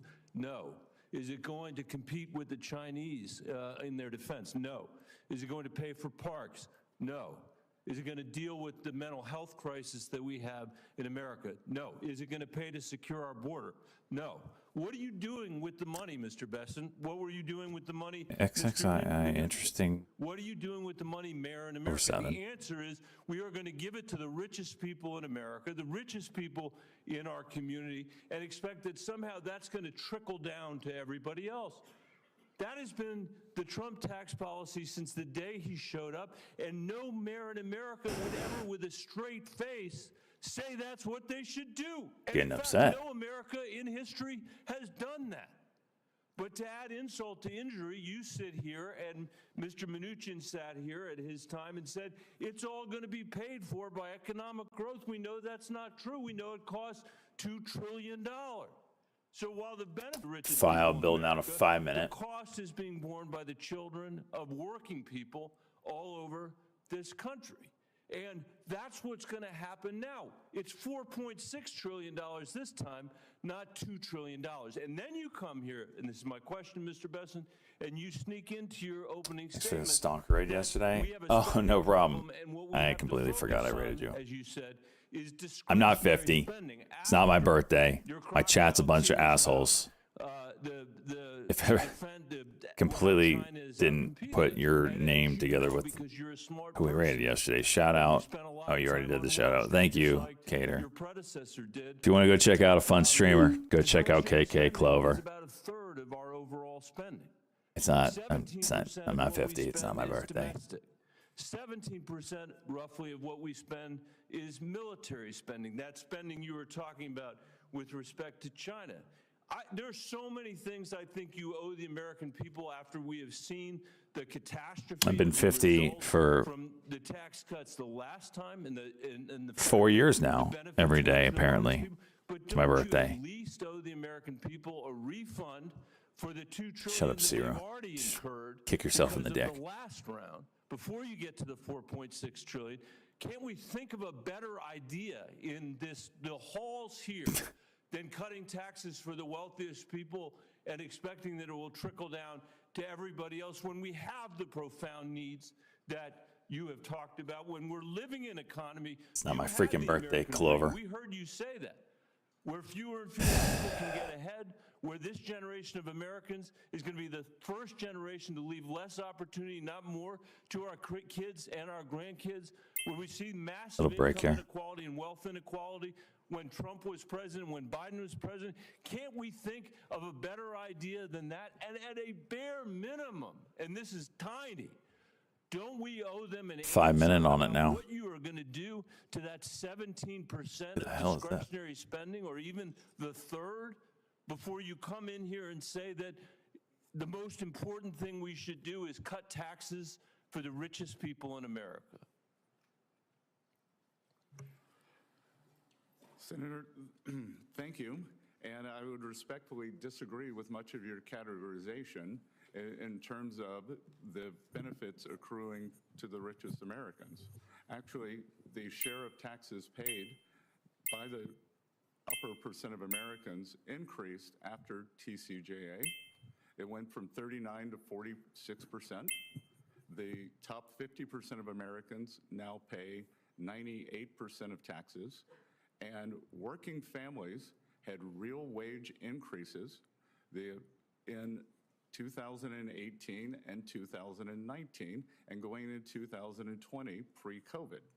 The CBO scoring for the Trump tax cuts got rescored by 1.5 trillion. Make sure, because we're in the beginning of a long debate, that if you're going to rely on the CBO score for this, that you're going to be willing to rely on it for the things that you said it's no good. Look, I'm not in love with CBO scoring. I know that. That's why now you're relying on it. So I'm just saying, it's not funny money. This is the American people's money. We can do math.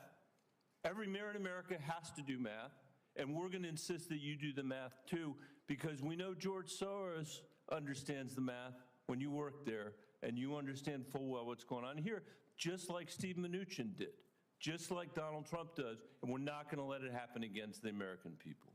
Thank you, Mr. Chairman. Thank you. And I again remind my colleagues, we need to hold our time to 5 minutes. Senator Cassidy. Mr. Besant, I'm always going to pronounce your name as if it was in South Louisiana, and I'm going to pronounce it with a French Besant as opposed to Besant. That's what those folks in South Carolina do. I'll try. Let me compliment you on substantive answers. Sometimes we get people here who just rope-a-dope, and they'll have a set of statements such as has been just delivered, and all due respect to my colleague, and they just rope-a-dope, and you actually give substantive answers. I thank you for that. By the way, I also, Lindsey Graham alluded to it, going back to tariffs, which Senator Wyden spoke of. I've been very concerned that countries like China manipulate environmental regulations. You point out that they're building 100 coal-fired plants over a period of time, and that whatever we do will not have an impact on global greenhouse gas emissions because China's putting up so many. I believe I've learned that that is called an externality in economics. When we met, we discussed the foreign pollution fee, which would put a levy, a tariff, on those carbon-intensive products coming from countries like China, roughly commensurate with their avoided cost of not controlling it. Now, I would think that my Democratic colleagues would like that, because that's clearly a way that they are manipulating the world economy to steal jobs from the United States and simultaneously increase global greenhouse gas emissions. Any comments on such a foreign pollution fee? Senator Cassidy, I greatly enjoyed our discussion and the extensive presentation you gave me when I visited with you. And this is a very good question because, and I believe it is one for your Democratic colleagues to understand whether they would be in favor of the equivalent of a carbon tariff. That Senator Graham is in favor of it. And I think this is a very interesting idea that it could be part of a entire tariff program because I think President Trump hasn't taken office yet. But if confirmed, I look forward to working with him on various strategies, some that could be specifically aimed toward carbon, as you say, others that could be aimed toward unfair trade practices, unfair financing practices. So if you will, there's externalities that a tariff can address. Those externalities in and of themselves hurt the pocketbook or the job prospects of an average American. Let me move on. I think you would agree with that. I applaud your goal to get our debt to GDP ratio down to 3%, or percent of our GDP down to 3%. But you studiously say that we can't talk about things like Social Security. And I think that's because routinely, if we talk about Social Security, we presume that there's going to be a cut in benefits or a raise in taxes. I think we spoke when we met. I and others have a bipartisan plan that would create a pension investment fund separate from the Social Security Trust Fund, and that, just like we do with our 401ks, invested in the broader economy and use the proceeds from that to offset the upcoming 25% cut in Social Security benefits that will occur if we don't address this problem. And just so folks get that, under current law, when the Social Security program goes insolvent in 8 years, per CBO, there'll be a 25% cut in benefits.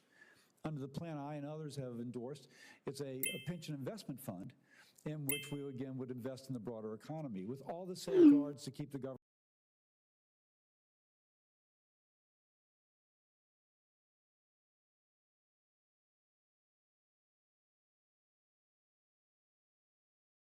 from interfering.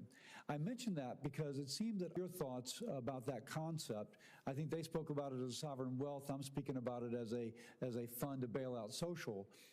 Not, by the way, all risk borne by the fund, none of the risk borne by the beneficiary. She would get her scheduled benefits.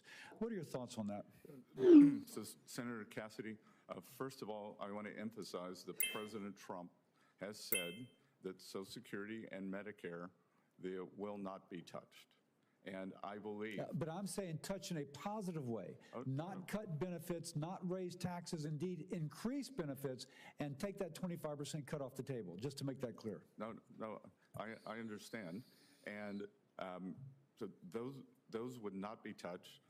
One of the tragedies of this blowout in the budget deficit is that we have to get our short-term house in order to start, before we can start implementing the smart plans such as yours. I do believe that there is discussion to... Members watching the NASDAQ, seeing a little volume downticks, watching this NVIDIA, NVDA breaking to lows of the day, as well watching Tesla breaking to lows. The key one we've been watching all day is this Apple, AAPL, down over 3.4%. Nothing specific, members, regarding this Apple trade. A lot of conversations regarding their credit card business, seeing another shift to another provider, which would be number 3 on the list traders have been talking about. Also commentary regarding their China sales, but outside of that, nothing specific on Apple trending at lows of the day. Could be earning leveraged or used for multiple revenue generating opportunities. Thank you. Thank you. Senator Warner. Thank you, Mr. Chairman. Congratulations. Mr. Bessent, it's good to see you and enjoyed our meeting. I've got some specific questions I want to ask, but and I don't want to litigate this now, but I do feel, as someone working with Senator Crapo and others, when we took on, I still think the most comprehensive approach, Simpson-Bowles, and we took arrows from each side. And I'm looking at any kind of pro-growth policies possible, but I just respectfully want to say there is not an industrial nation, first world industrial nation in the world that gets anywhere close to meeting their revenue needs, and I'm not proposing that America spend anywhere like the Europeans at 17 to 18% of GDP. It's never happened historically. It's not going to happen in a Trump administration or future Democratic administrations. So I just, we'll have a time to talk back and forth on this, but I can't let some of this go without at least offering something that there's not an economist around that wouldn't concur. We got to bring down spend, but the revenue side alone is not, excluding that, we're never going to get to a balance. I do want to raise on a more positive note, again, something I worked closely with the chairman on, and actually worked with your predecessor on, and was very proud of that relationship. I just Sorry about that. That was my tree guys coming out, looking at the job. Relatively narrow part of the $12 billion in. This serves access to capital for underserved communities. Under Senator Crapo's leadership, we built a bipartisan CDFI caucus, 12 Ds, 12 Rs. It's tough to get 24 bipartisan senators agree on anything. It's kind of low-hanging fruit. There are things we can do to continue to expand this area, creating a secondary market. We've got some bipartisan legislation there, trying to reward patient capital. A lot of these institutions now have Tier 1 equity, but they've got to get patient capital. And again, Senator Crapo and I have worked with the current administration, would want to work with yours on something called the Economic Opportunity Coalition. But can you say a word or two about how you view CDFIs and this making sure that underserved communities get the access to capital so they can have their own American dream, how that fits into your lexicon? Senator Warner, I enjoyed talking to you about CDFIs in your office. The early part of my career was as Chewing a on financial plastic, services freaking A. analyst, so I have a depth and breadth, and I believe that the breadth of the U.S. financial services industry is what makes the U.S. economy differentiates the U.S. economy from the rest of the world. And I think the addition of these CDFIs Housekeeper? into underserved communities. Thank goodness her brother came up. I appreciate that, and again, it's bipartisan. He has a bunch of And, equipment. again, you understand markets well. If we And could he used spark that to get her the out. market in this debt, if we could leverage, and I'm talking about private capital, and I know that's what my colleagues like a lot, private capital, but we can leverage it. PHIO, FIO, One of the Pharma, things we shares discussed, hitting and new I- highs again, now up about we talked about this in my 58%. office, Papa and Hotel everyone- India, you Oscar. know, one of the things I was happy to hear, I feel very strongly that we cannot reward You typically trade stocks you are familiar with, know the pattern somewhat, or you base your trading on something else. behavior in Ukraine. I'll trade in any stock that's moving. I don't think care what it the is. have performed remarkably. Obviously, they have manpower issues. I see this from the Intel side on a daily basis. One of the areas that I think Why is there two things of plastic on this? candidly, All of a the sudden. sanctions regime, I don't think Disgusting. was as effective as it should have been. And I frankly think the Biden administration waited too late to put some of these additional sanctions I on will oil. trade familiar patterns on the stocks I'm playing, but Russia it just needs to be moved. To retool. Listen, I hope if President Trump can settle this, hallelujah. The world would be better off. But one of the things we discussed in my office was the potential to actually increase the sanctions regime as a way to help further leverage that. Would you care to? I'm trying to trade talk for FIO. a moment about that again? I'm looking at it. It's over here. Senator Warner, I believe that the sanctions regime, especially, well, first of all, I would say in my adult life that the tragedy going on in Ukraine is one of the greatest tragedies of my adult life. And ending that as soon as possible, and any role the Treasury can play in that, if confirmed, I would like to do. As we discussed, I believe that the sanctions were not fulsome enough. I believe that I believe that the previous administration was worried about Intel. raising U.S. energy prices during an election season. Wow, we're into green on that one, huh? I am perplexed to see that National Security Advisor Sullivan, Trump's on his Treasury way pick, out the Bessent door, said is President raising Biden was the too sanctions concerned about level raising the on price of Russian oil and companies. burdening Trump with higher And oil indeed, prices. the oil Would be in prices favor of increasing the- sanctions on in the Russian US oil are up majors about to levels 9% that would this bring month. Russia to So the what negotiating was good table. for that administration is being foisted on us. But having gone from, I think, low-level sanctions to mid-level, that if any officials in the Russian Federation are watching this confirmation hearing, they should know that if I'm confirmed and if President Trump requests, and as part of his strategy, See a little to pop in end crude the oil. Ukraine war, Bessent that currently I will be speaking 100% on board on for Russia taking and sanctions, up, says would be in favor especially of on the increasing Russian sanctions oil on Russian majors, oil. to levels that would bring the Russian Federation to the table. And I will only take 30 seconds. Mr. Balls, just man. 30 seconds.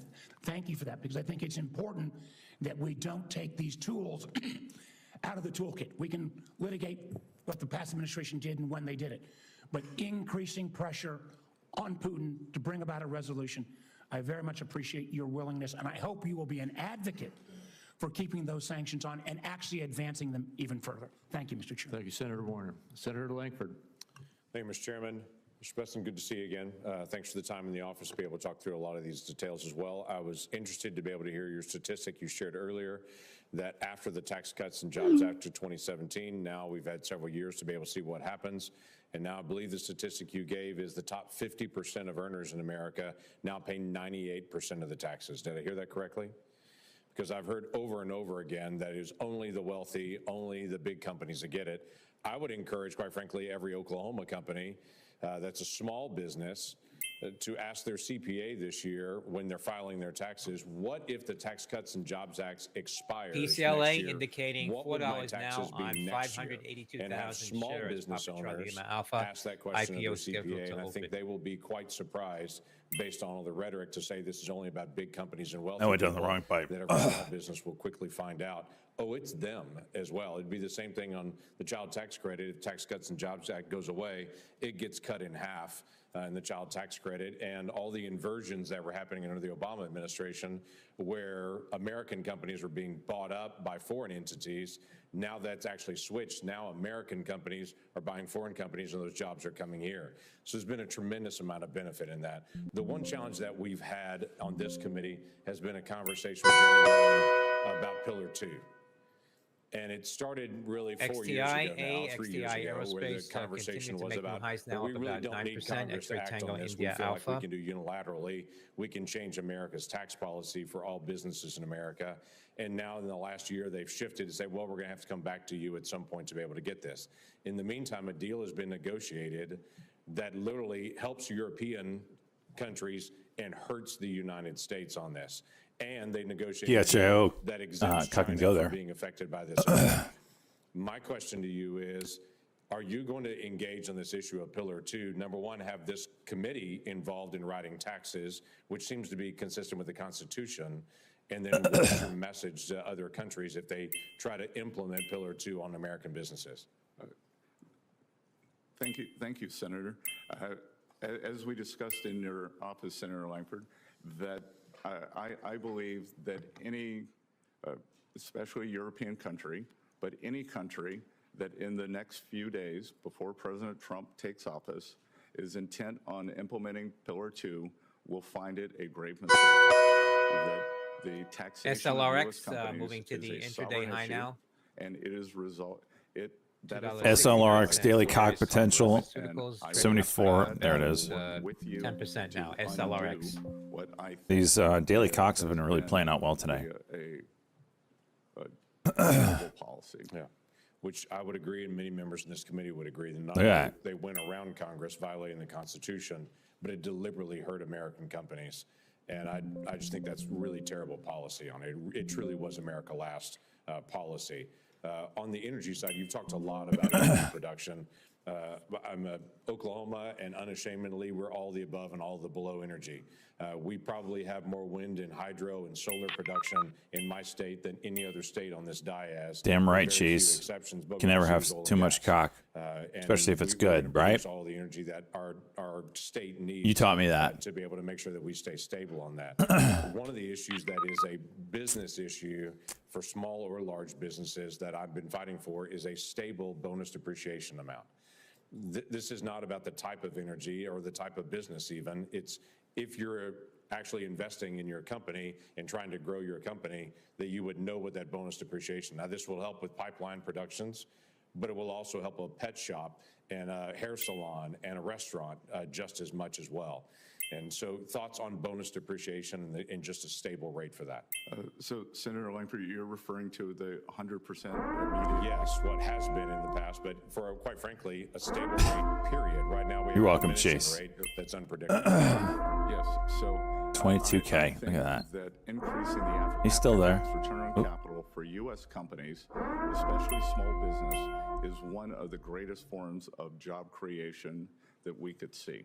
And to go back to your point on energy production, This is we've really heard much late here volume, today but saying that we still- are at a record amount of energy production, and we know that's a canard. We are barely above where Watch we 310 were now. in 2020. And if we were to 309, I look should say. at the Department of Energy projections for 2024 and 2025, we are well below those. The past 4 years, we have seen U.S. production constrained, and part of a fulsome sanctions program would mean that we need more energy production in the U.S. to make up for the loss of sanctioned Russian oil to protect the U.S. consumer. Right, which is American jobs, which is American income, which one of the things we're going to have to barely do of a is the crack intangible drilling there. cost punishment that was Needs actually to put get on juice all the and it's independent gonna go oil and gas higher. companies in my state. Didn't and buy her everywhere at else. It drives up 310. the cost for consumers as well. That's another issue that this committee needs to take on. Mr. Chairman, thank you. Thank you. Senator Hassan. Well, thank you, Mr. Chairman, and again, congratulations on your position. I look forward to working with you and all of our colleagues on the committee. And thank you, Mr. Besant, for being Piece here. of shit. Congratulations on your nomination and for your willingness to serve, and welcome to your husband and children as well. We are grateful for their willingness to share you with the country. I appreciate you meeting with me in this process and sharing your priorities at Treasury if you are confirmed. And I want to follow up on some of those topics today. I also just want to associate myself with the comments of my colleagues, Senator Bennett and Senator Warner. I certainly believe we need to cut taxes for working people, and we need to make sure the wealthiest pay their fair share. And with regard to Senator Warner's comments on sanctions, you mentioned if Vladimir Putin is watching this hearing, he's not the only one watching this hearing. China is watching this hearing, and we have talked about the importance of making sure that we are not only competitive but outperforming China for economic SLRX purposes hitting as well as for national security $3.29 now reasons. at the highs and pulling back a And bit. as important Sandy as a Lima Rome, resolution in X-ray. Ukraine is, history tells us that fighting tyrants at the expense of freedom fighters never works. And it is critically important not only for the Ukrainian people and for the freedom. Ticker SES, Sandy Echo, Sandy shares our seeing spike in activity, new highs, SES. Are also watching what we do and watching this hearing and how we will go forward imposing sanctions. To turn to some of the topics that we discussed when we met in my office, the research and development tax deduction was one of them. It's critical to helping us outcompete countries like China. Currently, China provides a 200% super deduction for R&D, while American businesses can only immediately deduct 10% for R&D. I've worked with Senator Young on a bipartisan effort to restore the full and immediate R&D deduction. So do you support restoring the full and immediate R&D deduction? Will you work with me and my colleagues to get this across the finish line in Congress? Senator, I enjoyed the meeting in your office. I am not fully versed in this, but my inclination is that this is file on the something that I would pullback, support. like on a 1 minute, If maybe. confirmed, I will get back It's to you very really quickly on weird it, volume, and but we'll make a priority. TPET high day? Do you agree it's an important tool for American companies to improve their competitiveness? Yes, Senator. Thank you. One of my other top priorities is working on a bipartisan basis to lower costs for families. Under President-elect Trump's policies, do you believe that prices for families will go up or down? I believe that inflation will be much closer to the Federal Reserve's target of 2%. SLRX went. And I believe that what we've seen over the Did I miss past the 1 few minute? years Yeah, I missed it. is that the bottom two income quintiles have a very different Now you have a basket of gap goods up and to services. 360 there are if it two ways. We can wants to either get there. lower Damn, cost, or that we can drop. get real wages up. We would And be right able back to do up. both.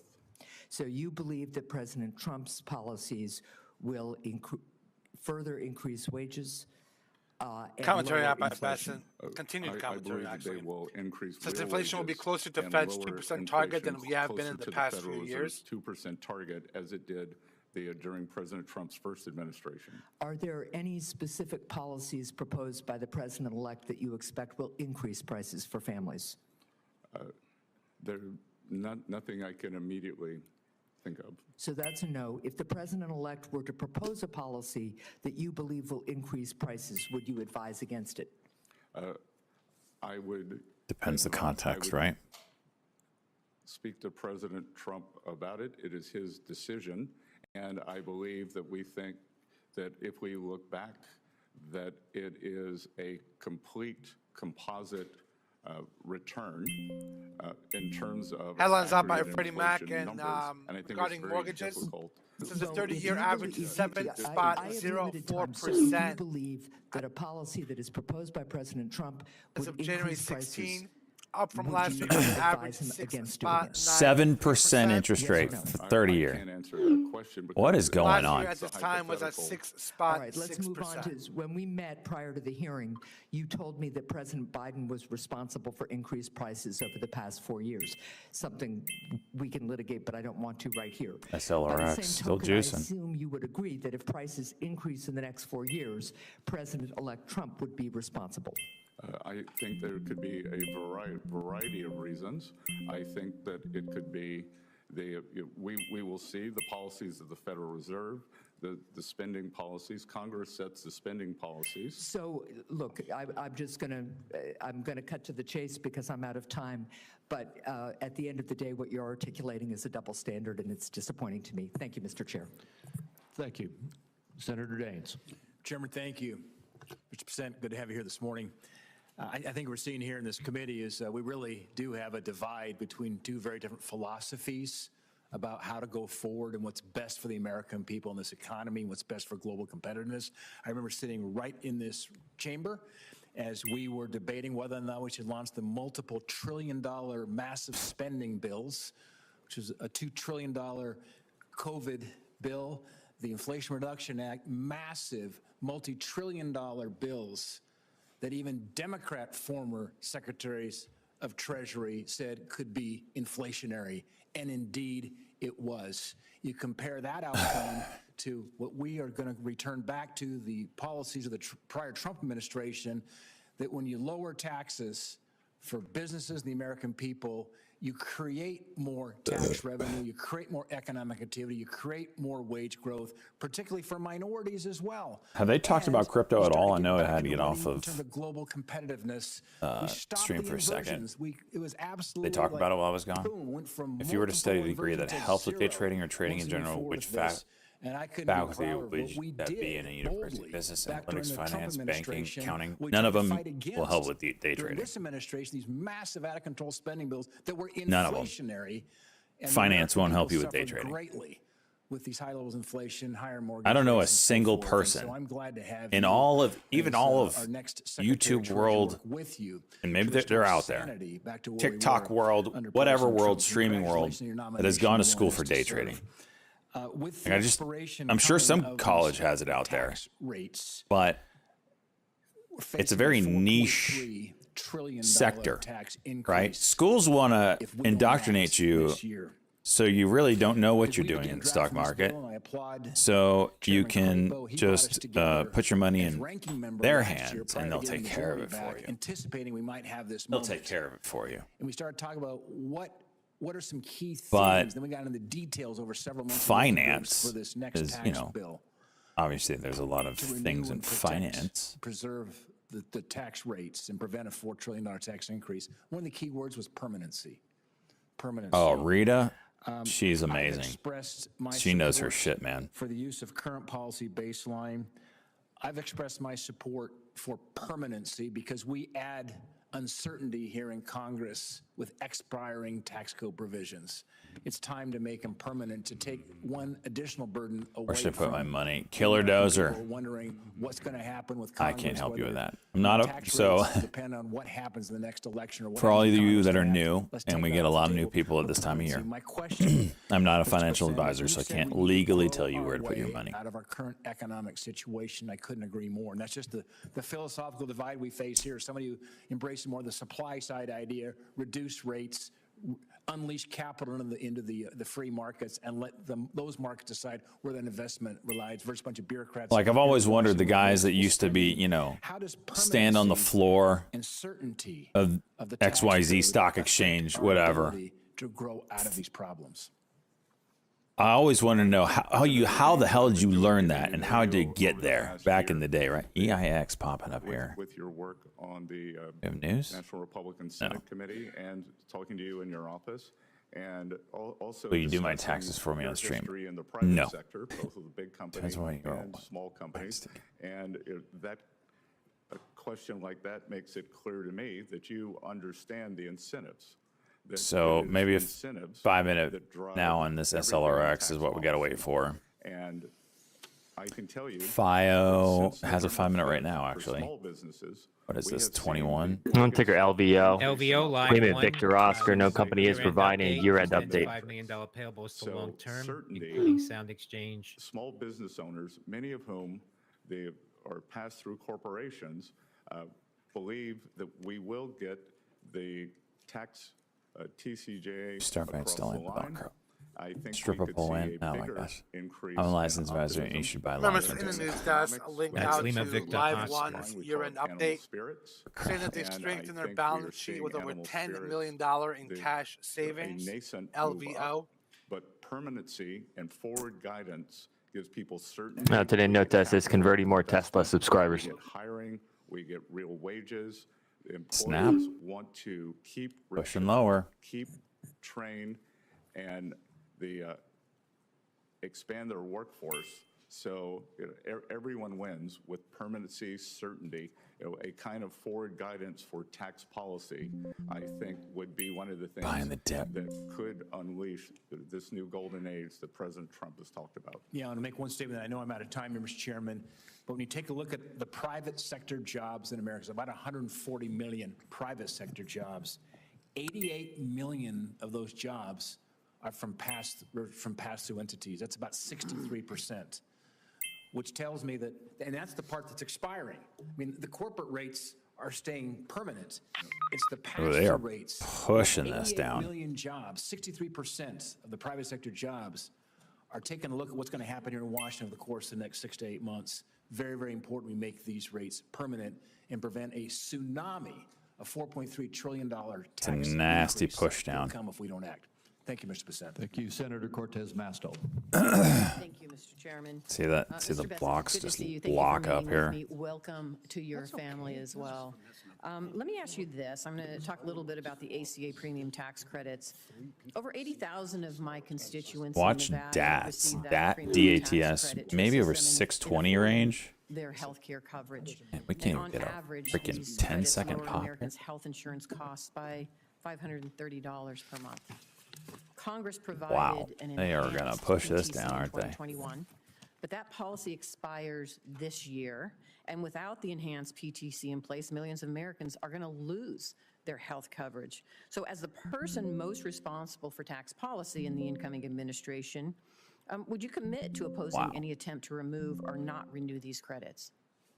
It should bounce, but I also Senator, don't want as we to discussed be it in your that. office, and I was hoping for a as bounce it's at the just been a VWAP. brief time Nope. since we met, I committed to you that I would research this. I have not had time to do it before this hearing, but if confirmed, I would get back to you with all deliberate speed in investigating this. Thank you. I appreciate that. And let me just say you would agree that these tax credits, because they're current policy, they actually extend current tax policy costs, that you agree that extending current tax policy actually costs money. 618 level.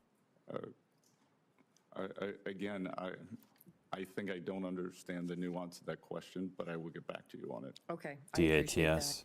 that. You have been supportive of many of President Trump's tariff plans, and I have heard the conversation there. So I am not going to go into that, and we've talked a little bit about it in my office. But let me jump back to these credits that were imposed that some of my colleagues are against, but they have benefited Nevada, and I want to talk to you a little bit about it. The 45X manufacturing tax credit supports thousands of jobs in the Reno area. Ticker MP Michael Papa, note that shares are seeing a spike in activity. Comments from Bessent. China for the critical minerals. Is this halted going up? Military and supports mining jobs in Nevada. We are a mining state. We are mining critical minerals. And so Didn't even know this was will open. you commit to opposing any effort to repeal or reduce the 45X tax credit, which is not just a benefit in Nevada, it's a benefit in other states as well, including Alaska? So again, Senator, I am unfamiliar with that exact provision, but I do believe that it is important for us to mine, accumulate, and Anyone have a resumption time on PCLA? rare earths and other vital minerals. So I will get back to you on that exact my thoughts on that exact program, but on a atmospheric meta basis, I agree with the direction of travel. Thank you. Let me ask you this. We also talked 11:34. about this. President Trump has stated that Thank he thinks you. that 1 minute. a president should have influence over the decisions of the Federal Reserve. And we discussed this in my office, and I appreciate that opportunity. Does it continue to be your view that the Federal Reserve should be independent of the president? Of course, and I actually believe that the notion that President Trump believes he should have influence. 30 there seconds. Was, I believe, a highly inaccurate Wall Street Journal article saying that he believes something to the See effect those that he mortgage should be in rates the won't room. got President cuts, Trump banks is going to make his views known. Yeah, I as just many saw. senators did. 3 senators, including 2 on this Just saw committee, the called for 30-year. there was Jeez. a jumbo rate cut in September, 50 basis points. All right, 10 One of the seconds. senators on this committee called I'm for not 70. asking my senator colleagues. I No, get the no, politics no, on no, their sides. I'm asking you. But let me just say, you don't deviate from our conversation that you think that there should be independence. I think on monetary policy decisions, the FOMC should be independent. Thank you. I appreciate that. And then for the benefit of our colleagues, what you're referring to earlier is Oops. in our meeting, I asked you if there were any regulations, Treasury regulations that currently exist that you disagree with. And in response, and continuing in response right now, you're saying you're going to look into it and get back to me. Is that right? Look, I believe, as we saw, I don't know if it's a regulation, but it's a policy, as we saw from the December 8th hack by some Chinese entities into the Treasury, which is very serious, that was through a work-from-home software app. So How is this a market order not getting filled? I intend to be in the building every day that I am in Washington, and I support a return to the office, which is against the current Treasury policy.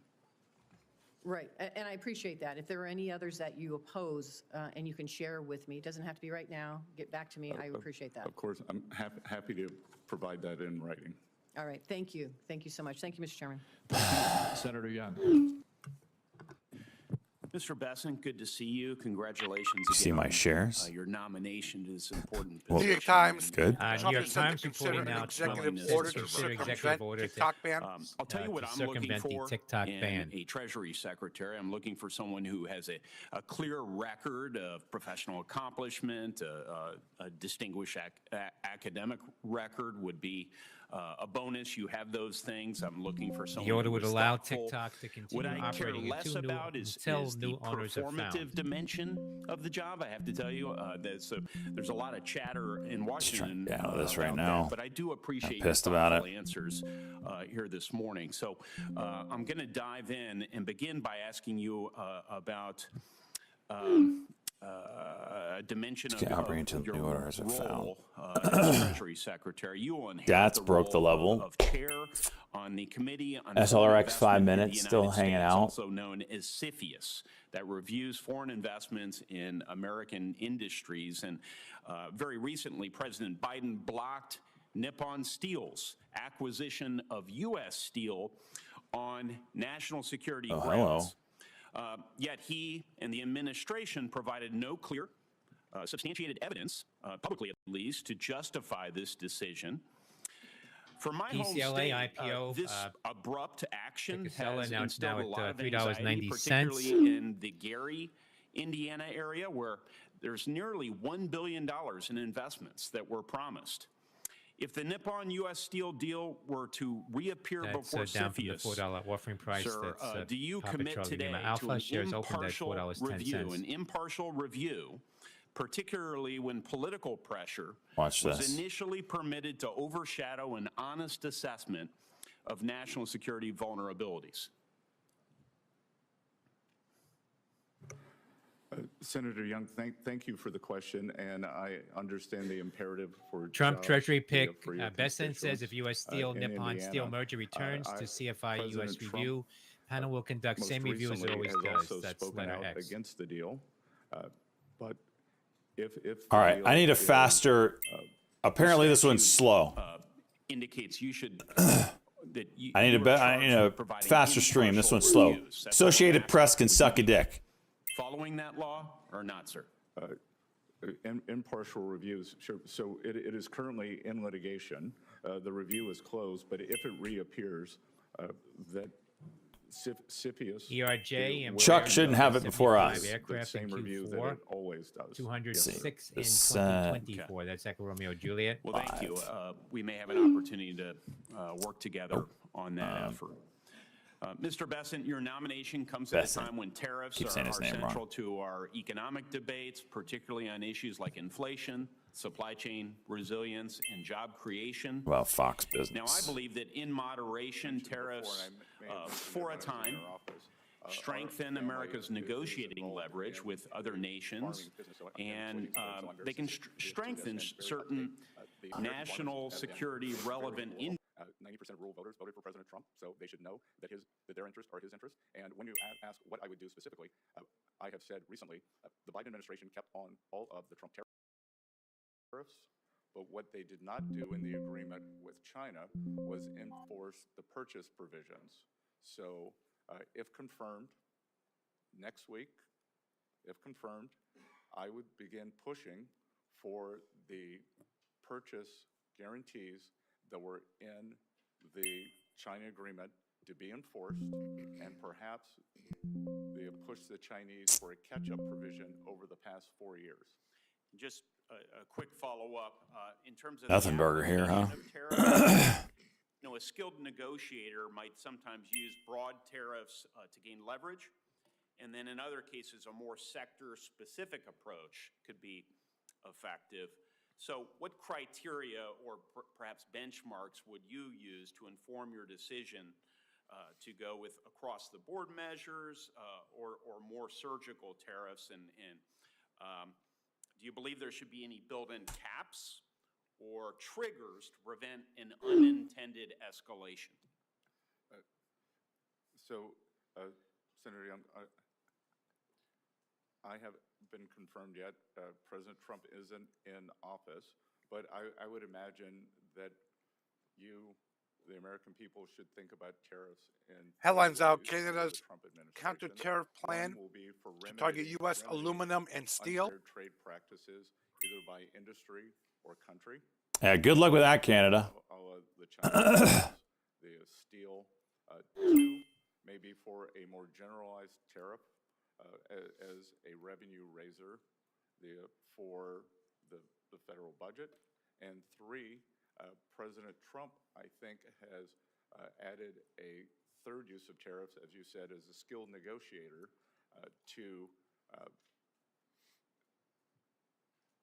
he believes that we've probably gotten over our skis a bit on sanctions, and that sanctions may be driving countries out of the use of the U.S. dollar. So the tariffs can be used for negotiations, whether it's for Mexico on the fentanyl crisis. I think you and the American people should think about those three broad categories. Thank you. We need to move on.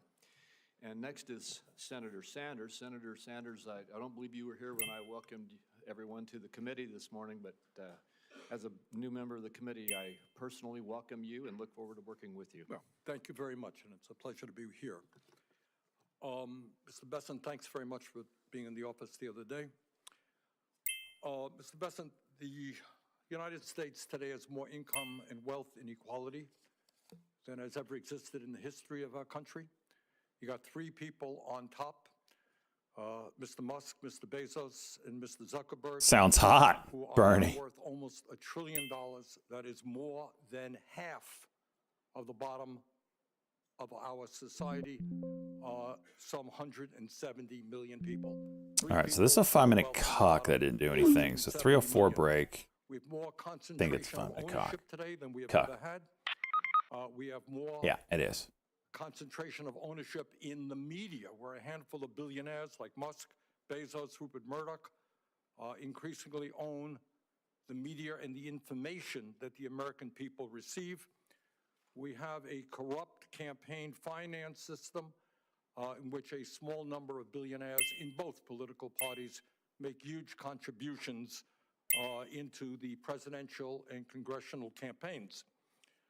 When you have a small number of multi-billionaires who have enormous economic, media, and political power, would you agree with President Biden, who last night stated, and I quote, "An oligarchy is taking SNTI shape spiking in here. America Senti of Biosciences. extreme Senti wealth, power, November and Tango influence India. that threatens SNTI. our entire Cuck and go, democracy, SNTI our daily. basic rights and freedoms." bitter. End of quote. That's what President Biden said last night.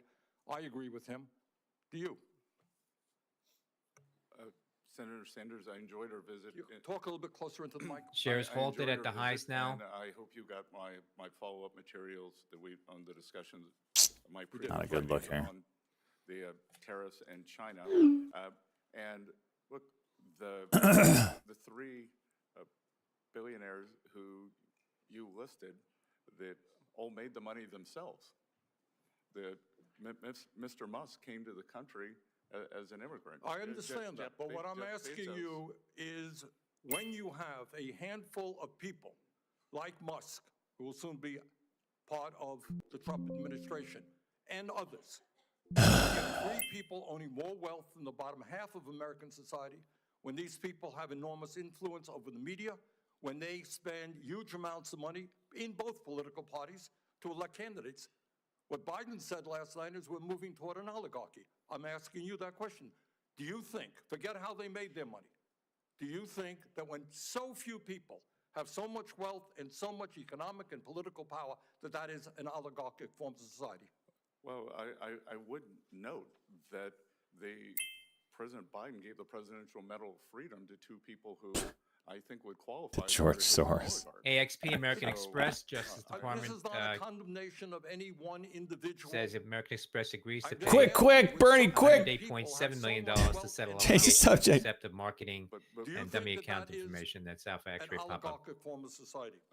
Senator, I think it depends on the ability to move up and down the income. No, that's not really the answer. I mean, even if you had that mobility, no matter who those individuals might be.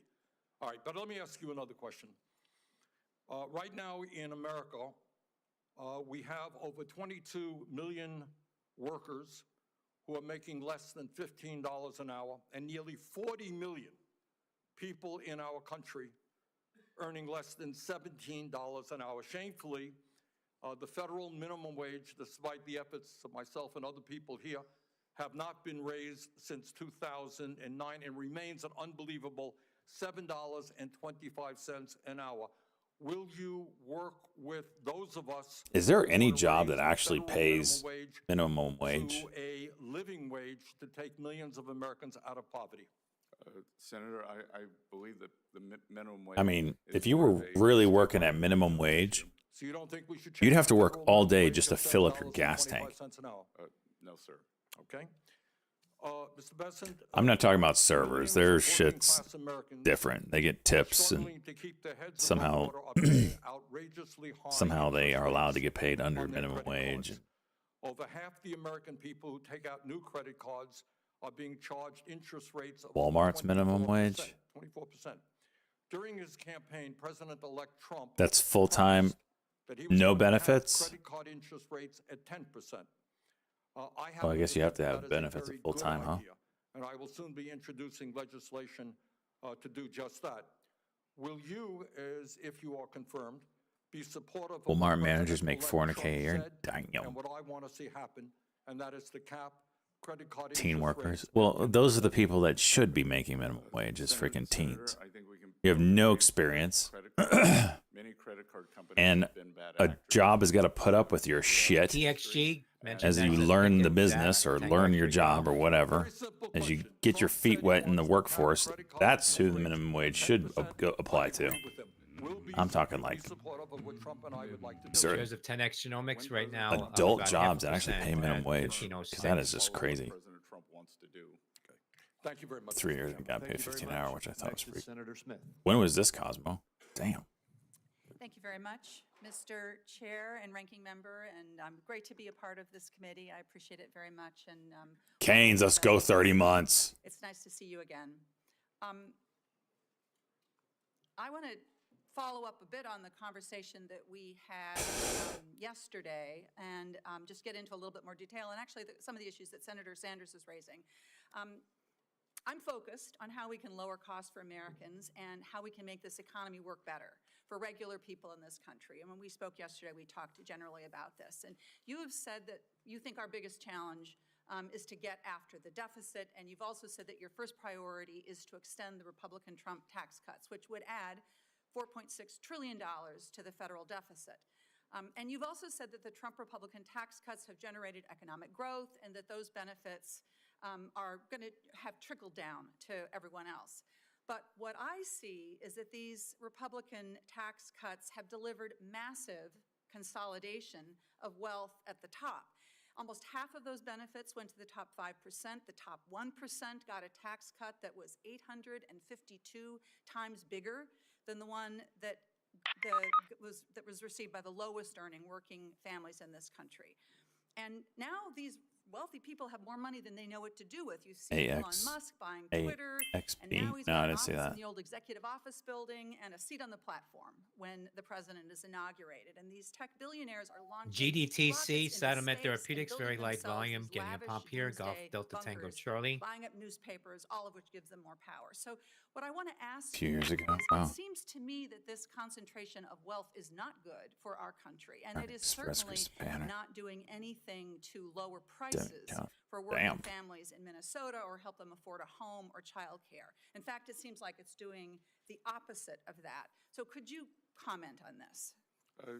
Yes, and Senator Smith, I believe that SLRX is doing a 5-minute, but man, did it pull back a little too much for me to be addressing this interested in this. crisis. And part of the affordability crisis stems from this great inflation that we've had. Since the 2020, it was nascent in 2021. It occurred in 22, 23. We are still substantially above target. My hope is that we will not see it accelerating again. And inflation is one of the great killers for working families. As we talked about in your office, the CPI or PCE, the statistical numbers, may be up about 22% under the previous administration, but the basket of goods and services for working families. So getting inflation down, getting interest rates down, and addressing this affordability crisis. And and as you know, inflation is coming down. And one of the things that I think we saw during the course of the last couple of years was these big consolidated corporations with so much market power jacking up their prices way beyond the amount of money that they would have had to have raised their prices in order to cover their costs. So in my view, this level of corporate consolidation— It's real slow, Cosmo. Come 12 o'clock, it is the price, it's ridiculous. costing people more, and that in fact the Republican Trump bill that there's such a move to reinstate or to extend is going to contribute to that problem, not make it better. But let me ask you another question. You've also said that in order to get our fiscal house in order, we need to cut spending, we need to deregulate, and we need to privatize. So I want to just look at what we are seeing with some privatizing in the private sector that is of great concern to me. Let's look at healthcare. We've seen a move by big corporate investors into healthcare and especially hospitals. Terrible stories we've heard about rural hospitals and clinics getting shuttered, maternity wards getting shut down, and caused in part by this private equity big corporation purchasing and moving in and controlling, again, concentration in healthcare. And none of this, of course, has lowered costs for Americans. In fact, the opposite, people's costs have spiked. So I wonder, do you see this kind of model of big corporate takeovers of healthcare actually helping to lower costs for Americans? FLOC indicating $30 now. Foxtrot Lima Oscar Charlie IPO. Healthcare. Damn. I probably had trying to understand healthcare cost and the drivers of that on my to-do list for 10 years to be able to sit in a room for a week and understand this, and I've never been able to do it. But I will tell you that when we see things like healthcare, like higher education, both of which have substantially outperform Bitcoin's juice in here, huh? any inflation index by cost. There is a problem there. I think that what you are identifying could be one of the problems, but I think the overall level of healthcare costs that we're seeing is driven by a multi-factor. It is a complicated issue, and I know I'm out of time, Mr. Chair, but what I see, and SNTI, work on this, jeez. and Chair Sanders, when Chair Sanders was chair of the Health Committee, these big corporations come in, the quality of care goes down, patient costs go up. There's a hospital in Massachusetts. 77K. Was bought up by one of these big firms, and they stopped stocking a common treatment for hemorrhage during pregnancy, and they've seen patients die. So again, I think this is an example of how Who the privacy hell? is not a solution to our problems in healthcare or other parts of our economy. Thank you, Mr. Chair. Thank you. Senator Johnson. Thank you, Mr. Chairman. Mr. Bessent, welcome. Thank you for your willingness to serve. I want to just start by refuting one of the false narratives we hear ad nauseum from the other side, that the Tax Cut and Jobs Act was the primary cause of our deficits. It's just not true. So I'm going to actually use the facts from CBO. Again, this isn't to confirm CBO numbers. It's actually PHIO. CBO projections with a grain of salt. After its passage, CBO projected 10 years. There's a 384 level here. Experienced total revenue of $27 trillion. Actual revenue was $28.7 trillion. That's, to do the math, that's $1.7 trillion more than what CBO estimated, which shows that the original score was $1.5 trillion lost revenue. So we not only paid for the tax cut, in 7 years, we generated $200 billion more revenue, even with the COVID recession. So again, we need to take CBO scores with a real grain of salt. But I hope this committee understands what Senator Graham was talking about in terms of your humble beginnings and your tremendous American success story. And so I want to ask you a hypothetical, because you understand American families. If an American family, let's say they normally spend $100,000, have a serious health crisis, and so in 1 year they have to spend $50,000 on medical bills, but then fortunately that family member gets well, what would that family spend the next year? Just real quick. Unless they have more income, they'd spend probably $100,000. They'd spend the same 100 and probably have debt costs associated with that. Right. They certainly wouldn't do what the federal government has done. In 2019, before the pandemic, we spent $4.4 trillion. In 2020, we spent $6.6 trillion. You know, when the pandemic ended, we didn't really reduce spending. For the last 5 years, we've averaged $6.5 trillion. Last year, spending $6.9 trillion. You know, Mr. Bessent, is there any justification for keeping spending levels at this level? Senator Johnson, as I've said repeatedly, the United States does not have a revenue problem. We have a spending problem. So the question is, how do we reset spending levels to a reasonable pre-pandemic level? Easy. Wrote a column in the Wall Street Stop Journal. spending so much mother money. Boom! I'm a genius. All the spending by population and inflation. By the way, that's what families would do as well. But you exempt Social Security, Medicare, and interest, and use President Biden's 2025 budget, because you spend what we plan on spending this year. If you take Bill Clinton's 1998 spending, I don't think he spent too little back in 1998, we would be having a baseline of $5.5 trillion. If you took President Obama's 2014 spending levels, it'd be $6.2 trillion. The one I like the best, though, is if we use President Trump's 2021 budget, his estimates for spending in Bitcoin's 2025, juicing. and use, again, just use those numbers, but slide in Left or right? Social Security, Medicare, and interest, as they are. Nobody's touching those. Rubber ducky We'd be Bitcoin. spending about $6 trillion. So wouldn't that be a reasonable level? Somewhere between $5.5 and $6 trillion is a baseline spending to project our next 10 years. Senator, I look forward to working with you on this, that you've clearly done more work than I have.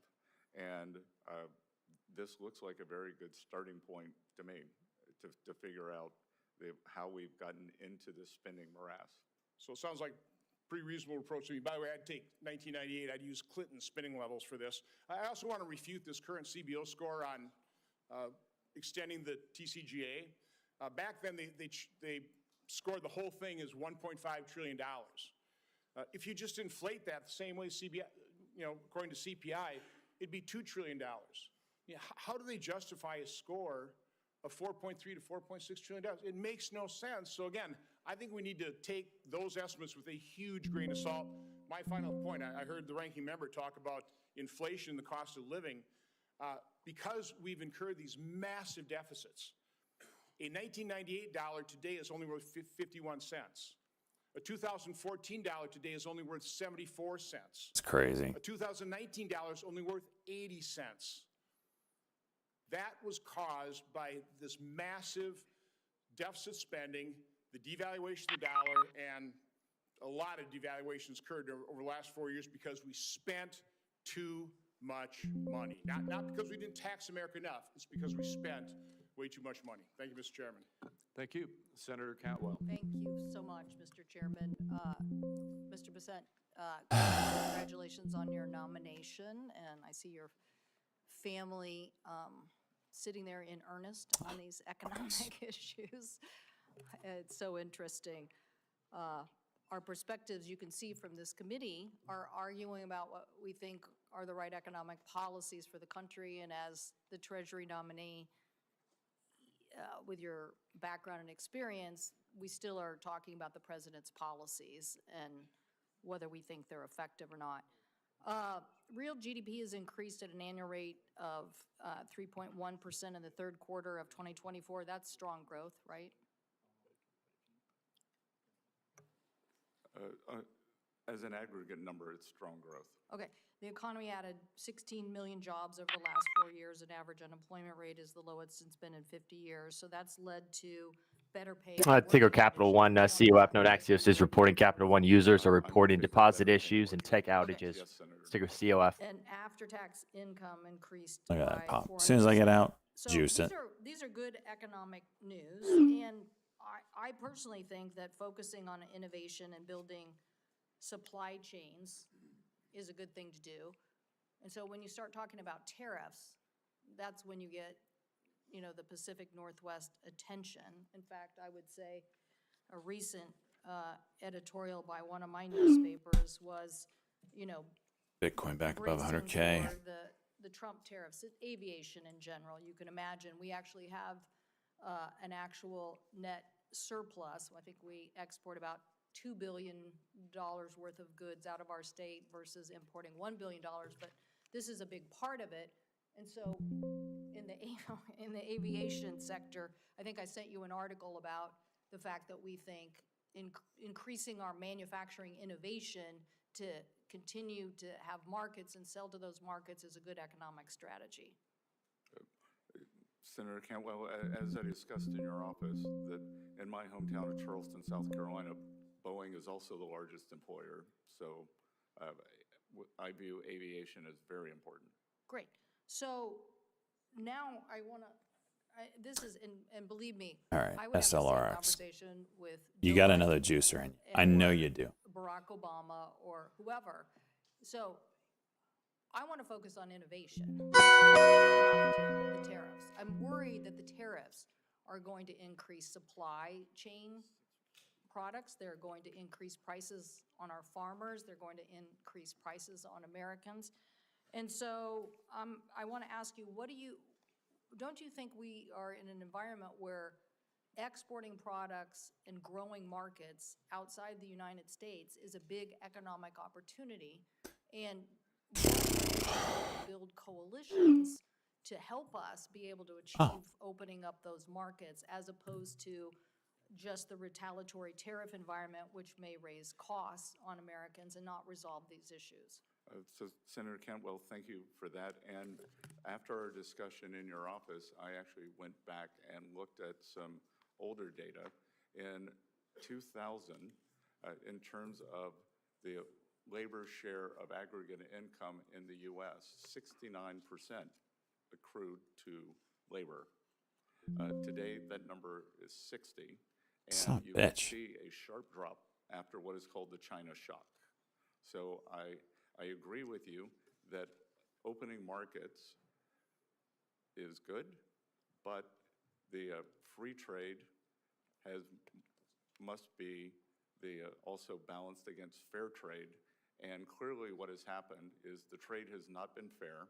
That has fallen on the American workers, and we cannot allow, as I think I mentioned to you, China is the most unbalanced economy in the history of the world. They are in a severe recession/depression. They may have -4% disinflation, and they are attempting to export their way out of that as opposed to doing the much-needed internal rebalance.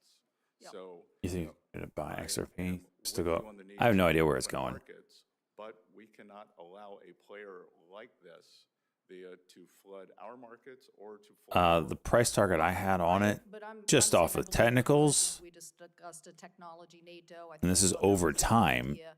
The notion, though, was, I what did I get have? upset with my colleagues Like on the other aisle all absolute the peak time was when I 430. object, but that doesn't move me forward. I don't know where we're going right now. I mean, the move is pretty extended on these shorter term, These you know, numbers time frames. that basically are talking about just Pulte? the tariff and what it would do to the price of gasoline, given What? Canada, is concerning. And so Uh, I want to Trump- know that the Treasury Trump Secretary administration nominee is gonna Bessent focus said as China much is in a on severe innovating recession our way / depression and is trying to success export its way as out we of it. are on the tariffs, because I do think we're going to see some I military just growth. clicked We it, saw it in our Garuvi. state. Holy, It what? hurt us in our agriculture. Blowing my mind right What now. happened is that you lose more farms. I mean, there's a lot of people buying farmland. Goldman Sachs, Bill Gates, there's a lot of people buying farmland. But we're losing farmers in the middle of the trade wars, and that's a concern I have. Thank you, Mr. Chairman. And oh, by the way, thank you so much for mentioning housing. I so appreciate that that was in your statement. I look forward to working with you. I do think that's an area, if the president will push forward, that it is a way for us to lower costs. Is this Thank you. order just not going to get filled? Senator Lujan. Thank you, Mr. Chairman. Good to be with you, Mr. Bessent. Thank you and your family for being with us today. I very much appreciated the conversation we had in the office. Now, I'm going to touch on several topics, so I'm going to ask you some yes or no questions, and I thank you in advance for your brevity.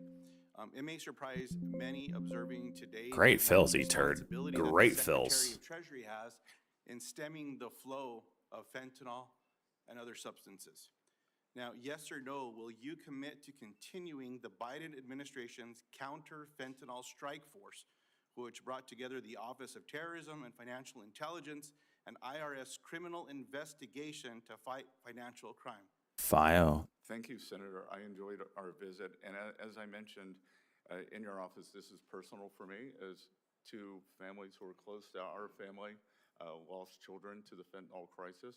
So I will commit and know that it is my belief that President Trump is laser focused on this issue. Mr.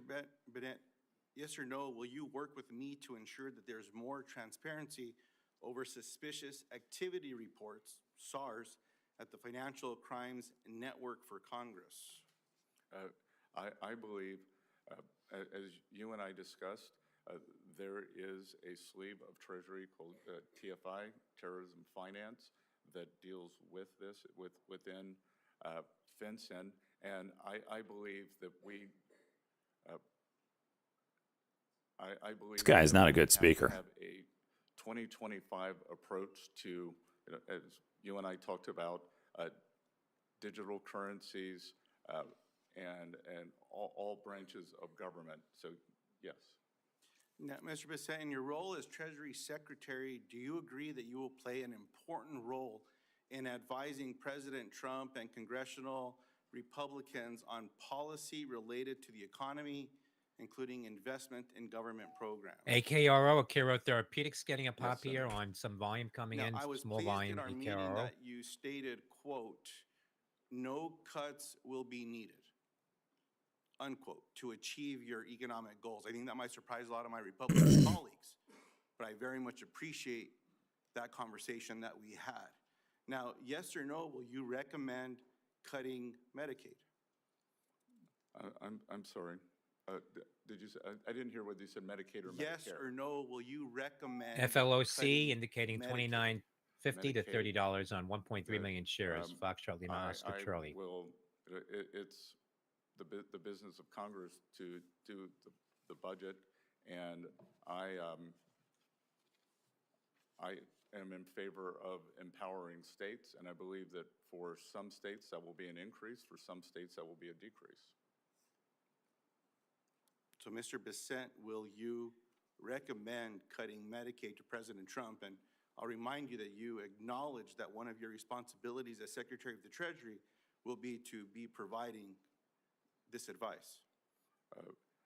I will get back to you on this when I have seen the details of the full budget proposal. when President Trump SPT is in Sprouts office and it Social gets share is confirmed. moving here. Sandy Papa Tango. Will you recommend cuts to broadband following The hell's going on here? the investments that we've been seeing across the country, making immense progress in connecting more people across the country? Once again, SPT shares are seeing a spike in activity, new highs. Sandy Papa Senator, Tango. I am unfamiliar with the exact program. It is my understanding that much of the allocated funding has not been dispersed yet. So I will get back to you on that. Well, Mr. Besson, a lot of folks back in South Carolina, including some of your farming neighbors, are getting connectivity because of these programs. You may just need to chat with them about the importance of what this program means. As my time expires, it might surprise Once again, you SPT note chat room circulation attempts on unconfirmed. members of Head Start, and I imagine we might. What's your opinion of trading Speculation pre-market for and during SPT. market hours? Do you like either better or worse, and why? It's they come and go in seasons. Right now, Bloomberg reporting Canada's counter tariff plan would target U.S. aluminum steel. right now, Aluminum and pre-market steel. trading is great. That's, Well, not great, but it's decent. Bloomberg. I don't understand It's decent. There's plays there, intricacies of and that program. the trend this week for me is I'd be up green pre-market, and then as soon as the market opens, the next hour and a half, 2 hours, I spend giving it all back and then going red. Yep, I believe it. And there'll be other seasons where that's the opposite. So you just got to catch, That's fair, sir. I didn't realize. you know, that during you the were seasons, qualified you have to to get catch into the that change. So the family that I was raised in. Like we today, qualified to get I into got green. that. I'm really not Heck, you got a couple kind of juicing up on trade ideas certainly hope that we might be able to unless find I'm some agreement really confident on a with trade that idea. program, and if someone tries to eliminate that in early childhood education, that we could count on you on behalf of New Mexicans, South Carolinians, and people across America to say, no, we're not going to do I just missed this trade Mr. because I Chairman, thank you for the mistyped time it. today. Freaking A! Thank you, Senator Barrasso. Mr. Chairman. This is a W, Thanks so which much means for we your should willingness to get up serve. to Thanks for being 423. here. Enjoyed our discussion quite a bit in talking about the future for the country and the role of the Treasury Secretary in getting our economy back on track. No, not gonna break that This means 420. lower prices, higher wages, more jobs, and stronger economic growth for America. It also means protecting people in states like Wyoming from crushing regulations and devastating tax hikes. It means getting wasteful spending under control. And I'm greatly encouraged by our meeting that we had.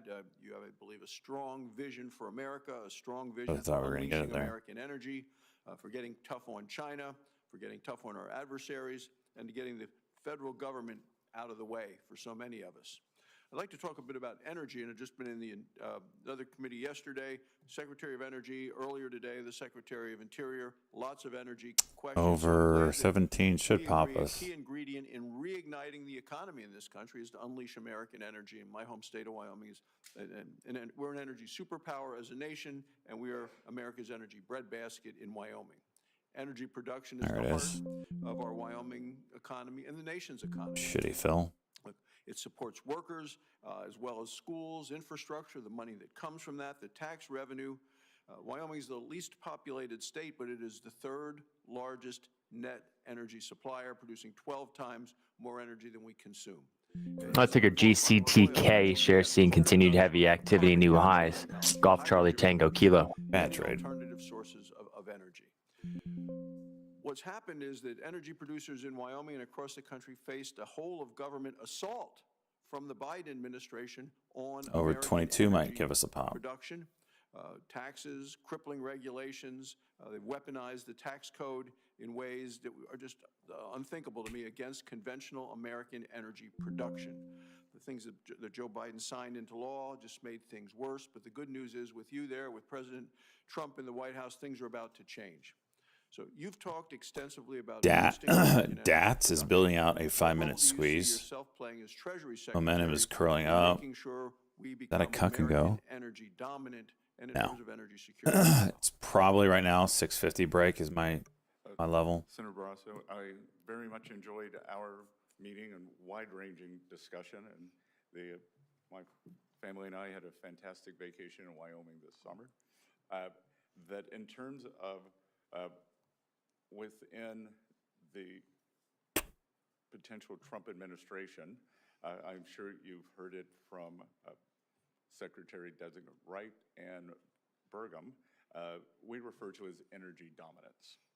And energy dominance, one of the reasons that I believe we have not been able to apply as muscular sanctions against the Russian Federation, or unwilling, was because the supply of energy was constrained in the U.S. So that the same with the terrorist regime in Iran. So I would view that as we can raise U.S. production, we would. What duration do I trade? Usually the 1-minute chart, but especially Iran. in doing so, I will dip down to the 30-second chart sometimes, and even sometimes the 10-second if I'm trying to really get an early entry I believe Iran for an overall move. 100,000 barrels of oil exports when President Trump left office. I believe that they are now exporting FLOC indicating 29.95.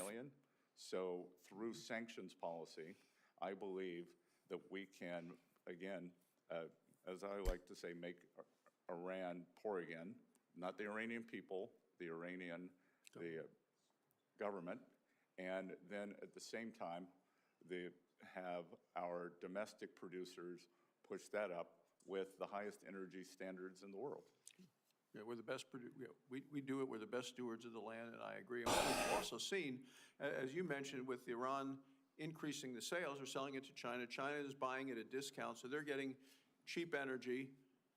Iran is getting tanker loads of cash back, essentially, and they're using that money for terrorism. So in terms of our own national security, I have one last question in my time remaining, and this has to do with the Tax Cuts and Jobs Act that we passed in 2017. If that were to expire, we're talking about a massive tax hike of over $4 trillion. What would that kind of a tax hike mean for small businesses, for job creators, as well as our global competitiveness, if all of a sudden we put the heavy wet blanket of a $4 trillion tax increase on our nation? Senator, I think it would be devastating. That is, especially for small businesses. One of the things that, as someone who came from a very small town, lived in New York with a very big town, and came back to a small town, I believe Wall Street has done great the past few years, and that Main Street has suffered. I think it's Main Street's time. Wall Street can continue to do well, maybe not as well, and it's time to have a Main Street small business-led recovery led by small banks, regional banks, as I call it, reprivatizing the economy.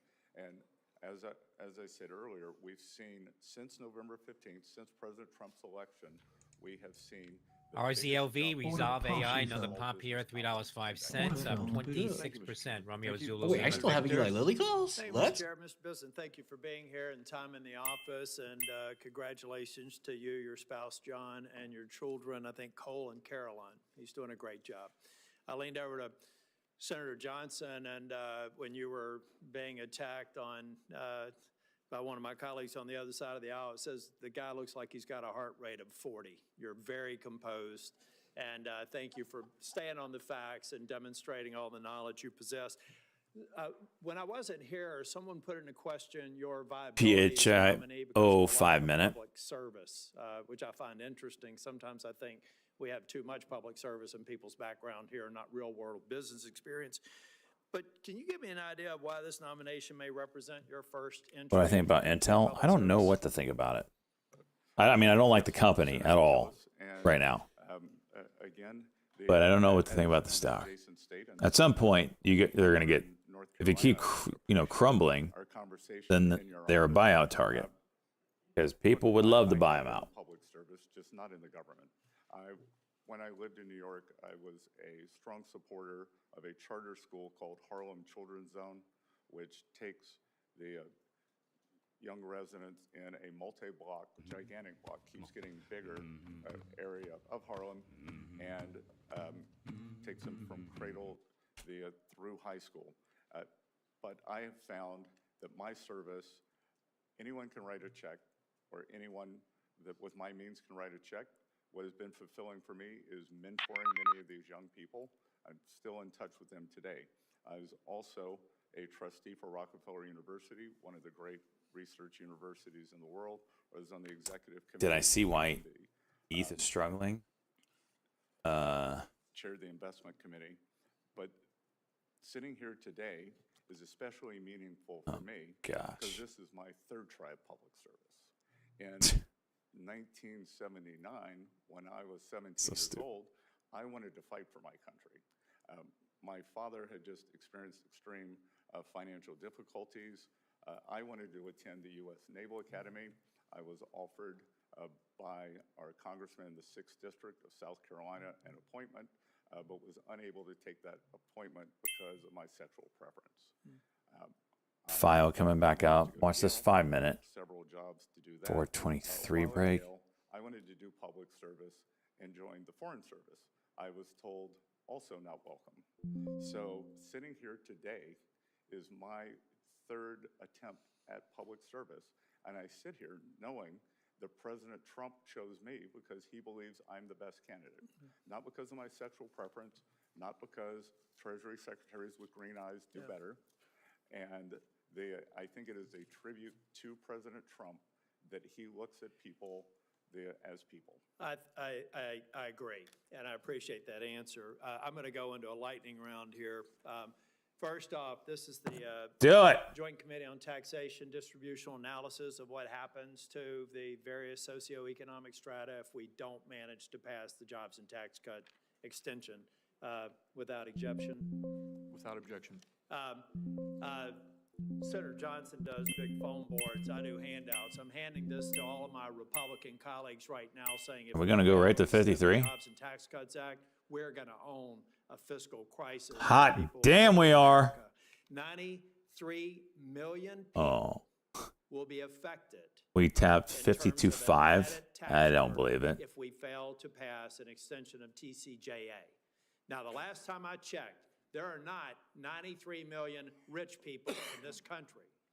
There are people who struggled like you did when you were a kid and like I did. All right, 45 would be a 10-second break. And every time we had some well-intentioned program from government to make things better for me, it made Under would be 34 break on the downside. 45 or so the facts are did we break several it? things. We did break it. This tells us what happens if we Selling fail some. to pass the jobs and tax cuts. And it doesn't even really, it doesn't even Another get to attempt here. the impact that W I would be turned 46 out break That very table jelly roll. on a 10-second Was chart. here for So a finance committee hearing. He lived the in the under same would trailer be park that I 38 did. break. Okay, 20 we just years went later under on in 10 seconds. South Nashville, Tennessee. Kind of see it here. And what I found interesting in my own family is we were right on the economic 46 a level. If you want to do a 10-second cock, that would be 40 break. We're at a 1-minute cuck now. And every time government let us do what The 33. we lived in a house. I'm a living example, and I'm sure Ben Ray Lujan, some other people have had those experiences. See if we You gotta can- go back and look historically at when people like me and people like you had real opportunities. I look forward to supporting your nomination, and Mr. Chair, I'm going to support some. I'm going to send some questions for the record, but it's just to reinforce the message that Republicans have to deliver. And anyone who says that we should not is advocating for a $5 trillion tax increase that will hurt the people who are on the economic edge worse than anybody else. Thank you, Mr. Chairman. Senator Warnock.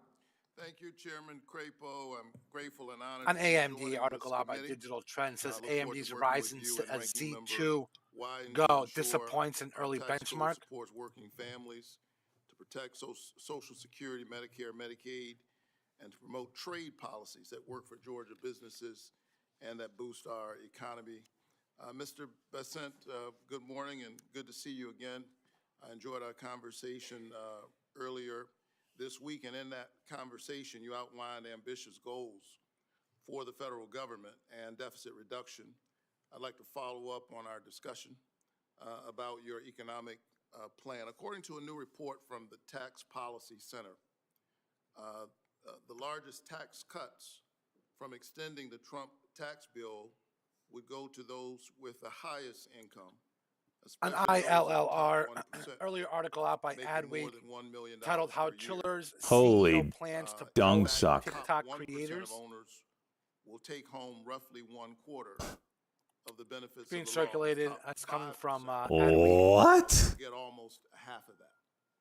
Just a 25% drop in 10 seconds. 1% of Americans deserve or need I'm talking an additional market tax cap. cut.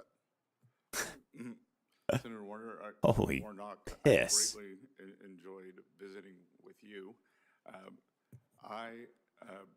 I think probably a better way to look at it is on a percentage basis.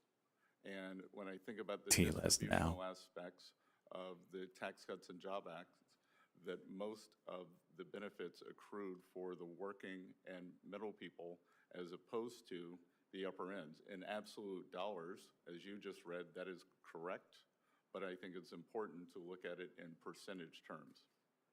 So you believe that the tax cut that On provided PHIO, 1/4 volume of the benefits downtick, of the law to the top announcing a 1%, one and the spot 5% getting 83 almost one half, Offering. benefited those at the million bottom more offering. than That's did on those. PHIO on this downtick Your call. testimony? I believe that in 2000 Priced at what? 2019, that Priced at the market households or a NASDAQ in the house. bottom 50% of income earners. What a bunch of assholes. That's one of the biggest asshole things to do is announce an offering. Times higher. On that PHIO, You're at high day. 10,000 aggregate shares So we priced should at continue to $3 move in per that share. direction and give more tax cuts to those at the highest. You have talked about high deficit. They've done 3 offerings in 2 days. Defense problem, and I agree with that. I think we need to be fiscally responsible. We need to work to close the deficit and bring the national debt under control. In 2013, Congress extended the Bush tax cuts for everyone except those making more than $400,000 a year. This bipartisan decision saved the Treasury $600 billion, helping to narrow the deficit. Do you agree that ending the tax cuts for those making more than $400,000 would help close the deficit and reduce our national debt? Senator Warnock, I do not. I believe that you would capture an inordinate amount of small business people who largely are in that cohort of 400,000 to a million. So you wouldn't cut it off at 400,000. What about $1 million? That, again, I believe these are small business pass-through owners, and I believe that we, as I said before, Wall Street's done great. It is time for Main Street to do well, and small businesses need to drive what I call the reprioritization. FLAC share is away from opened this at government 28.65 now I at agree that it's Main 28. Street's time. I'm from Atlanta, so 83. I'll say Peachtree and some other locations. IPO in Flowco, state. What about those making FLOC more IPO than, open. than 10 million? Would we reduce the deficit by extending those tax cuts for folks making about $10 million? So again, I think it's important that we put in incentives for them to QMCO invest. has some levels. So, going back to the 100% depreciation for equipment, that I think that And I don't mean to keep interrupting, but I'm the pastor, and we're known to be loquacious of speech, but I'm running out of time here. What about $1 billion? So again, that I think that these are the job creators. So there's no income level for which you would support raising taxes. Is that fair? There is no income level that I don't think we should continue the TCJA as it was. All right. I think our country is facing structural deficits. However, I think that to continue to Maybe because you assholes keep spending more than we bring in. taxes based on what they already owe is not going to get us out of that problem. But I look forward to continuing that discussion with you. Thank you very much. Thank you, Senator. Thank you very much. And before we go on to Senator Blackburn, I just want to restate it. There's a lot of facts that have been thrown around in this hearing today. I'll just restate one that I said in my opening statement, and that is of this $4.3 to $4.6 trillion tax increase that it could happen. This is actual dollars. 2.6 trillion of that goes to families and individuals. Who needs social benefits anyways? That is simply the distribution of this tax increase. Senator Blackman. Thank you, Mr. Chairman. Thank you for bringing that clarification, because if we do not extend the Tax Cut and Jobs Act, it is RR really interesting levels 326 here. that people are going to see, and I appreciate your comments about a Main Street small business recovery. That is something that is so vitally important, and as the chairman knows, we have had much discussion over the last few years with the Biden administration over how they determine that $400,000 number. If it is the gross, if it's the adjusted gross, they came up with the term of total positive income, which is everything you make.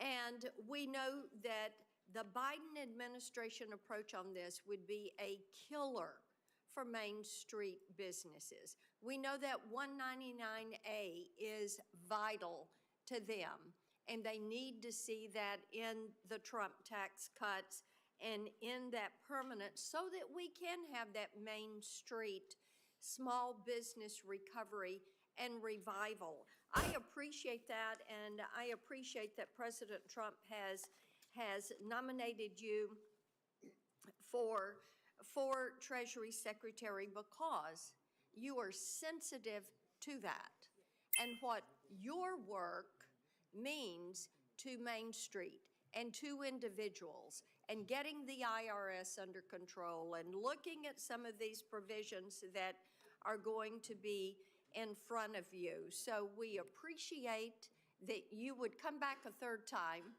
and look at public service, and that John and Caroline and Colin, by the way, they are behaving so beautifully. Whatever they want, they get. Ice cream. Senate orders. We'll be right there to support them. I do want to talk with you for a moment about CBDCs. Let's take our SENS assures are seeing a spike in activity, new high. Sandy Echo November Sandy. Biden administration they did an executive order QMCO breaking the levels. to research development of a CBDC in the United States. And of course, this causes a lot of us heartburn, because we look at what the CCP did with the digital yuan in connection with the Olympics. So upon confirmation, how would you approach this discussion of CBDCs?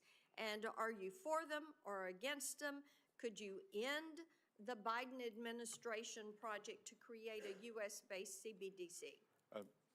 Senator Blackburn, thank Huh. for your Let's take our HWM. No circulations. A new long idea from Motley Fool. Hotel Whiskey Michael. HWM. as I'm sure that I will hear that a U.S. Senator has vouched for their behavior. But on CBDCs, I see no reason for the U.S. to have a central bank digital currency. In my mind, a central bank digital currency is for countries who have no other investment alternative. PRTS, So if we think carparts.com, getting a pop here on some volume. Papa Romeo Tango Sandy. a high surplus country, whether it's Saudi Arabia, Singapore, who ends up with, call the Chinese currency whatever you want, the yuan, the RMB. Yeah. If you own that currency, you have to have UNG. something to invest in that there's very little to invest in if you want to hold the currency. You could own Chinese government bonds, which don't yield So very your much. view of that would be a negative view? Well, I view that many of these countries are doing it out of necessity, whereas Yeah. the U.S., if you hold U.S. dollars, you could hold a variety of Absolutely. very secure U.S. Yeah. assets. I appreciate that. I appreciate your comments earlier to Senator Barrasso about the Pillar 2 negotiations. This is something that we would be well-served to extract ourselves from this. Currently, the preliminary data that we have, 40%, right at 40% of the total Pillar 2 tax burden is on us. And China, of course, has found a way to exempt themselves from this. So that is in need of a revisit, and I look forward to you doing that and standing with our companies. I want to get, and this I think you can just submit to me in writing, Advanced Persistent Threat, APT, which is China. They were able to override Treasury's security system and remotely access workstations where they reported access to unclassified documents. And of course, this is Chinese Communist Party at work again. And this is, we found this out after finding out from the Treasury Inspector General that Bessent says sees no 2,800 reason for central bank IRS digital employees currency. still had TikTok on their government devices. If confirmed, and when QMCO juicing. will you take steps to improve Treasury's security systems? Senator Blackburn, one of the earlier questions was, what policies of the current Treasury Secretary do you disagree with? And as you noted, the December 8th hack into Treasury was via a work-from-home system. Yeah. So I, as Treasury Secretary, have confirmed, plan to be in the office every day that I'm in Washington, D.C., and I expect all the other employees to do that too. Thank you. And I think it's a matter of national security for Yes. everyone to be at 1500 Pennsylvania Avenue. Thank you. Thank That you. is well received. We Thank you, need to Mr. move Chairman. on. Senator Welch. Thank you. Thank you very much, Mr. Chairman. It's delightful to be a new member of the committee. And I look forward to working with you and all our colleagues. Mr. Bessent, thank you so much for your visit yesterday, and welcome to your family. As we discussed, the situation for a lot of Vermonters Interesting. who work incredibly hard is very tough. Vermont actually has one of the widest, if not the widest, gap between what people can earn and what their expenses are. So it's tough at the end of the month to pay all the bills, the grocery bills, the healthcare bills, all of these things. And we're talking, in a way, abstractly about this tax plan. And the reality for most folks IPO's in the been country is duds for recently. the past 40 years, working Americans have actually had a pay cut, not a pay increase. And my hope is that whatever tax policy we have is going to start with a commitment to making lives better for the Main Street folks that you mentioned, and I'm glad that you did. But there is going to be a lot of negotiation on how to pay for the No, ticker real, REAL. No to possible negative catalyst. Modern Retail is reporting Walmart is partnering with Red Bag to bring tens of thousands of luxury products to its marketplace. Watch, there's a real on that. So in Vermont, I mean, healthcare is incredibly expensive for everybody. But if we have, just as an example, an electrician in Bennington, Vermont, who's making $67,000 a year, with the tax credits that are set to expire, Bounce. that family would have a $700 a month increase in their healthcare bill. That's going to hammer them. It's like $9,000. So my question to you is, in putting together this tax proposal, where you are going to have to be making recommendations about how to pay for it, will we continue to provide this help to Vermonters, like this electrician in Brattleboro, so that he doesn't get hammered on healthcare premiums going well beyond what he can Damn, afford? DATS, ATS. Senator, as we discussed in your office, and I haven't had time to We do love when it's more short. on this. As I think I told you that my family, friends, business colleagues, I often get sick of hearing. BMRA, no maybe data, with a no curl data. here. No, So I will get up to speed. No, If and I confirmed, I will appreciate get up to that. this. I appreciate that, but there's a couple of things that really make a difference for working Americans in South Carolina and in Vermont. The child tax credit, when we had that and reduced poverty for children by 50%. Is there a that's really fib level elemental here? For hardworking families in Yeah. premium support, where healthcare is just a brutal expense for employers too, by the way. Try a So my small hope is piece. that in Just a the small piece down here. design, we're going to Swing start account. by making certain that we do no harm to working Vermonters and working Just a small South piece. Carolinians. Okay. Second, on the tariffs, I'm in support of the China tariffs. That is defending us against unfair trade practices by China. I'm concerned about the impact of tariffs on Canada and what that does to us in Vermont. Our major business partner, export partner, is Canada. And from what we have seen, it would raise the cost to businesses, probably cost jobs and cost to consumers. So what reassurance can we get from the Trump administration that there's going to be a do no harm policy to American consumers and Vermont workers and small businesses with the tariff policy? Senator, very, very difficult for me to isolate Vermont especially, but in terms of working Americans, I believe that President Trump understands that it's working America. He had a very unique coalition. Well, he does, And my hope the policy will reflect that. So I appreciate the opportunity to work with you on that. I look forward to working with you, and look, The final- I think he understands that it's the affordability Right. crisis. It that- is, and just the last thing, very little time, but we were talking about credit card rates for consumers. Credit card fees for our small businesses are the highest in the whole world, the highest in the whole world. Why can't we bring them down and pay what Europe pays? Our small businesses, it's like the second or third highest expense for them, and you'll have some impact there. But those costs on our small business, including those small, the pass-through businesses, I'd like to get them down and get your help in doing that. I look forward to working with you on this issue if confirmed. Thank you very much. Thank you. Thank you. Senator Marshall. Well, thank you, Chairman Crapo, Ranking Member Wyden. It's great to join the Finance Committee. As I listen around, it just seems like to me like so many of us share the same goal, that we want Americans to be prosperous. We want them to be able to live their American dream. We disagree how to get there oftentimes, but we all had this same goal, that we want Americans to be prosperous. Mr. Bessent, welcome, and congratulations on your nomination as well. I think it could be said that rural America in many ways is President Trump's base. Of the 77 million people that voted for President Trump, a lot of them came from rural America.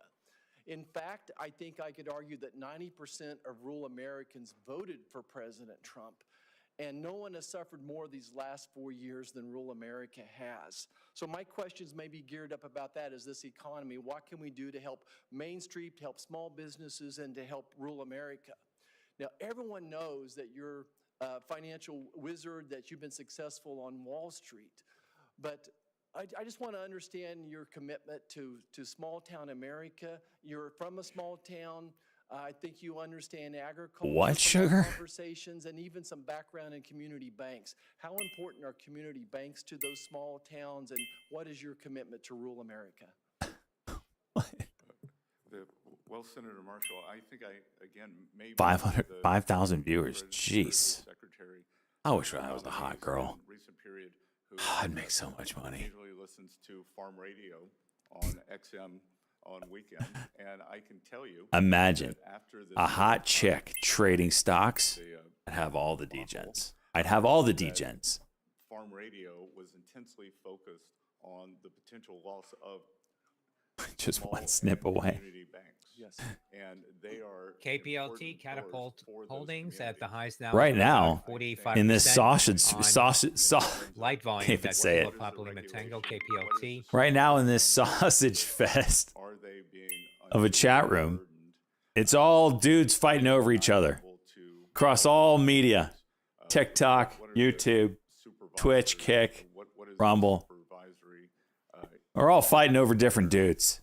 There's no chicks. One chick could take us all out.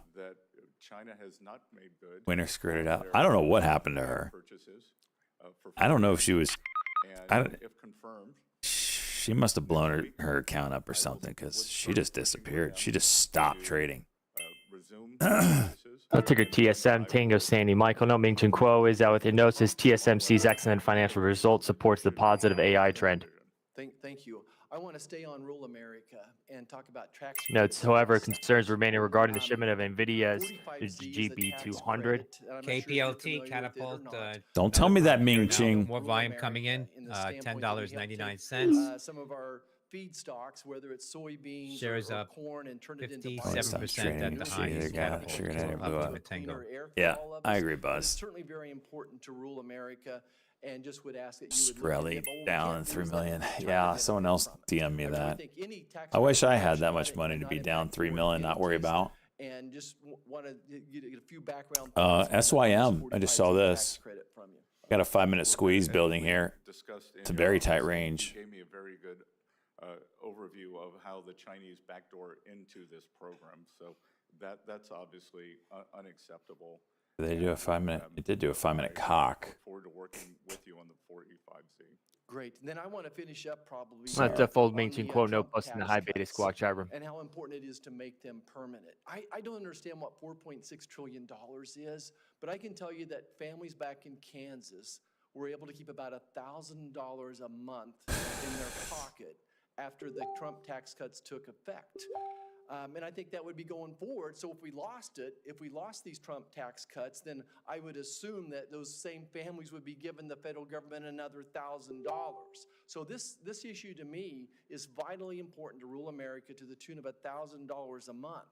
So I guess my question for you is, beyond just making the current Trump tax cuts. Ticker CRKN, Charlie Romeo, Kilo November. Note, sure seen any spike in activity. Note, social media. Circulations on that name, CRKN. Has talked about, and it's not specifically a rural issue, but it is something that affects the lower 2 quintiles of the income distribution more.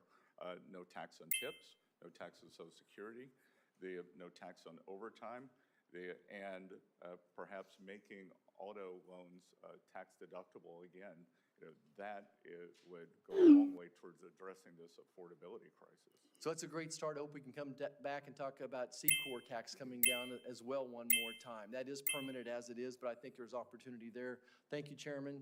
It's an honor to be here. Mr. Chairman, one sentence. I very much appreciate our colleague mentioning 45Z, the Clean Fuels Production Tax Credit. That is part of the clean energy tax credits that we got into law, so I look forward to working with you on it. Thank you. So let me just, Mr. Bessent, so you understand how we're going here. I know it's been a long time, and thank you for your patience.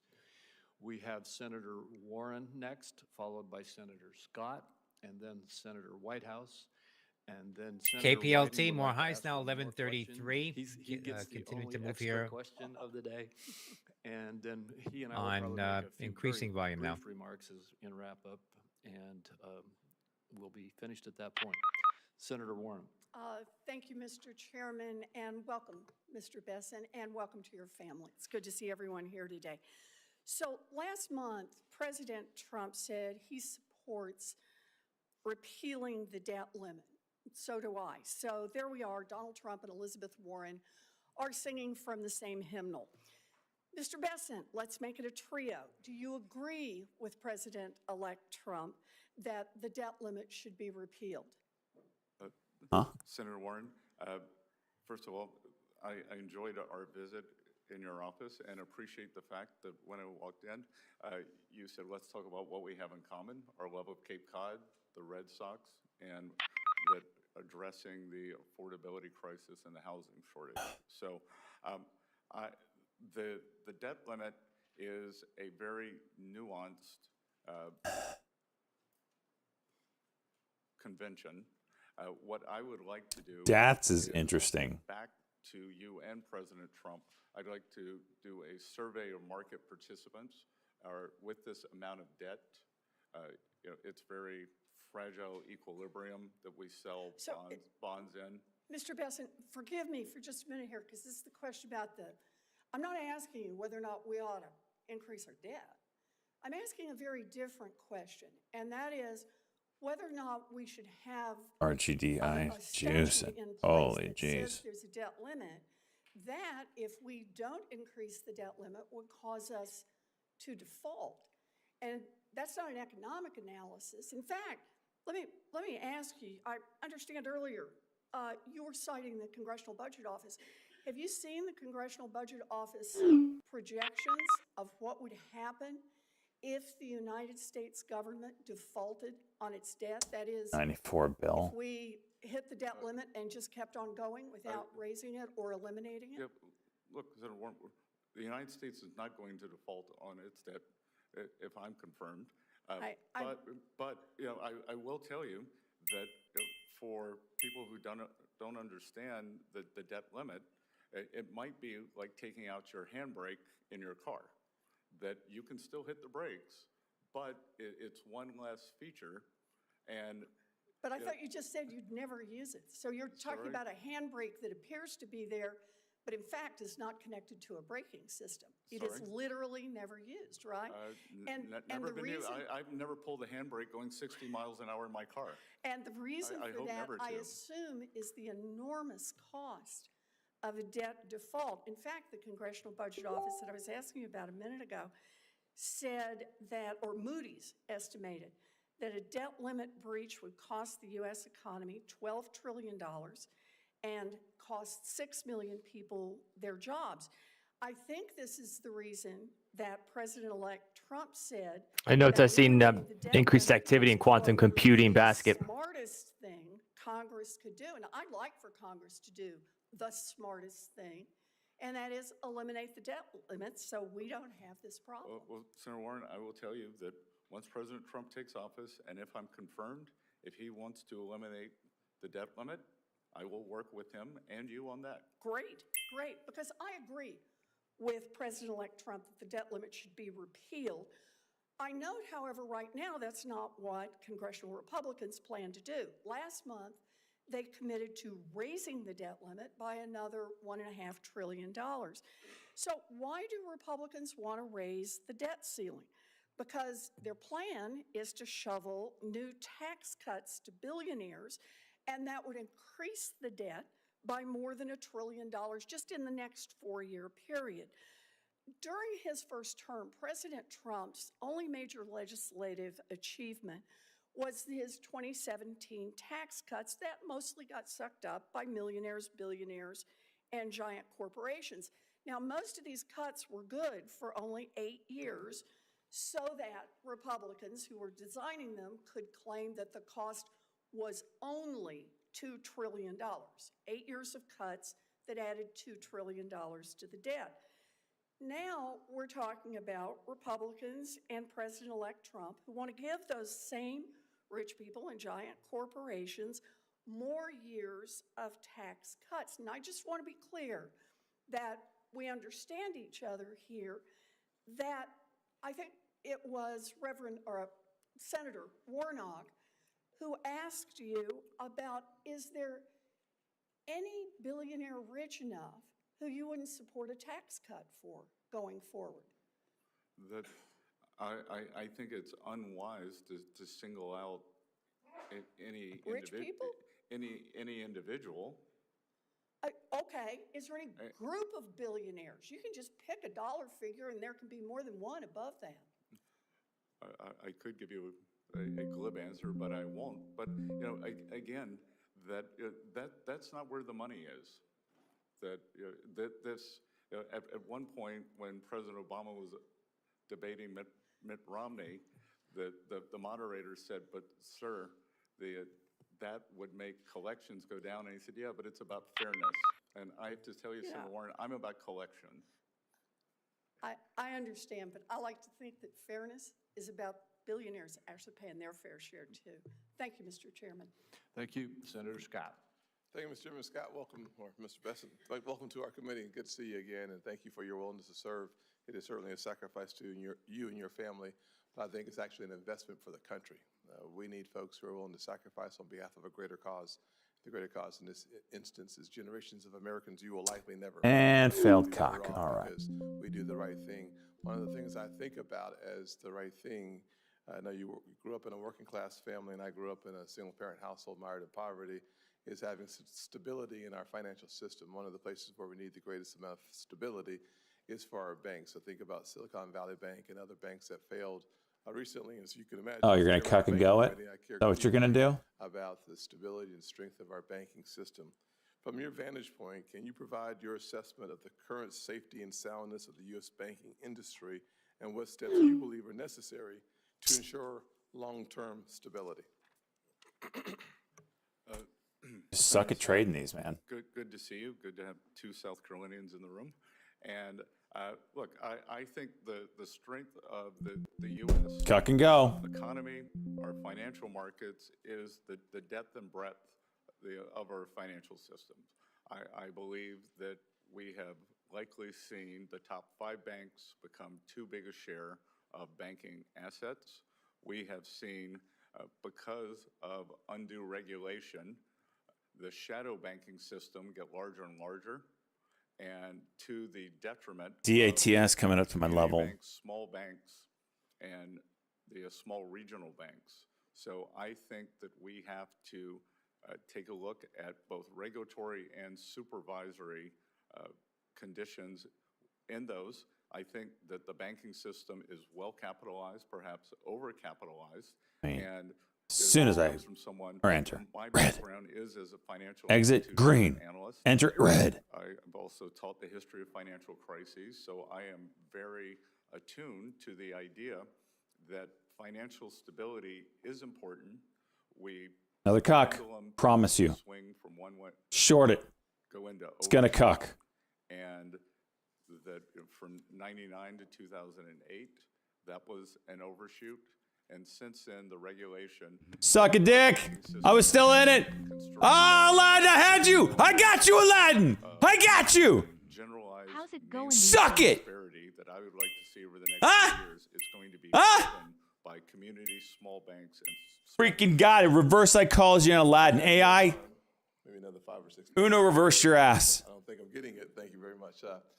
We'd spend a little more time on Basel III because your answer actually reinforces the fact that Basel III puts more capital on the sidelines, which means there's less capital to loan for mortgages or for starting small businesses. Damn right, I won't go Cavitate. there, but where I will go, however, is towards opportunity zones. As you know, I wrote the legislation, and opportunity zones was in fact a bipartisan piece of legislation, although it's only supported by Republicans.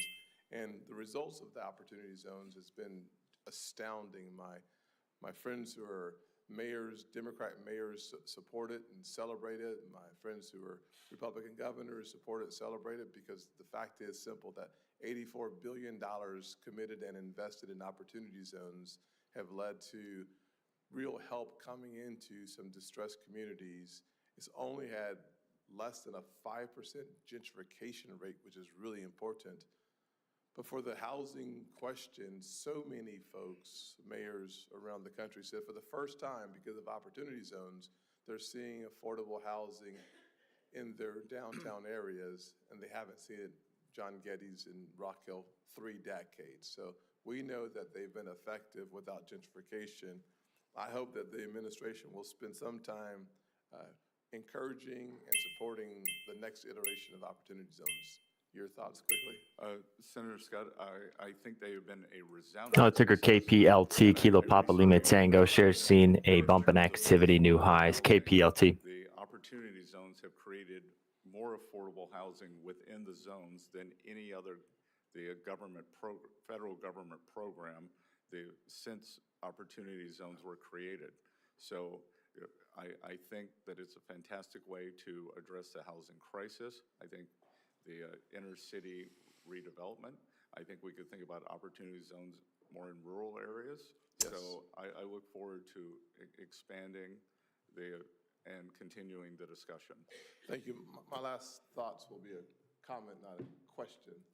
But as a result of the TCJA, we saw the richest Americans' tax burden as a percent of revenues coming in go up.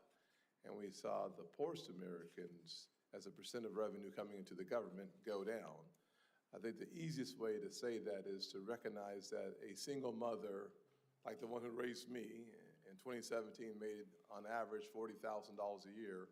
Her tax burden, her tax percent went down, her tax rate went down by 71%.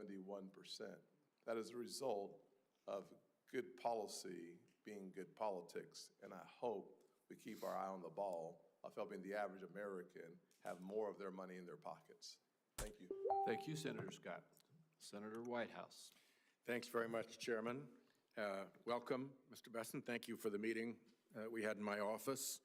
I understand that colleagues have already raised the urgency of more sanctions on Russia's shadow fleet, particularly as it is sabotaging our allies' infrastructure in the Baltic, and urged that it is unfair for Chinese manufacturers to be able to underprice U.S. manufacturers by virtue of lower environmental standards. Benzinger So I market just wanna update, give S&P two big futures down thumbs up to both of 7.75, those the Dow notions. futures down As we 89, talked about NASDAQ down in my 74.50, office, crude is I think down that the 99 cents at most, $77.73. immediate danger of a major Natural gas is up 10 economic cents Markets at are getting a $4.19. little ugly here.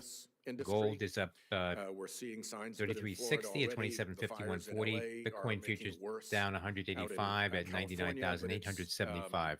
occurring nationwide, and as we discussed, where you can't get insurance, you can't get mortgages, where you can't get mortgages, you can't sell properties at value, and that cascades, according to the chief economist of into a 2008-style massive economic recession. So I would like to ask first that you get That's somebody on your maybe team 580 break. to take a look at this report, which I'd asked to put into the record from the Senate Budget Committee while Without I was objection, chairing so it ordered. on the non-renewals, pricing. NC Citigroup seen a little downtake. Problem county by Currently county on CNBC across the is country. the And if somebody CEO on of your Citigroup. team looks at it and can give you a summary, I would be grateful. And I would actually ask you personally to read this Economist magazine article. I don't think it's complicated. No, Senator Whitehouse, you gave it to me in your office, and I did read it. Good. So All thank right, you. so we're ahead of you. So I'm I just good. want to make sure. I will point out to my children behind me, doing your homework's important. It is important, and thank you for doing that. I think you're the first person in the nominations here who's actually done the reading that has been proposed. So I just think that all of us need to be alert to this problem. Oh, it broke 80. Bullshit, it did. Started- Damn it. Ernest Hemingway famously said that bankruptcies happen gradually and then suddenly. I think we're in gradually on a climate change driven insurance crisis that will cascade out into the whole economy. I gave my Environment Public Works colleagues a book this thick. I gave your team a similar book of all the many high-level, serious, peer-reviewed studies that have shown these economic risks. And I just don't Yeah, think we're ready for it. freaking And I A. think it's really important. Dick that we the be whole ready chart for it. up. I don't want anybody to say that they weren't warned about it. So there's my warning. Last question to you, and I'm going to be That did. No, it treading didn't, into an cock. area where I don't know a thing because I just heard about this morning, and I've been the ranking member in the EPW noms hearing. So what I did read this morning is that the manner in which you have structured your partnership KPLT, has another enabled pop you to here, avoid the hitting new payment of highs, nearly $1 billion $12.14, a big in spike in volume now. Medicare taxes, and that the IRS has taken the position that the manner in which you structured your partnership to avoid those Medicare taxes does not actually support avoiding Medicare taxes. And it's probably more complicated of an issue than you and I are going to get through in the next 1 minute and 13 seconds. So we'll follow up with a question. Yeah, for the what's up, record. Stocky? But I just think that when we're dealing with these massive issues of income inequality and threats to Medicare and all of the concerns that I think actually helped propel President Trump to the presidency, it would be extremely awkward if the Secretary of the Treasury were taking advantage of a supposed avoidance mechanism that the IRS, which you oversee, has determined actually doesn't produce that result. And somehow those things need to come into alignment. I don't know why. I suppose the easiest thing would be to go back and pay the Medicare taxes. But again, this is way more complicated than you and I can dispose of in the next half minute. But I do think it's important. I think it's really important to send a message as an incoming Treasury Secretary that everything you do with respect to your personal taxes aligns with IRS guidance. Senator White, thank you for the question. So it is the firm's taxes, and we are up to date on all our taxes. This matter is not by us, but it is in continuing litigation. If confirmed, I have agreed to shutter my firm, and I have also informed the ranking member and the chairman that I will provision the amount that is lower than the amount that was stated in the press release that went out last night, and I will hold that until the case makes its way through the courts. So once that seems like an attentive response to the problem, and I'm glad you respect that this actually is a problem that needs to be attended to. So thank you. Thank you.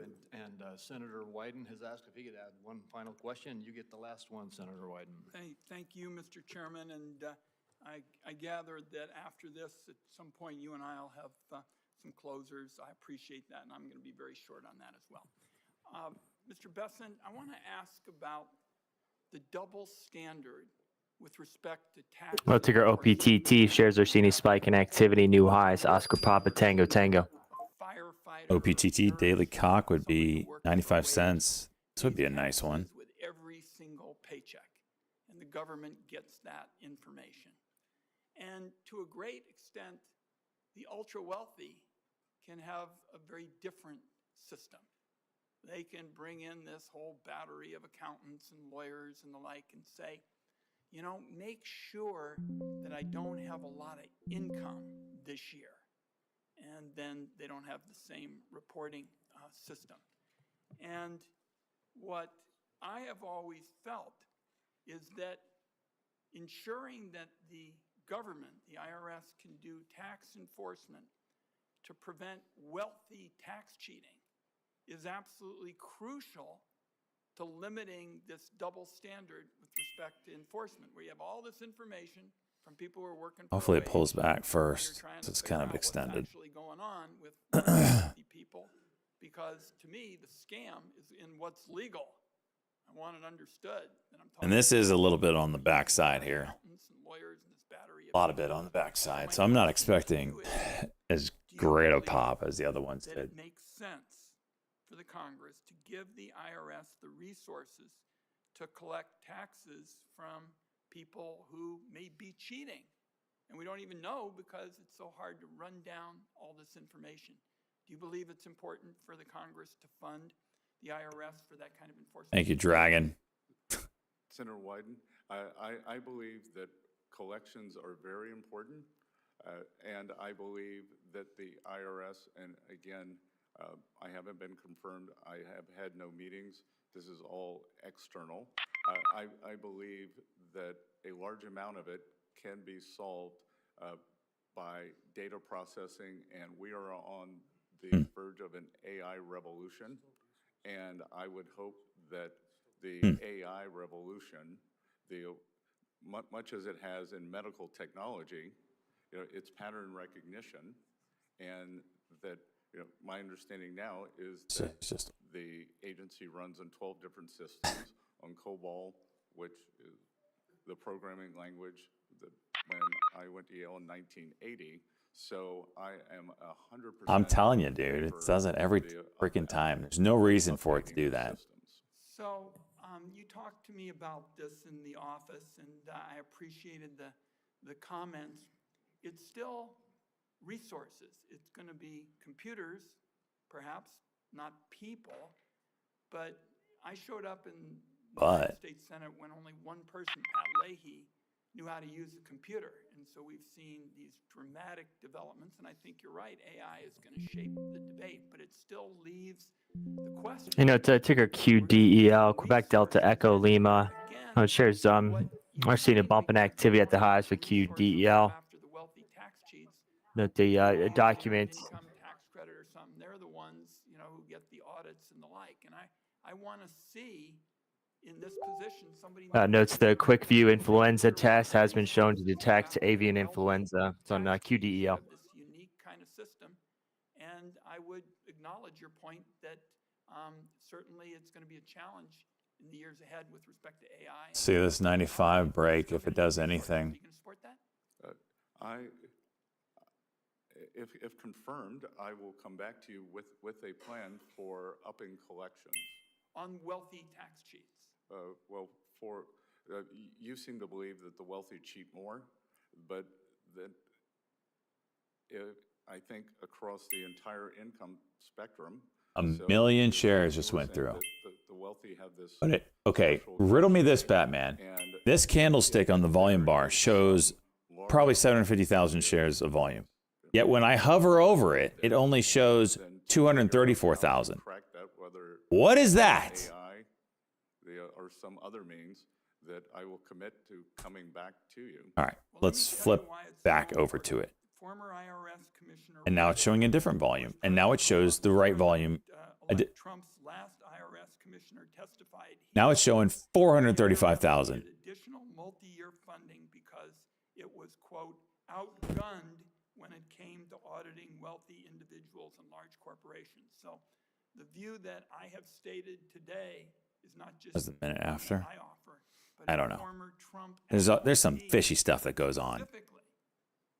And I don't know what it is. With respect to resources. So you've indicated that you'll continue the discussion. It's an important one. Thank you, Mr. Chairman. Good.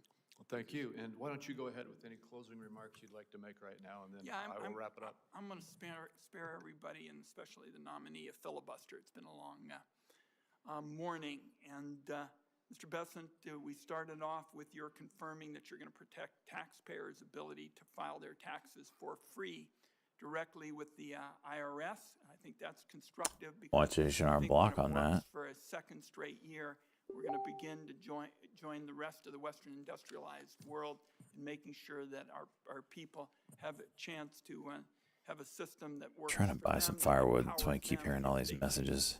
With respect to some other issues, I'm concerned about a number of other matters, and we may need to have some additional conversations about it.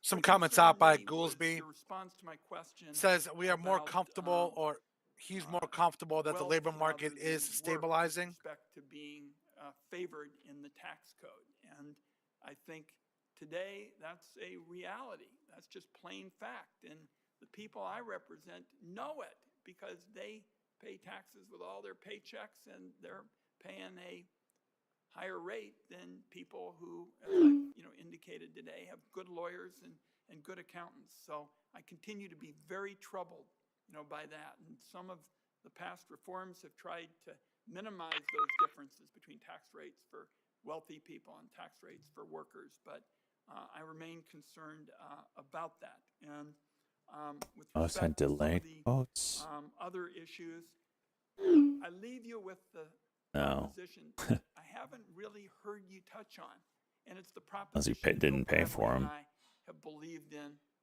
Market's taking a shit here, boys. We want a tax code that gives everybody in America the chance to get ahead, and with differences like the one I've asked about, the difference between the rates for the wealthy and Looking for a 1 minute here. We've already done a 1 minute Fez cut. Goolsby says he feels more comfortable that the labor market is stabilizing, speaking to the Wall Street Journal. Thank you, Senator Wyden. And Mr. Bessent, we're toward the very end here. I'll be brief myself.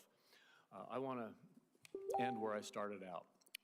I think that it's very clear that you have acted in your Goolsby said less dealing worried with unemployment vetting turning of into this something committee worse. in a very, very straightforward, courteous, and honorable way. When it comes to your qualifications to be the next Secretary of the Treasury, there is no room for debate, and you have shown that today here in the hearing. Your background, your training, everything is tailor-made for this role, and your character and demeanor are S&P self-evident. futures You have off the lows satisfied our now, due diligence process. down about In prior 0.25%. Congresses, I've joined with many of my Republican colleagues in voting for well-qualified Treasury. Ticker RIO, Romeo India Oscar. Shares are selling off for RIO. Even though I didn't agree with all of the positions that they advocated. It's a 95. I'm seeing heavy volatility. Rio Tinto. Not Rio Tinto and Glencore are said to discuss potential advancing your nomination. I appreciate your taking the time that you have taken to work with us over the past few weeks to get this process to this point. An RIO volatility on the name Glencore, Rio Tinto discuss potential combination. It's coming from Bloomberg. That's an RIO, Rio Tinto. SYM coming back up. All right, it's all of that.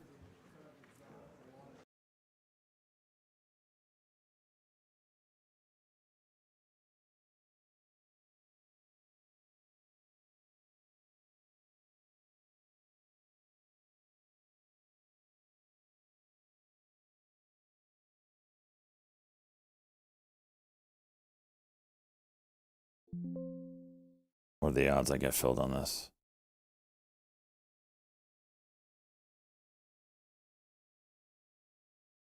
Did I really put in an order at 95 cents? Oh, I don't have to worry about that getting filled.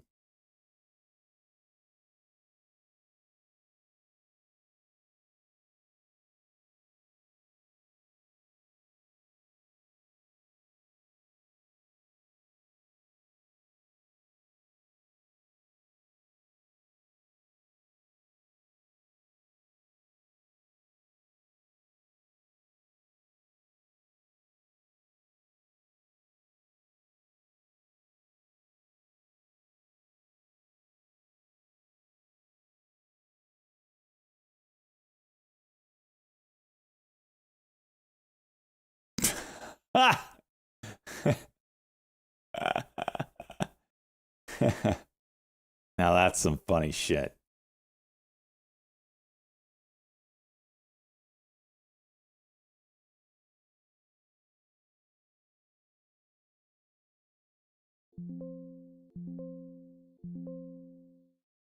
We're breaking. We're breaking.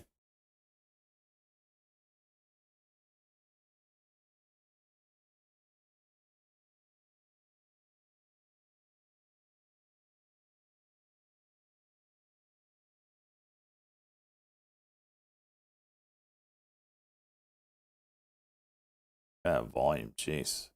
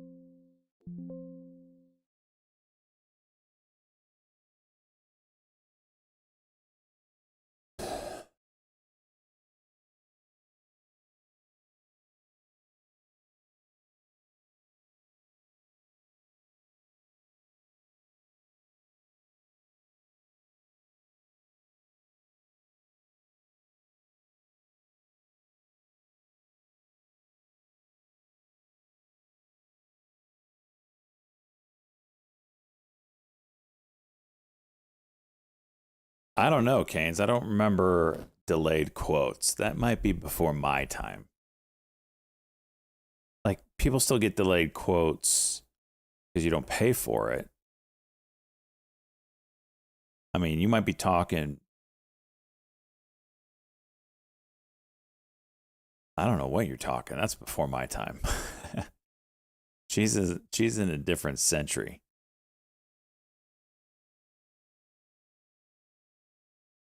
And there's a small window of time between, right, where you're basically buying and selling in 25-cent increments and the internet and tightening those spreads. So from the dawn of internet trading to some point, there's some area in between there to where we are now. A 20-year gap somewhere in there. Certainly not in the last 10 years. So from 2020 to 2010, somewhere in there, you might have had a delayed quote era. I just don't remember it. It just came out where you mostly threw it. No, we did not finish it, and we didn't start it today. I completely forgot about that. Yeah, I do remember quotes before cents. Yeah. And looking them up via newspaper. One of my favorite things we did in class in high school was a stock trading thing. You had to pick your own stocks. And you keep track of them.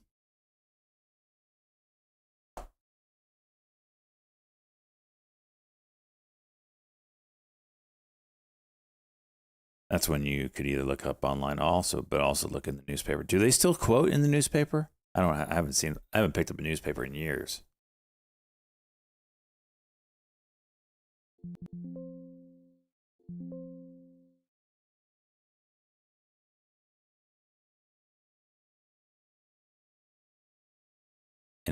In 2000, you had to pay us 5 cents. See, that's like the dawn of the internet. So, yeah. I certainly wasn't trading it the year 2000.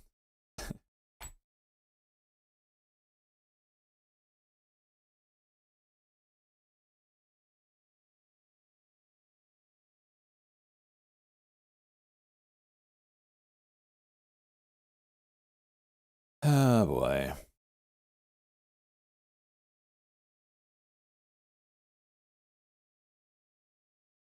OPTT just ripped.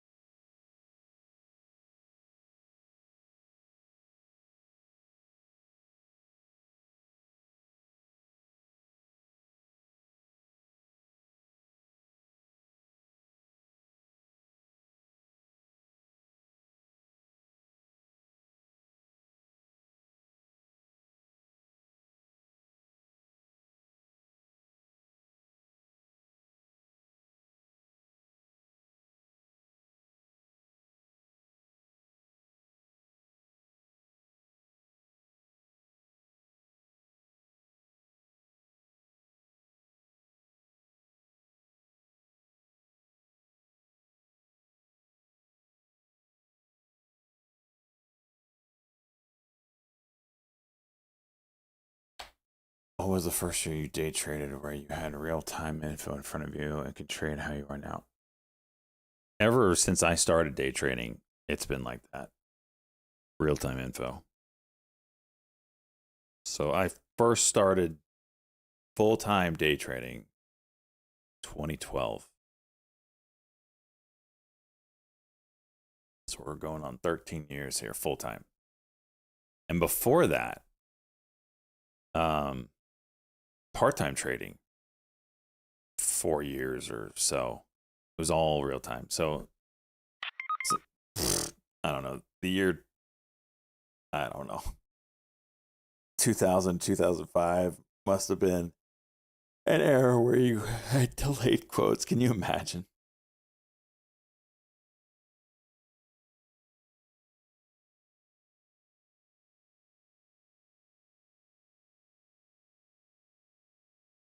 What happened to it? She moved. She's still around. We talk. Have I had a red year since full time? Oh yeah, my first 2 years, Canes. My first 2 years I was red, and my third year I was green. And ever since then it's been green. First 2 years I was learning how to do it. You got to remember back then, I mean, we're talking 2012. Twitch didn't, or YouTube didn't exist then.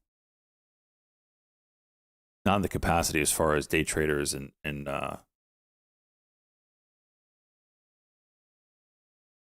stuff online to find things. Certainly wasn't Twitch trading or any social media for that matter where you could join a chat room and be a part of a group.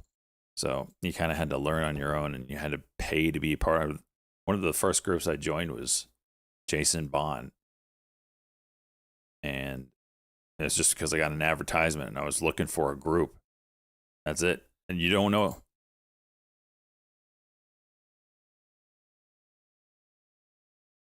You don't know how to find groups or anything like that. So you don't know what to look for. You didn't know that chat rooms were a thing. It's a different world now than it is now. So I basically, my tuition was my first 2 years of trading. I lost I think a combined amount of 50. I was working full time. Wait. What year was it?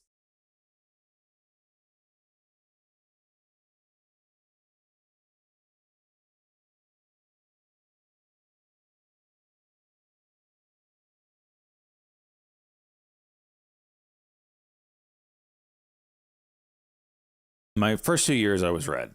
I'm trying to remember if it was 2012 and 2014, or was it earlier than that? No, it was 2012. It had to be 2012. Had to be 2012.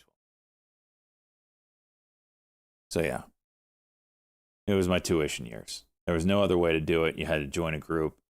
I didn't know paper trading was a thing. Back then, paper trading was literally paper trading. You know why they call it paper trading? Because you're writing down your entries and exits on a piece of paper or notepad and on your computer. There wasn't any free place to do that. So, of course, I didn't paper trade because I saw people making thousands of dollars and said, surely I can do it too, which I could. It just took me 2 years. So I was lucky enough to have other jobs while that supplemented my income, and I had a chunk of change saved up while I had lost money.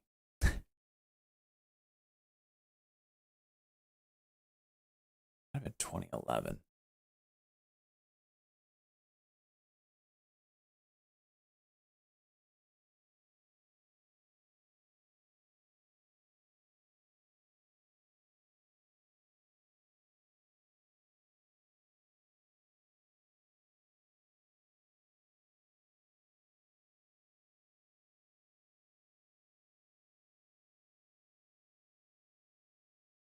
My first green year, I think it was 30,000 or 50,000. It was one of those two. I can't remember offhand.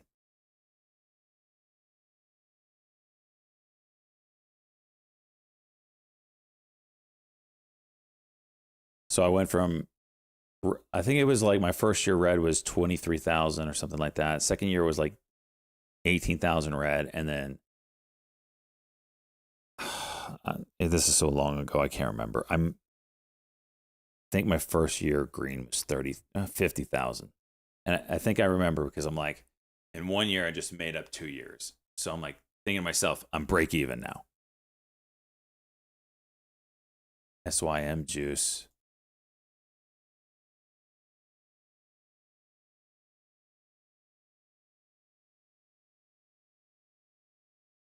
It was not beneath mowing lawns. No. I didn't stop mowing lawn. Like, one of the hardest things I had to do as a successful day trader was to give up my side jobs and be like, okay, you got this, SJ. Let it go. I was coaching soccer for little kids. Well, not little kids, teenagers. After I got fired by an asshole coach or AD. It's for the better. It's for the better. From university. Anyway, I still was able to coach the lower division, the lower age groups for sure. And I was doing that for up until 2021. So my $950,000 year and my $1 million year, $1.3 million year, I was still working part-time at places because I was scared of letting go. And I was still reselling through that time. I was afraid of letting go the guaranteed for the not guaranteed income.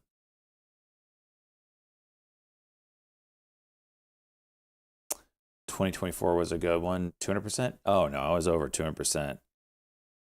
Percent-wise, I killed it. Like it was 400 or 500%.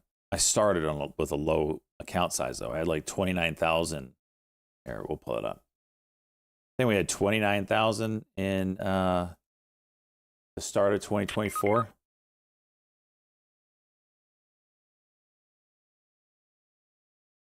Oh, that's not what we want. We want performance. Okay, how do I get 1 year? Okay. So this is the 1 year. This was including January, but that's all I can do. So it's getting rid of January last year, adding January this year. So in the past 12 months, I'm up 560%. So percent-wise, I did great. Dollar amount, and it's not where I want to be.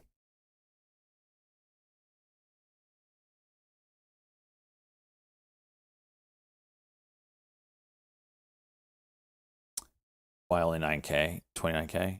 2023 was my worst profitable year ever. It was worse profitable than my first profitable year. I made like, what, 20 grand is what it was? I just closed it out.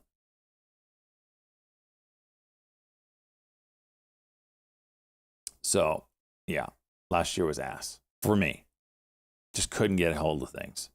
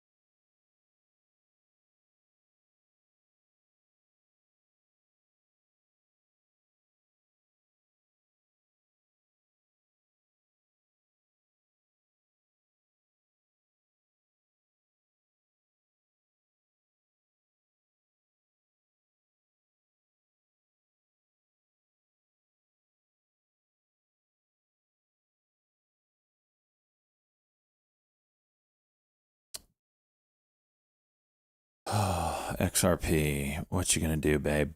What you gonna do? Look at this hourly inside candle, inside candle, inside candle. Just go ahead and cuck and go for me one more time. Let me wake up and see you over 450 or 350.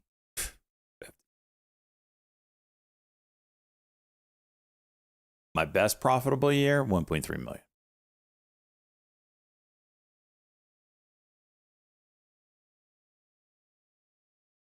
I'm all in DJT next week, 60 plus. I don't know, man. I think it's going to be a pretty big sell the news. We've seen that on pretty much everything.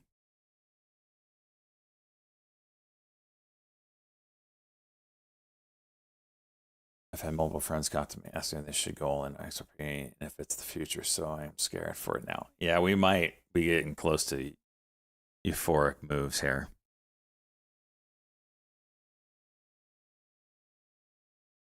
Wait for the peak to sell. They need to pay me for E-Trade.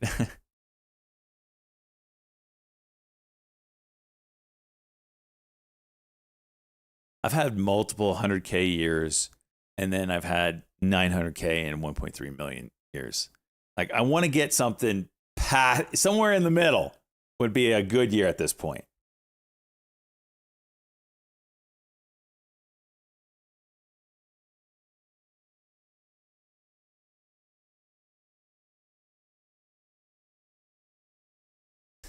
All right, I think this is going to be a pretty nice winner, but I don't want to swing it.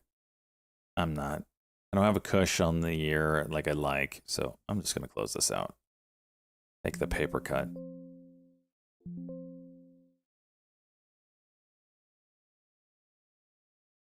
I've almost made more in crypto this year than I have in day trading so far. That's pretty nice. Pretty nice problem.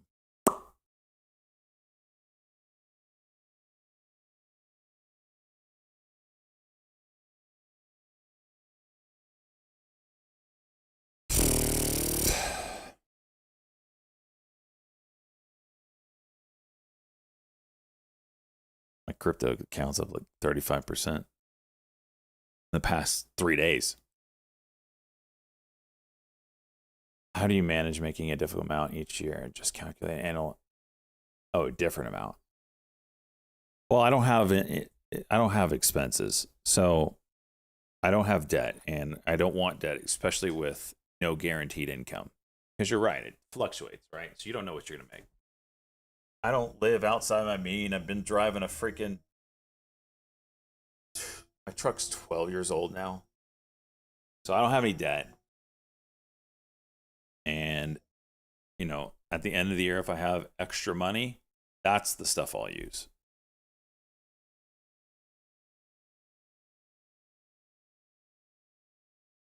For all those years, right around okay. So now they were mostly between like...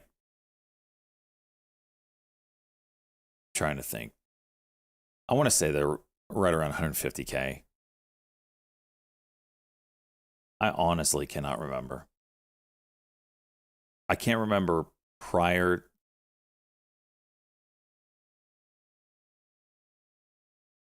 to 2019.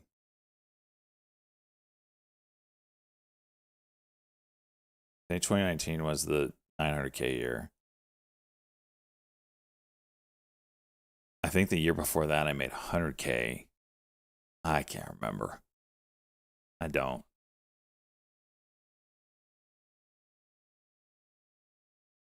Got pushed into a locker.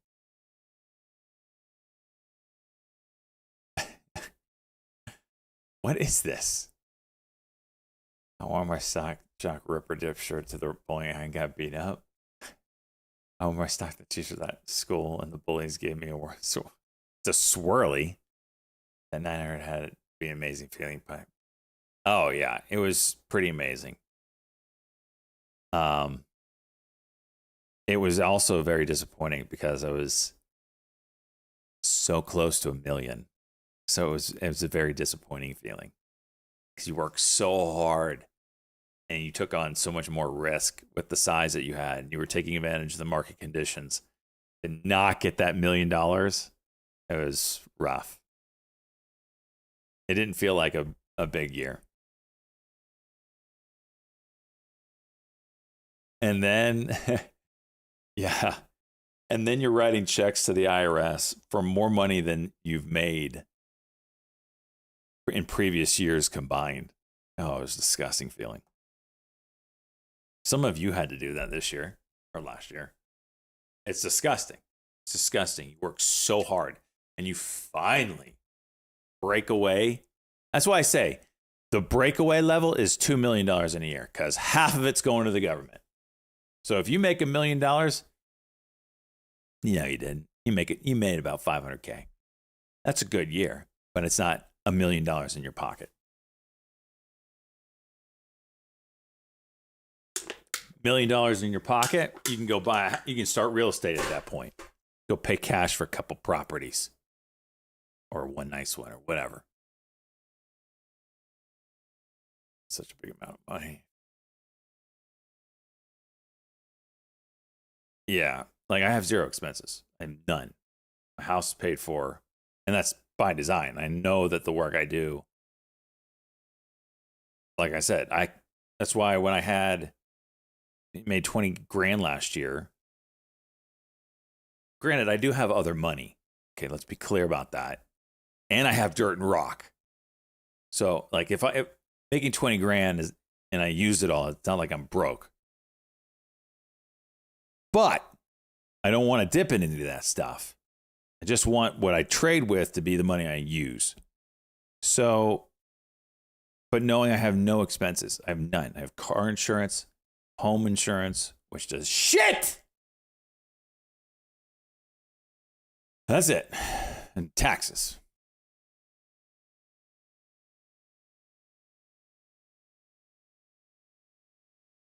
Yeah, I don't know anything about LLC. That's good plan, Miltar.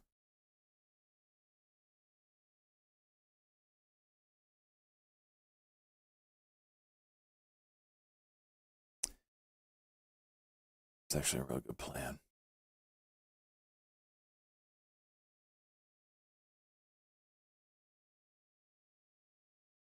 That's right, Hilo.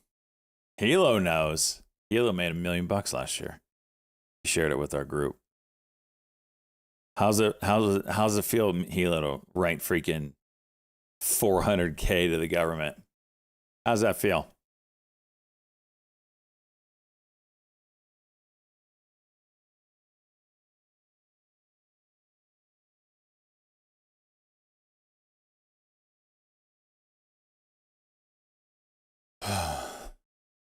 Thanks. WSJ shows in print? What are we talking about? Is this like today's newspaper? Huh. They still show it in print. That's crazy. Huh.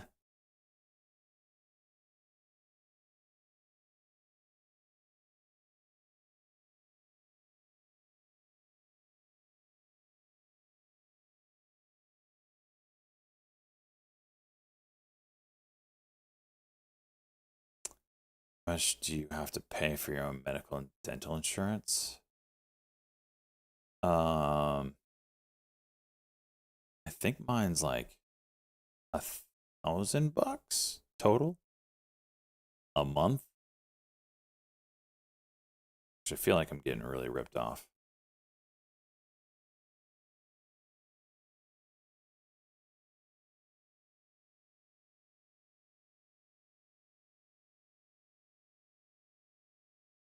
Oh, yeah. Yeah.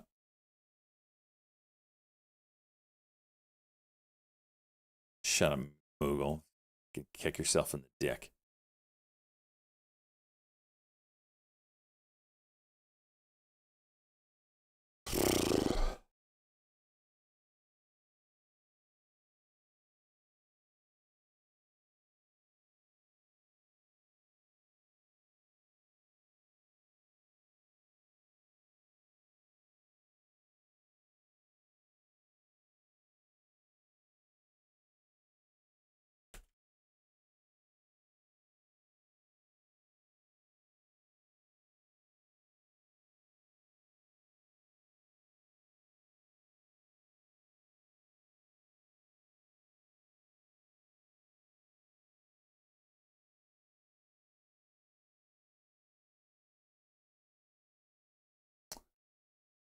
pretty slow.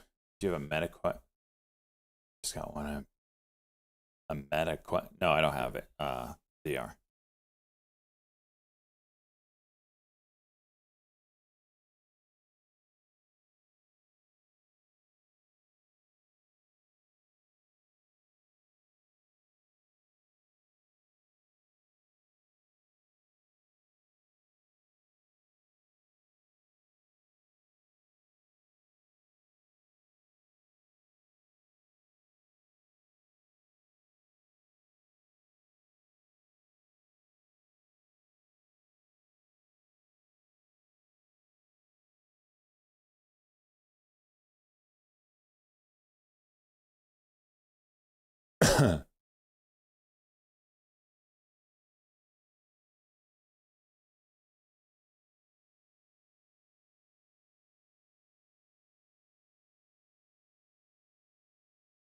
VR has let's watch you be Batman. All right, I'm gonna call it a day here. Good day. I gotta go get some firewood. Trying to work on this. Got Ripple in the back pocket, still chooching. Yeah, Green Day for sure. A nice one. We're gonna go raid Vivian. It's been a hot minute since she's been on.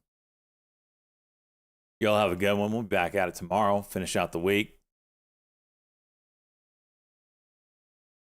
You guys have a good one. I'm not raiding a 5,000 viewer streamer. So stupid. All right, see you tomorrow. I think that's just video, but don't remember it. Have you played any games on the new copy? Oh yeah, I play Apex every night.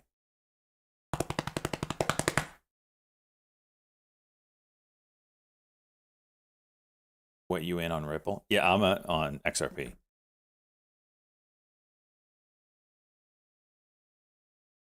I'm in XRP at 250.